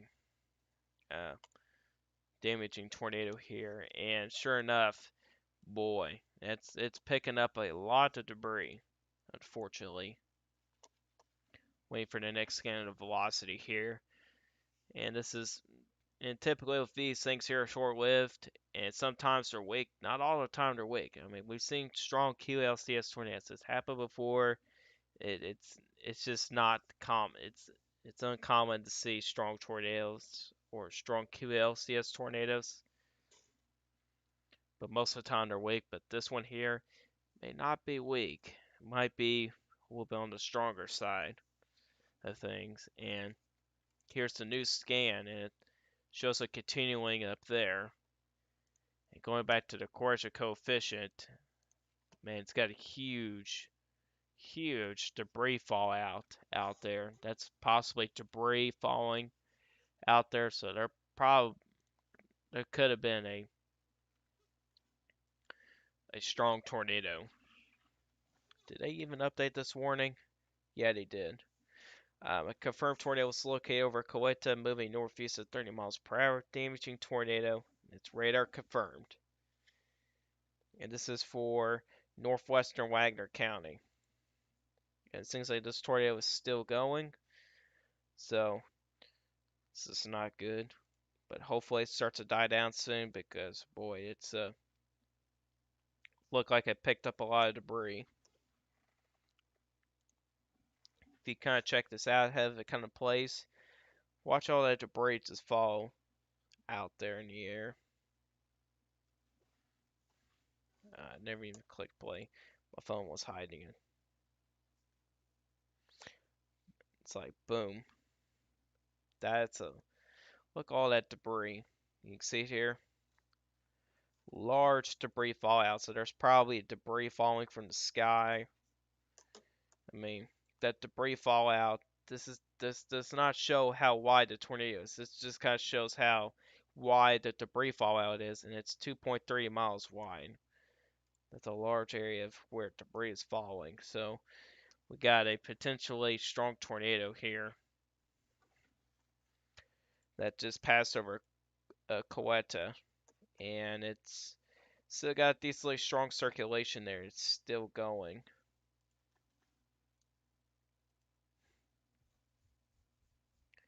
So right now it's over there. So definitely not good right there. And it looks like it's dissipating. You can see how these quick QLCS tornadoes are. They're very quick when they form and whenever they die out. Check out the storm a little further to the south here. Have to check out one of these nearby radar sites. Okay. So you got circulation here, and there's another one right here. So you got two different circulations here. Looks like the one down there is tying up. If you look to the Corsia coefficient, not seeing a debris getting off from those circulations, which is good. That's actually starting to become a supercell right here. Yeah, sure enough, it is becoming a supercell. Well, that's interesting right there. Yeah, that definitely has a better chance of producing a tornado. Definitely. It's a little bit lonely too. And the tornado warning down in Texas has expired. So we're now focused on these tornado warnings for up to the north here. We just had a tornado earlier to the southeast of Tulsa. So it's recently died out. And it did look like it did bring up a lot of debris up into the atmosphere. So that's not a good sign. That could have been a strong tornado. So not good at all.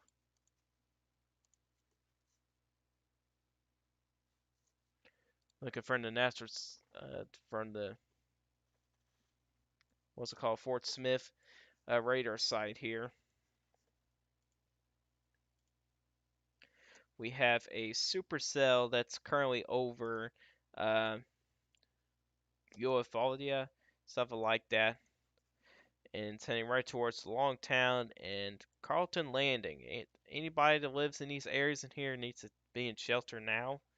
As we do have a rotating supercell. This is a dangerous supercell. Continuing to move on to the east here, and it looks like the circulation is becoming a little bit more tight right there, so that's definitely not a good sign. Meanwhile, to the northwest, just nearby the Hitchtia, uh, Hitchtidia area, I cannot pronounce that for some reason. Um, a pretty broad circulation there as well. Um, I don't think a tornado will be producing there right now since the circulation is pretty broad, but we could be seeing a tornado developing here to the northwest of Carlton Landing. It's definitely a storm to watch. It's actually a supercell. This is not a storm along the squall line thing. This is an actual supercell right here. And that's very concerning because if it's a supercell, it could produce a strong tornado. And with a pretty strong low of a jet that we have here right now, this is not a good time. So we could see possibly a good strong tornado there, potentially.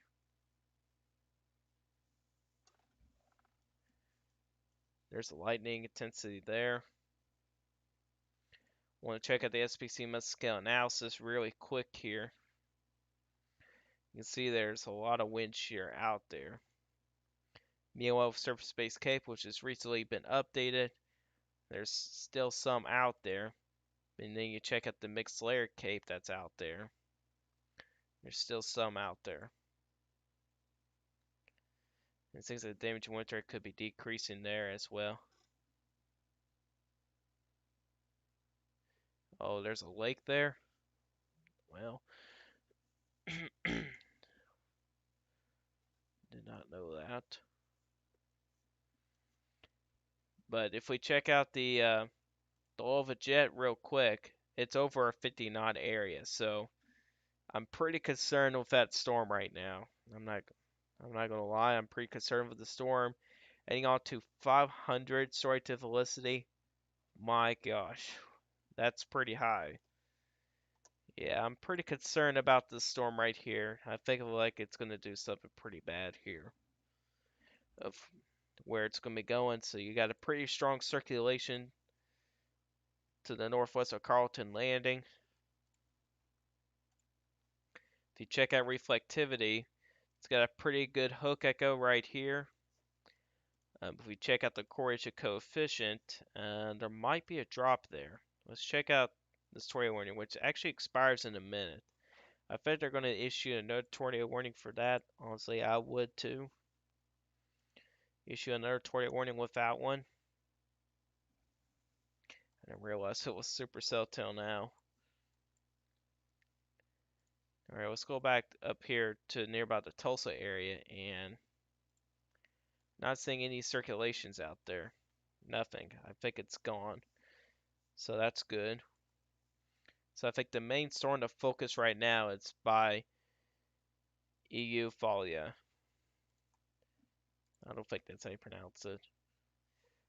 Well, either way, this is a storm that we need to focus here because it's heading into an environment that's pretty favorable for tornadic development, especially for supercells. So, and this one here is an actual supercell, so this is not a good thing here. It's got a pretty strong circulation there, so and the tornado warning expires in a minute. It's actually expired already, but I think they're gonna issue another one here in a moment. Hopefully they do because this might do something bad here.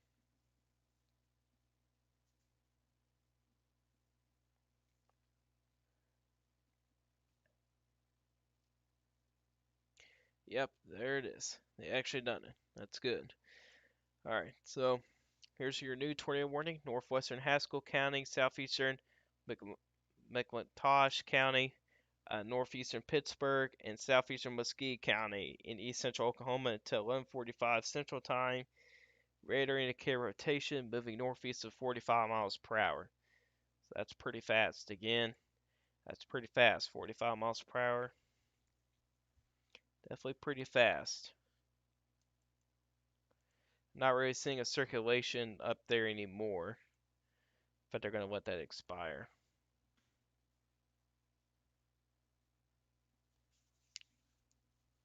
So we currently have 4 different tornado warnings. 2 is for the same storm, but the other 2 is for different types of storms here. But the one that's really catching my attention is to the northwest of Longtown, which currently has a strong circulation over the town of Eufaula, which is heading right towards a Dutchess Landing, Emporium, and other towns that are involved is Sims, so Sims, Warner, and Weber's Falls are the towns that are currently involved. And that's out ahead of his storm right now. This dangerous supercell, which it is starting to get its act together. It's got hail core off to the north right there. Your circulation's right in there.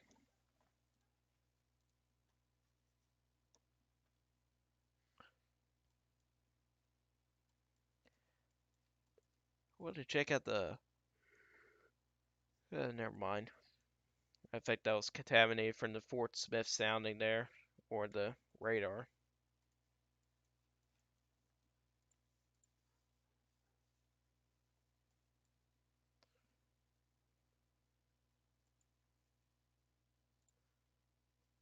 So EU Folia, I would rather be staying in your shelters right now as it continues. That dangerous supercell continues to move off to the northeast, and it's heading right towards for Dutchess Landing and Warner, and also Redwoods Falls.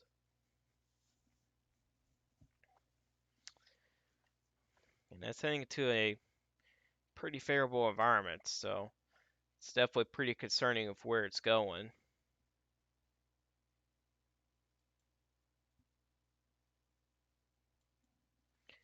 Meanwhile, so we go back down to Texas here. Um, storms that have passed the Dallas metro area continue to move off to the east here. But I'll definitely say these storms are dying down. They kind of lost the lightning. Uh, the velocity for the winds are not really there as much. So those storms down there are dying down. Looks like there's a new severe thunderstorm warning out here. So we'll check that one out. So this is for southeastern Rogers County, southwestern Delaware County, northeastern McTosh County, Mays County, Wagner County, central Cherokee County, and northern Mesquite County until midnight Central Time. Moving northeast at 40 miles per hour, 70 mile per hour wind gusts, and nickel-sized hail is possible. Yeah, it could be possible. Could be a far spout over the lake. So it's possible, but we'll see here. Looks like it's gotten a little bit more broad since then, which is good. I think all this is contaminated, so I don't think that's all legit right there. Let's go back to these other tornado warning storm. Oh wait, there's something trying to pop up right here actually. To the northwest of Wagner. Might need to watch that. That's kind of popped up out there. Yeah, sure enough, it has. Yeah, definitely watch that. Definitely watch that spot right there. You gotta check out the tilt too. You know, it's a scan behind, but it still shows it right there. So may need to watch that pretty very closely.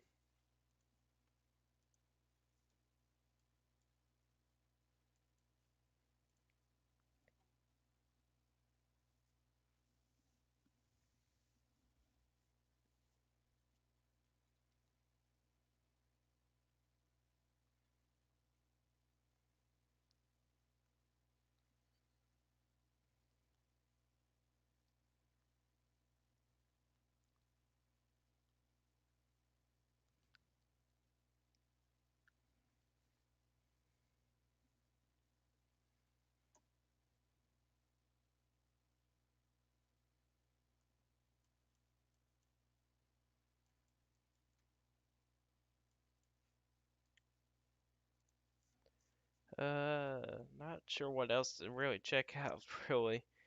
Oh yeah, I can actually kind of see there when it kind of switches over. There is a lake there. I was able to see it for a split second there.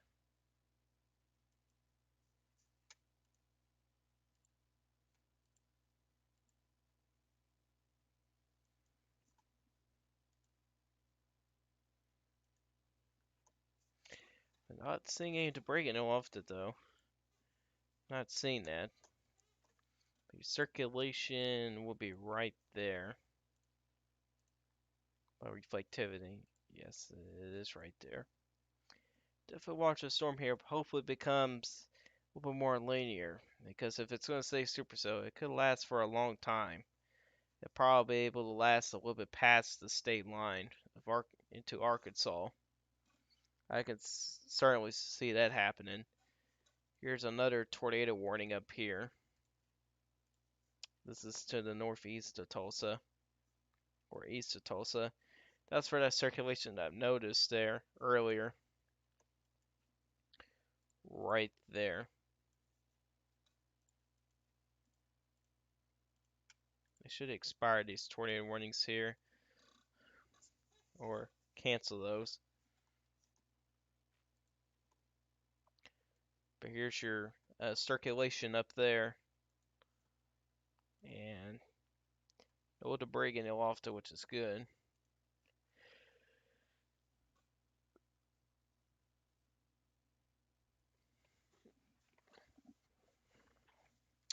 So we definitely have to watch for that as well. But let's check out the tornado warning in a little bit more detail. So this is for southeastern Rogers County, Mays County, and northeastern Wagner County until 11:45 Central Time. Moving northeast at 35 miles per hour, radar indicated rotation. So for communities that are included, so Enola, Prior Creek, Hoot Owl, Sportsman Acres, Pin Oak Acres, Ballou, Locust Grove, and Tautiu, something like that, and also Prior Creek. Excuse me. But things like that circulation is really starting to tighten up, so we definitely have to watch for that as well. And this is in a QLCS form, so if a tornado develops, it's more likely going to be short-lived. They should certainly going to cancel those. Yeah, anybody that lives in the Coweta area in the New Tulsa area, you guys are in the clear with the tornado threat.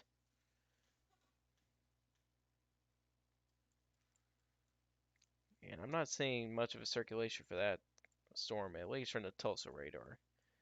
From the Fort Smith area, might be stuff in there, but I feel like that's contaminated, honestly.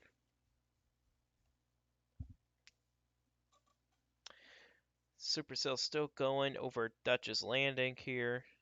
Still got circulation there. So pretty good supercell right there. Probably producing some hail with that as well.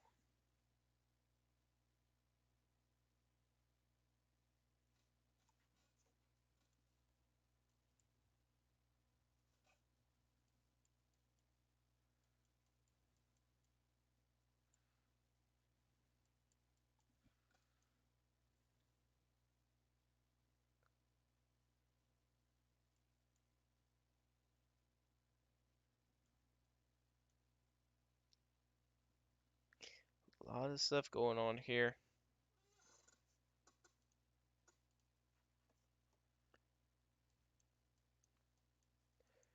Sure is quite a bit of stuff going on here. Still got circulation there to the southeast of Enola. Not that tight though. It's not really that tight, which is good. But I feel like it'll start to tighten up later though.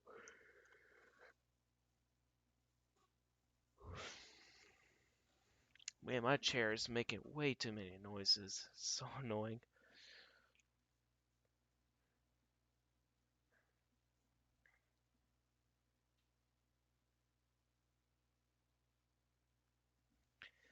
Let's see here. Go a little bit further south.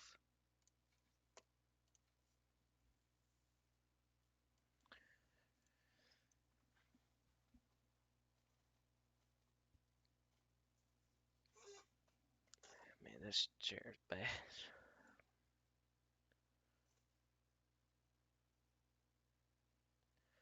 And not really a clear visual with the circulation. I think it's somewhere right in there, really.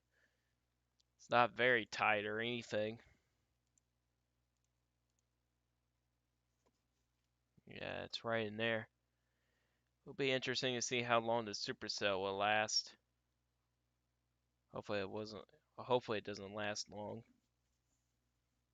Nobody wants a supercell that lasts for a long time. If it does, it'll probably make it to at least the other side of Arkansas. There's no instability, no instability on the other side of Arkansas. There's a lot of shear, but it's like no, there's like not much of any instability over there. All right, new tornado watch has been issued. All right, so new tornado watch.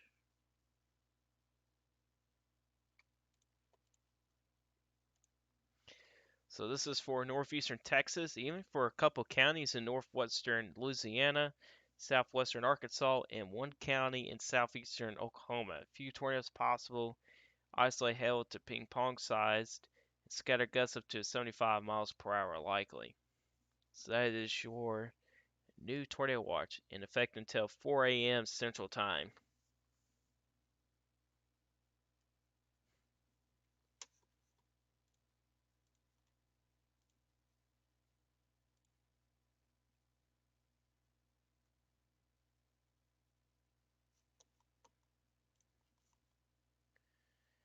And checking the back of these storms here. That's the tornado warning's going to expire in a minute. So then we'll be down to 4. Still got these two though. That expires in 31 minutes. Well, honestly, this should cancel it.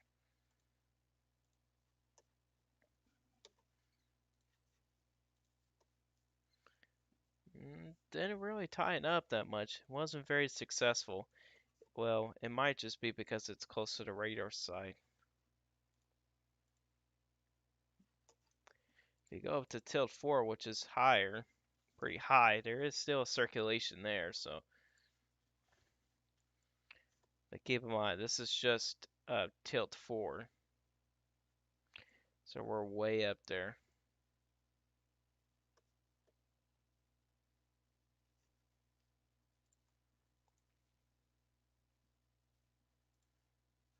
And then you got the circulation just over that just past Dutchess Landing. There is some good alpha with this storm here, with this supercell here. A lot of alpha wind with this storm here that could definitely try to circulate here.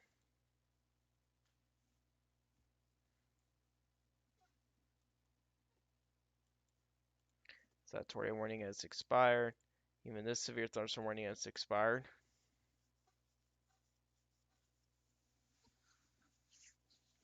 So that's just a couple warnings out of the way. It's also expired.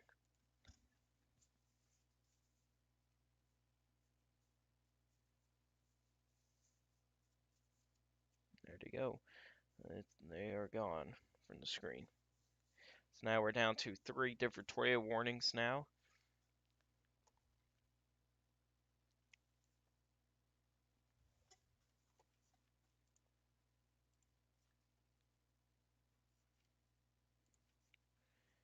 So yeah, this is the main storm concern right now, which is a supercell that's now passing Dutchess Landing, which is continuing to move off to the northeast here. Could go on for a while. On down to Texas here, not a whole lot's going on. A couple severe thunderstorm warnings over large areas. But when I looked at the lightning,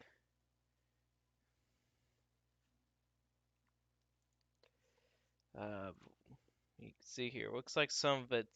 Wait, no, we gotta go south. Hold on. Yeah, there's not much in the way of lightning out there, so that kind of tells me the storms are really died down. Except when you get a little further south, northeast of Waco. Really kind of tell where some of these hot spots are.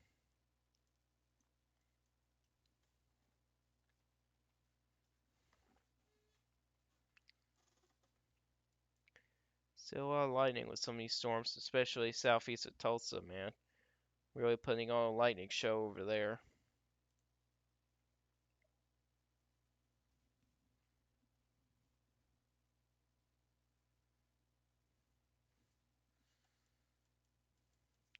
And they did cancel that tornado warning, so we're now down to two.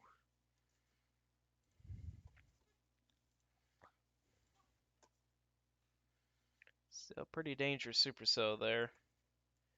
Going over Dutchess Landing. Let's go back north here.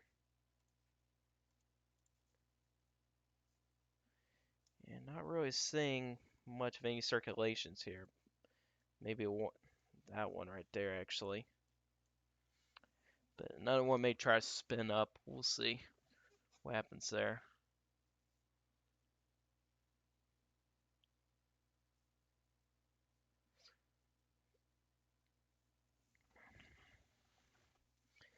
I can see one trying to spin up somewhere right in here. I think it's certainly possible.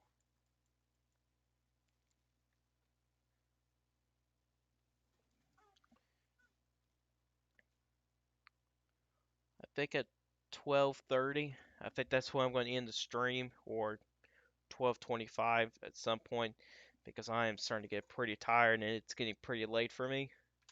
At my time, you guys can see in the bottom right corner, it is 12:18 a.m. and then for them folks, it's 11:18. So it is getting late for me. You guys probably could tell already that I am getting pretty tired.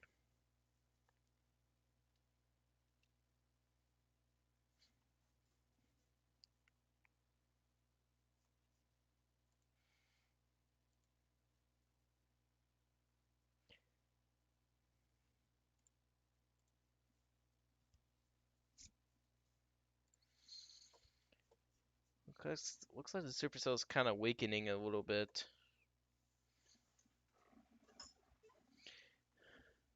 When will the severe storms reach Newton County, uh, Missouri?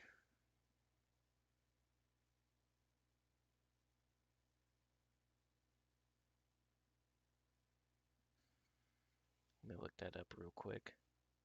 Oh, so that's to the southeast of Joplin. So zoom this out a little bit. I'll say probably in about an hour. Yeah, I'll probably say about an hour, maybe close to an hour and a half. It's probably when the storms will reach Newton County, Missouri.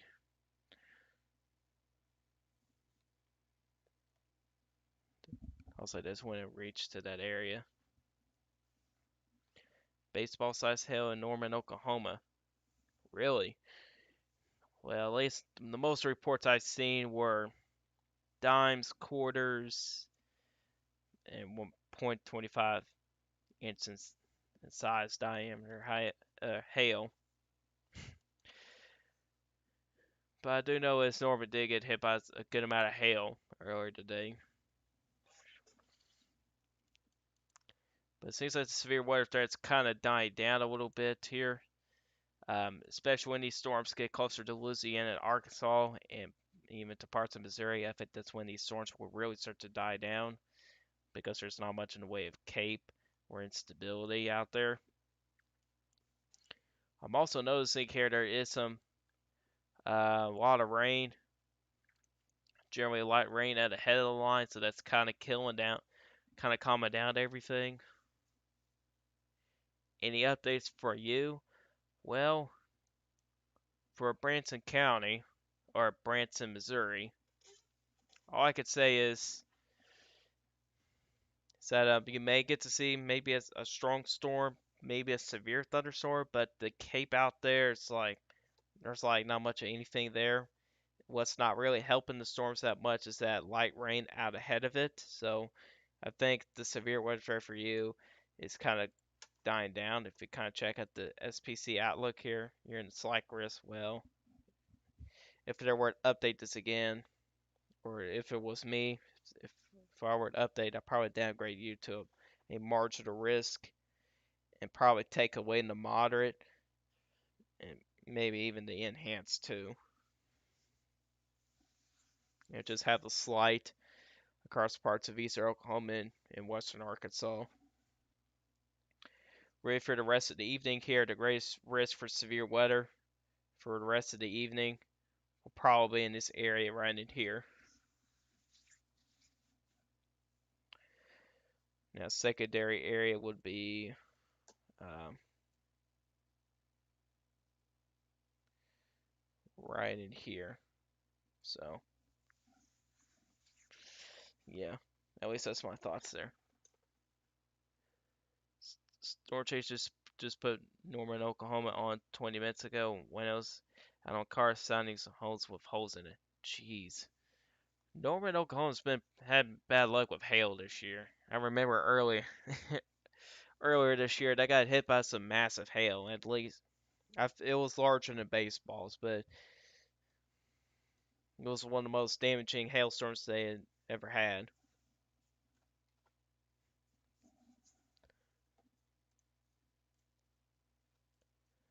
Let's go back to radar real quick.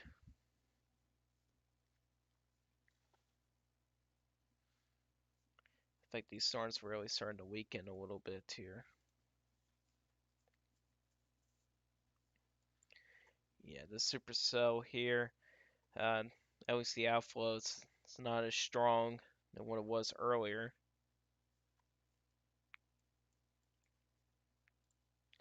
If we go up by Tulsa, I'm not really seeing any circulations here, so they might cancel that tornado warning there.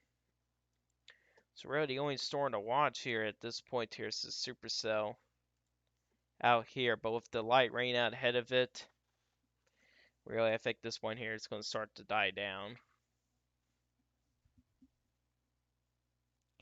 So I'll say after 12:30, things the tornado threat will start to die down. Despite of having such a strong low of a jet, I mean I think the severe weather threat is going to calm down. Like the way there's a town that literally says okay right there. Some of these towns have very interesting names.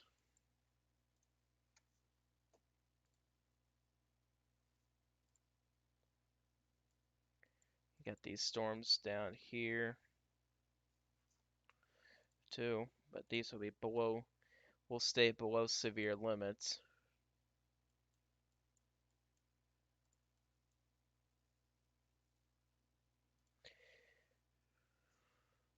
I'll say this supercell may try to spit out a little something here before things are over.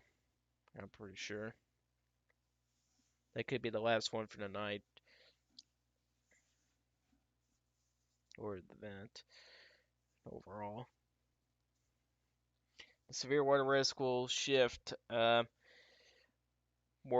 say it's going to be more focused in Illinois, but may go into parts of Michigan and western Indiana tomorrow. It's where the low will be going up around those areas. So that brings some severe weather up there. And then for Tuesday, it's going to be these areas right in here. And then there's a tropical system down here. And that's something I'm watching here. There's supposedly going to be a major hurricane in the eastern Pacific. It's going to make landfall somewhere in Mexico at the same time with one of these big lows. There's going to be a trailing front down here. It may snag onto that front and ride up along the front and could get interesting in these areas right in here later on in the future. So we'll see what happens there. Still a long ways away though, till we get to that point. The storm hasn't really fully formed yet.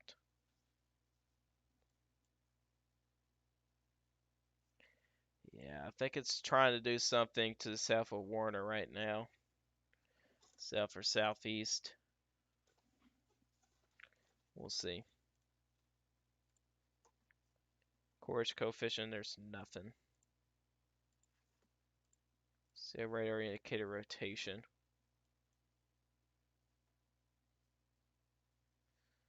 It's an impressive little storm. Sure is.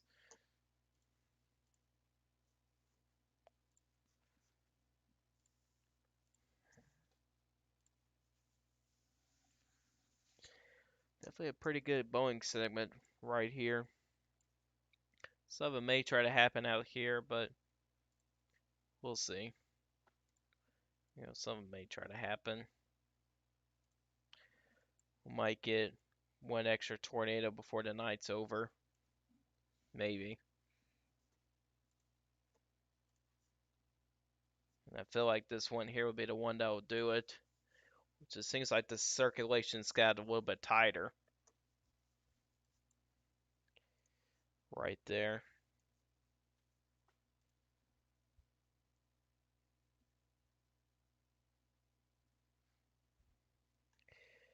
If it does become a tornado, I'll stay on.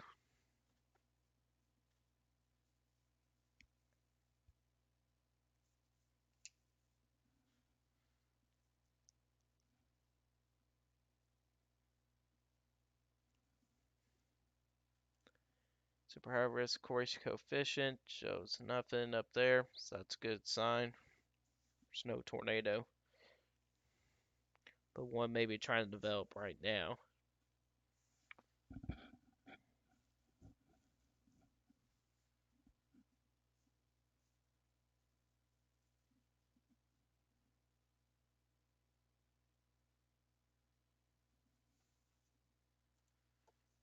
Just waiting for the next scan here, see what's going to show.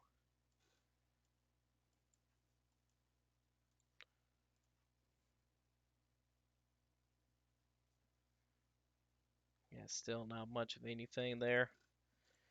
We'll see if they'll cancel that or not. They may just let it expire. I know for this one, they're certainly not going to let this one expire. I know that for a fact. It's trying to tighten up. It's really trying its best. It really is.